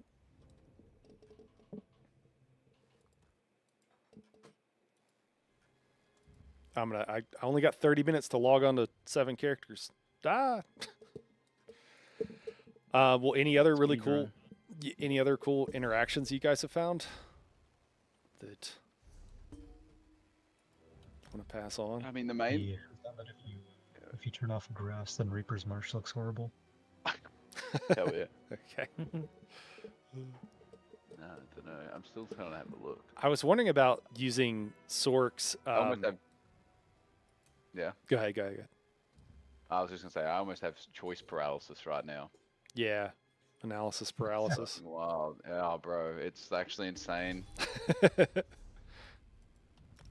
Okay, there we go. Yeah, so you don't have to log on to each character. You just have to make a max, like, not scribing template. Or not subclassing. And then do it with that.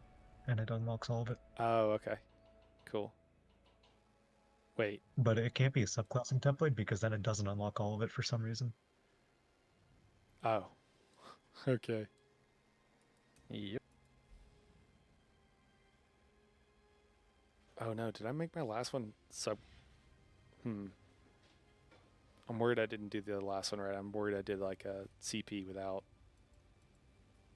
Oh well, we'll do it again.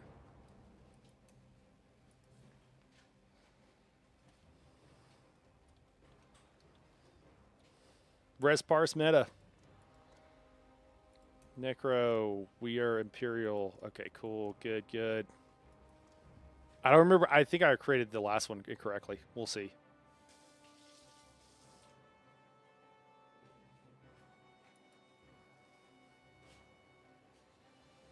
More, are you kicking me and Daedric from your APM run, or I at don't least know. me? You don't know yet. Okay. I understand the problem, man. I really do.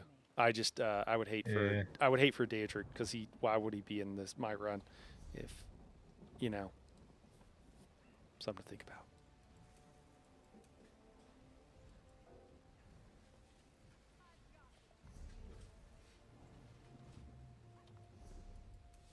Wait, so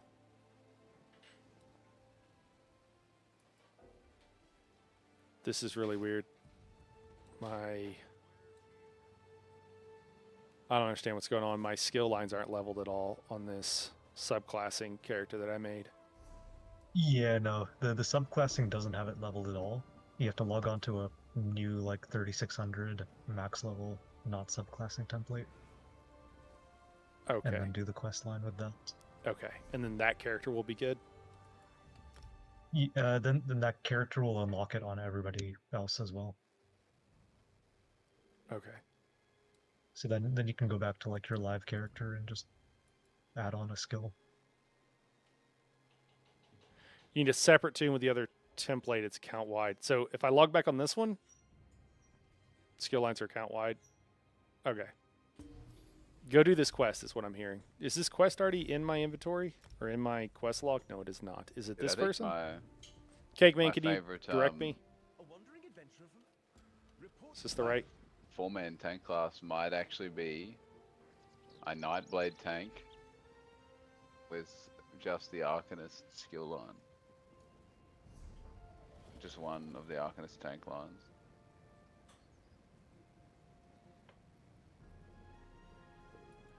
That sounds nasty. Dude, it's gonna be. Wait, say that again. Nightblade is your base. Oh, sorry, I was reading chat. I'm more thinking of 4-man. In a trial, I'm just gonna have to run whatever min-max shit we're supposed to run. But I'm thinking like the most beefy survivable thing is gonna be a Nightblade with just one skill line swapped for the Arcanist one. Hmm. And that's it. Okay. I'm gonna make it now and try it. But I'm like almost Maybe. positive that that might be the way.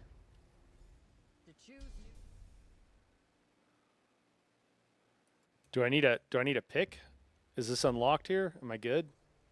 To choose new discipline. Oh, I gotta. Do I need? Okay.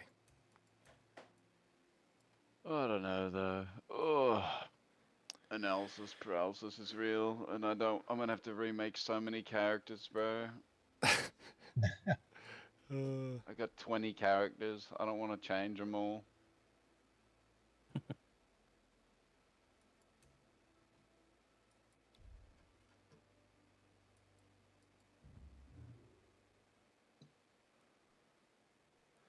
I would have just stick to normal Sork Oh. if they didn't nerf Maw. Yeah.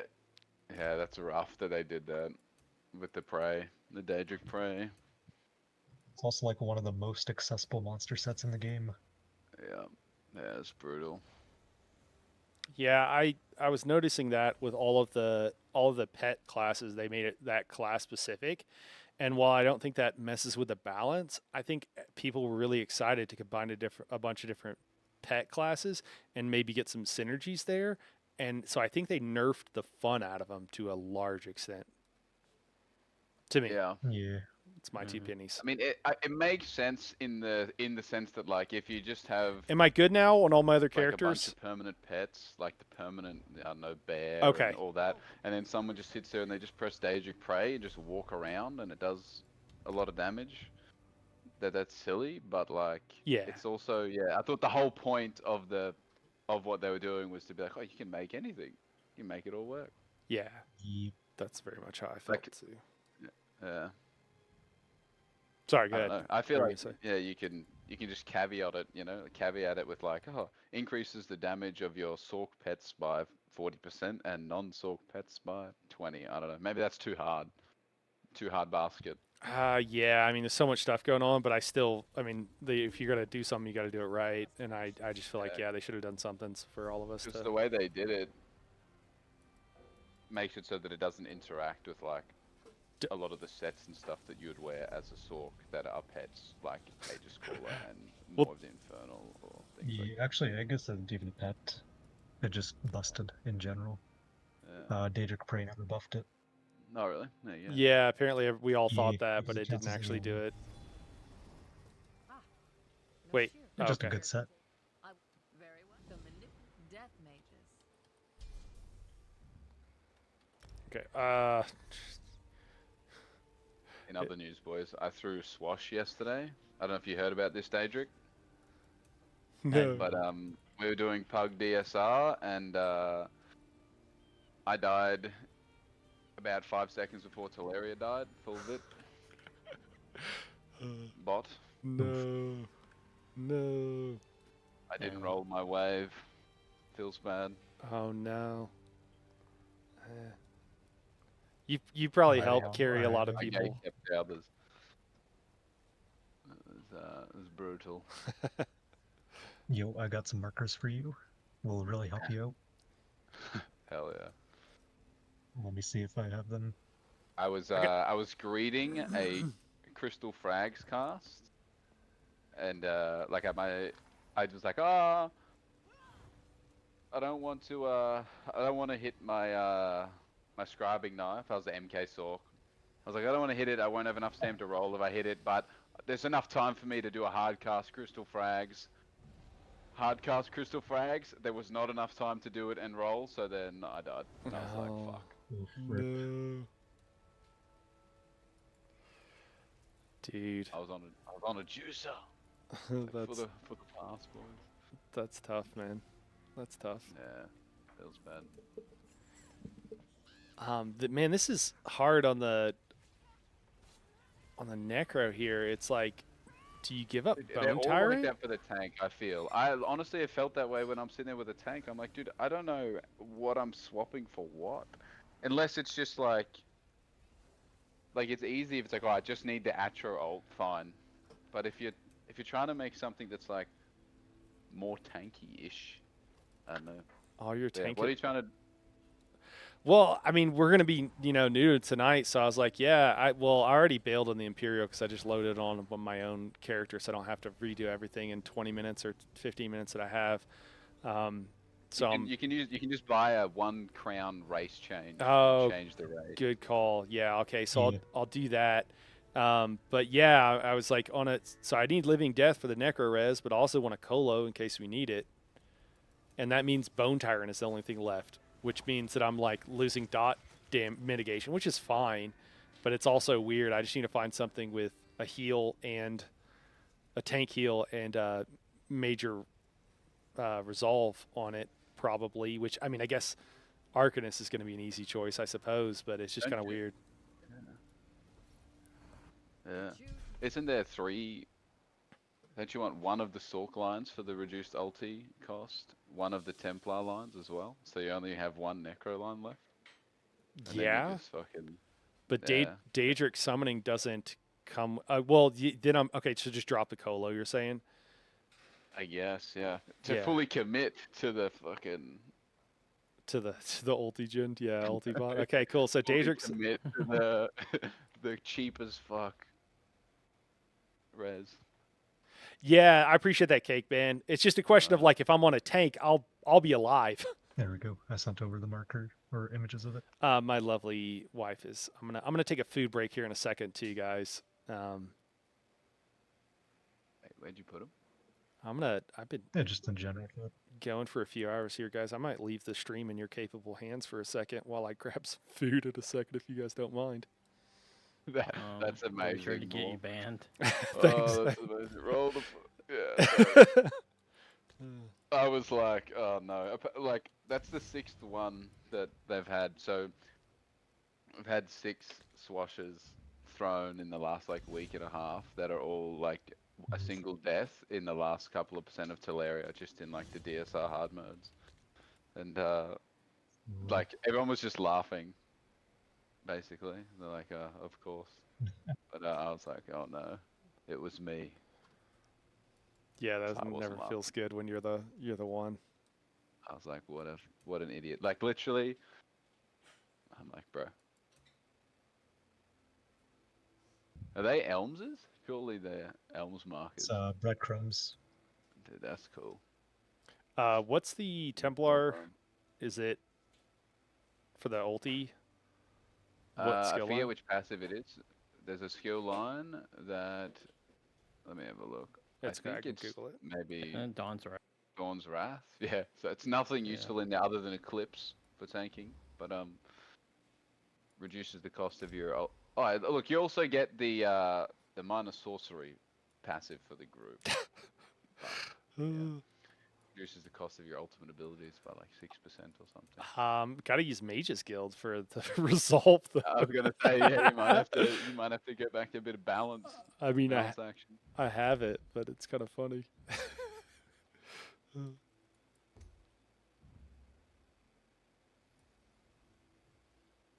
Okay, is this telling me it's going to cost me What's the something? Sork line that Oh has my it? It's God, at least the Daedric summoning, isn't it? That has it on the sword. Yeah, I believe reduces the so. cost of your ultimate abilities. So that's nice. Oh my God, this. You can run a pet Sork tank with Necro Res. Cheap Necro Res. Huge. True.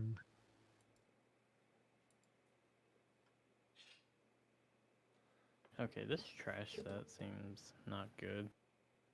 No, it's not at all. I tried it earlier. Which trash set? I think the numbers are messed up on it.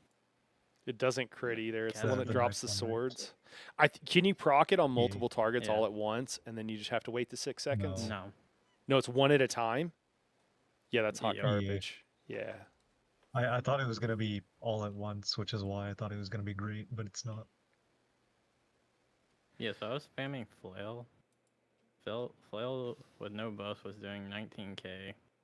You wanna know how much the proc was doing? At best case with 4 targets, 4k.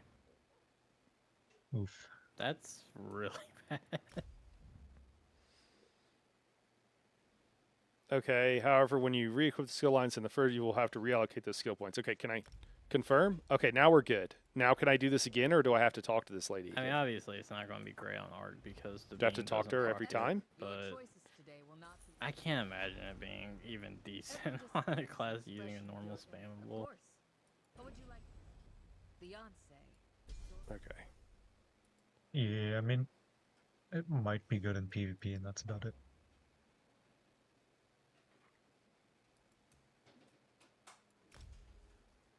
All right. And then Also, I'm just rest gonna in peace, confirm I Ezra. got those. Cool. Now let me. Yep.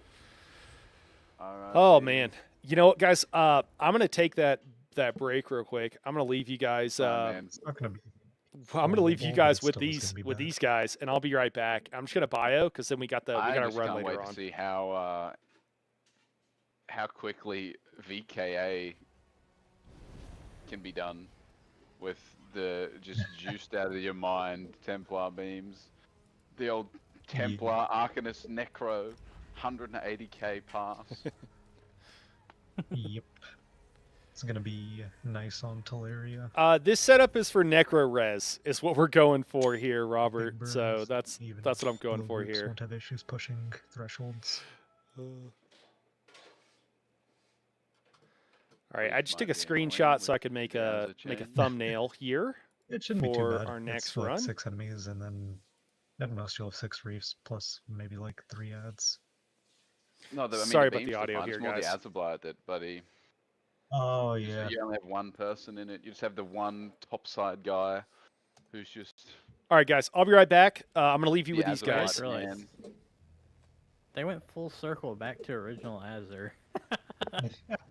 I'll kick Yep. to an ad as well, guys. We got a I don't know trial what though to here in do just with a that minute, set, so man. no stress. That I had no we idea. will be back. Just gotta grab some.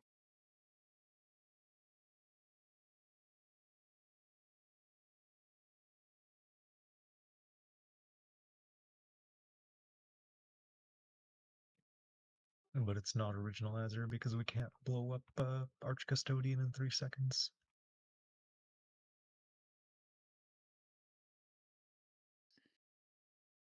Sad.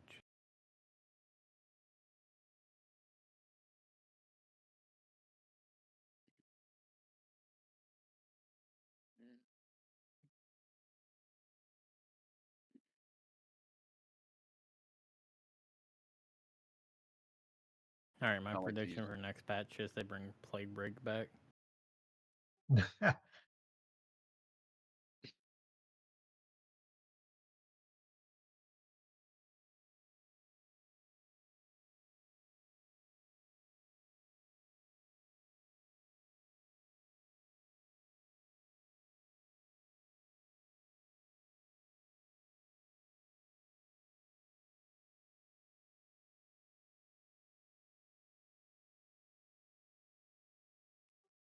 Okay, let's see. Got an arc. What else?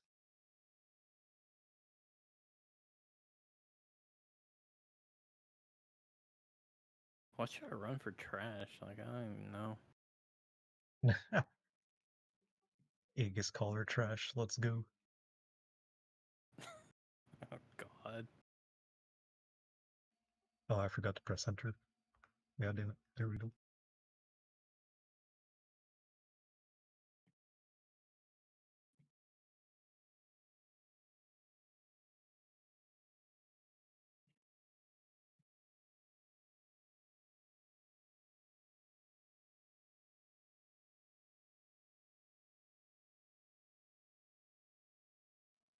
Oh, and maybe Macabre, if it's dying fast enough.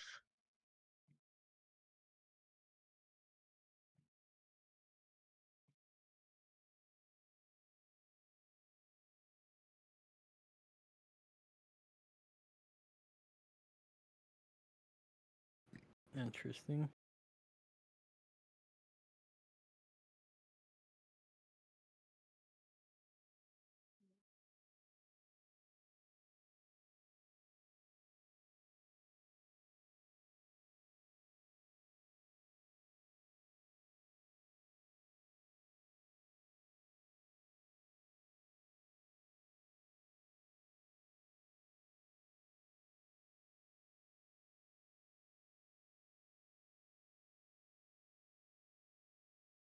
They don't have enough bar space, bro. Give me more slots. That's the next update. Fruit. We get a third bar like old Overload. Third missed that. bar.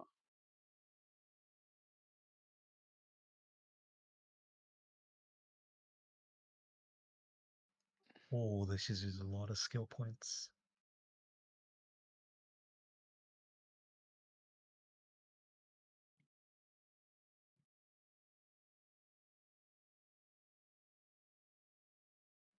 Which Nightblade skill line was it? Siphoning or Assassination or Shadow? That's good for DPS. Assassination. Okay. All the crit chance. Yep, there we go.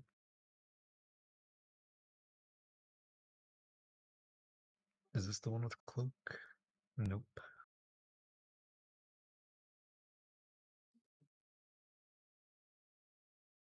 Oh yeah, I've got my dark cloak and impervious rune ward combination. Let's go.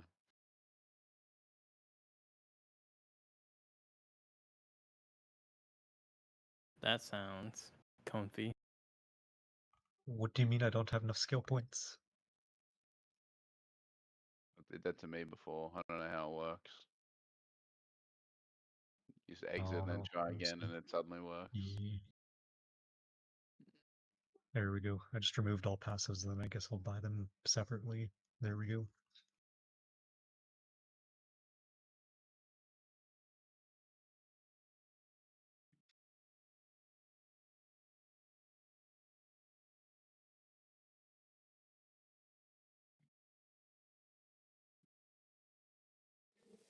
All right, guys, we're back.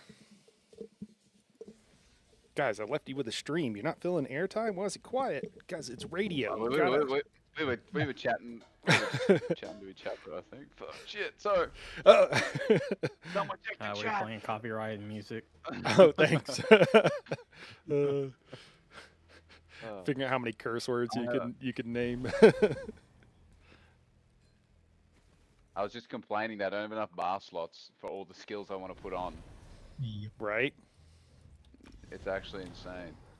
It's super annoying because you got scribing on top of it, so you're like, oh my god.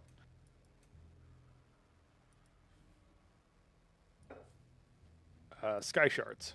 Think scribing's dead for DPS. Yeah. I think the only thing for scribing will still just be the two support DDs in the jail knife, and that's it.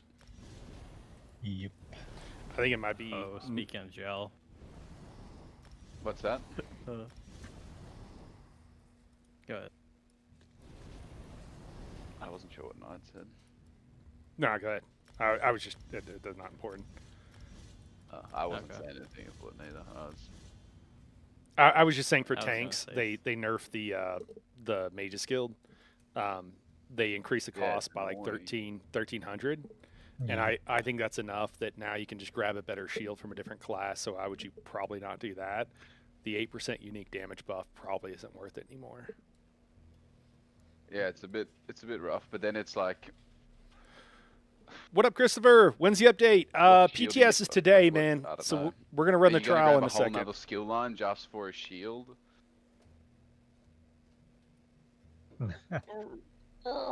It's bloody, like, yeah, it's annoying. Annoying. I think you could probably get it. You know, it's just a bonus along. Because I mean, if you're doing Sork, there's a lot of places to get it. To me, in my mind. I think most people would just get it from Impervious Rune Ward, to be honest. If you're like, depending on what you're going for.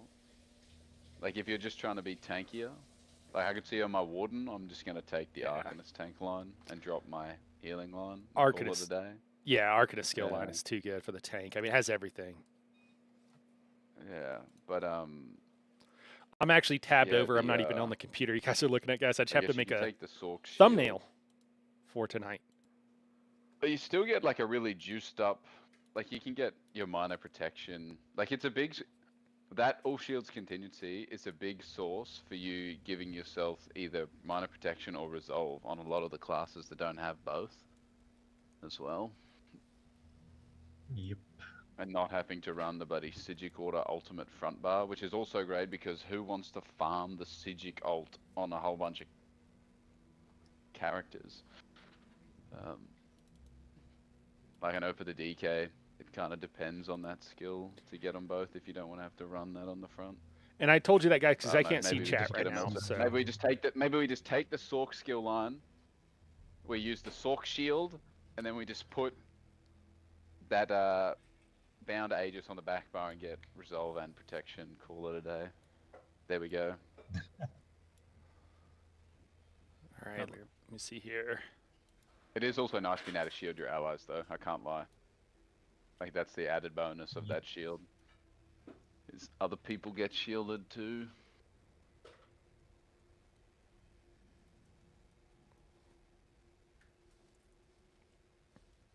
Oh yeah, did you guys see the Templar passive change that was it's a block 2 attacks 2 seconds automatically? No, I didn't see that. Yeah, so when Templar starts channeling something, every 15 seconds it will block all attacks automatically with 0 cost Yeah, for 2 seconds. it basically means you can free heavy attack on a Templar and not have to worry about dying now. I thought that was dope. Wait, how to No. repeat that? Heavy I attacks must have just don't missed count, over 'cause this. It How specifically does it says work? it whenever you cast a channeled ability for 2 seconds after casting it, it treats you as having as blocking for that 2 seconds. And it says specifically that it includes heavy attacks. Which skill line's this in? I don't recall. That's wild. Let me take a peek. But you can basically heavy attack for free on a Templar now. Like without having to worry about Probably getting one shot while you're heavy restored. attacking. So for new tanks, it's epic. That's pretty juicy. I can't find it actually. Wait, where is it? Hold up. Sorry, I'm Oh, tabbed okay, out. here we go. right Light now. Weaver, restoring light.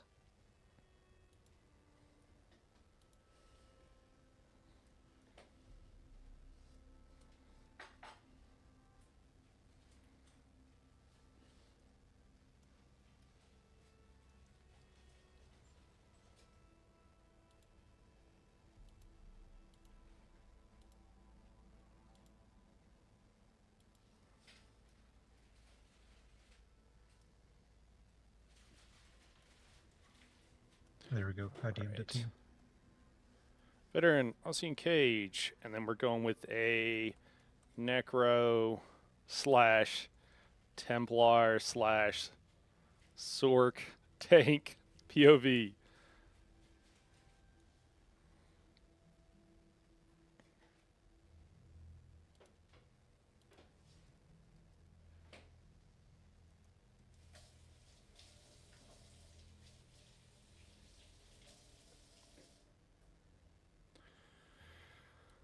All right.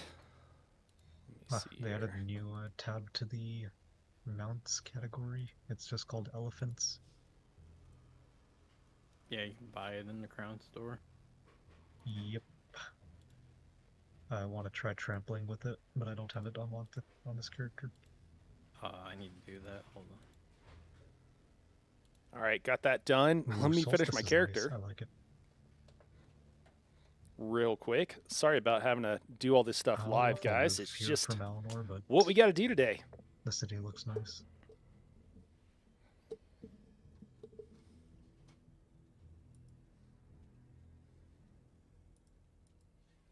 Oh, did the game crash? I feel like the game crashed. Honestly, think I might race change a few bloody characters depending on what happens. Well, it freaked out. Whatever happened, we're gonna have to hard Oh, yeah, close it. also I made a Hey guys, let me catch few up on chat here. diagrams. I say a few diagrams. I made 2 diagrams. Do you have to buy the content to play on the PTS? I have a For PC account, but never DLC. use it. No, you do I have not, no King idea James. if It they would says be you do, but you do applicable not, King diagrams or James. if one's even a boss. It means like all the additional content they're or there. something. I don't know what the deal is, man. But yeah, you do not. So we're just gonna stop all this, see if it'll quit. Argonian Warden Ugh. with Arcanist and Nightblade healing skills, 100%. Yeah, dude.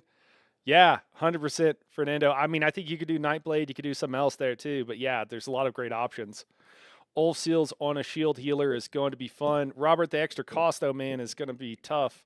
But I'm with you. I feel like Arcanist skill line has a bunch of everything, but at the same time, nothing really needed or unique. There's a lot on there, Luna. I don't know. Pilar healing got a big buff too. Might be better than Blade. The unique would be the armor shred from Taunt, but since Alkosh is a thing, it's kind of useless. Yeah, I mean, I think it's just really good. But yeah, you're right. You're right. You're talking about from like an optimization standpoint. Will be insane for dungeons though. I usually think more about trials. Yeah. That's a mammoth charger. So does anyone in the group know anything about the trial at all, or no? No, we're going in blind, man. We're going in blind. Cake. Hey guys, I'm gonna end this stream and I'm gonna kick us over to the new stream. I know I'll lose a lot of people, unfortunately, but I want to just split these up on YouTube. And it looks like it didn't save my thumbnail, which bugs me to no end. Hey guys, I think I'm going to drop over here in a second and get ready for this trial.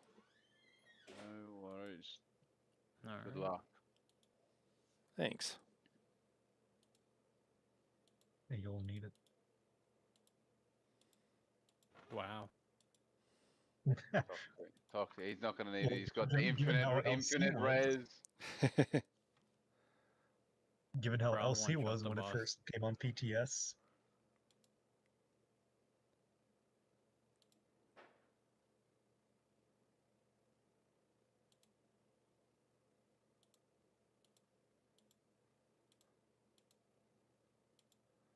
There we go. Got the thumbnail updated, maybe.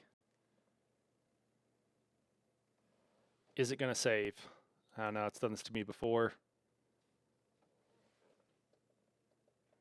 Yes, it is. Excellent.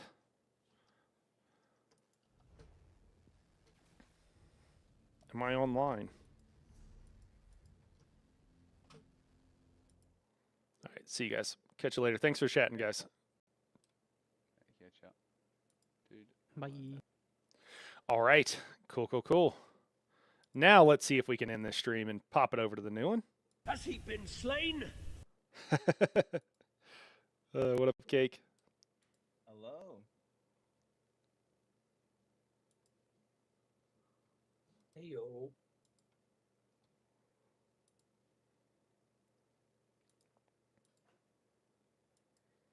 All right, guys.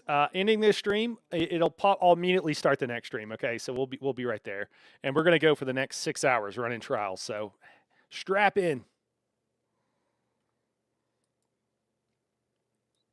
And if you're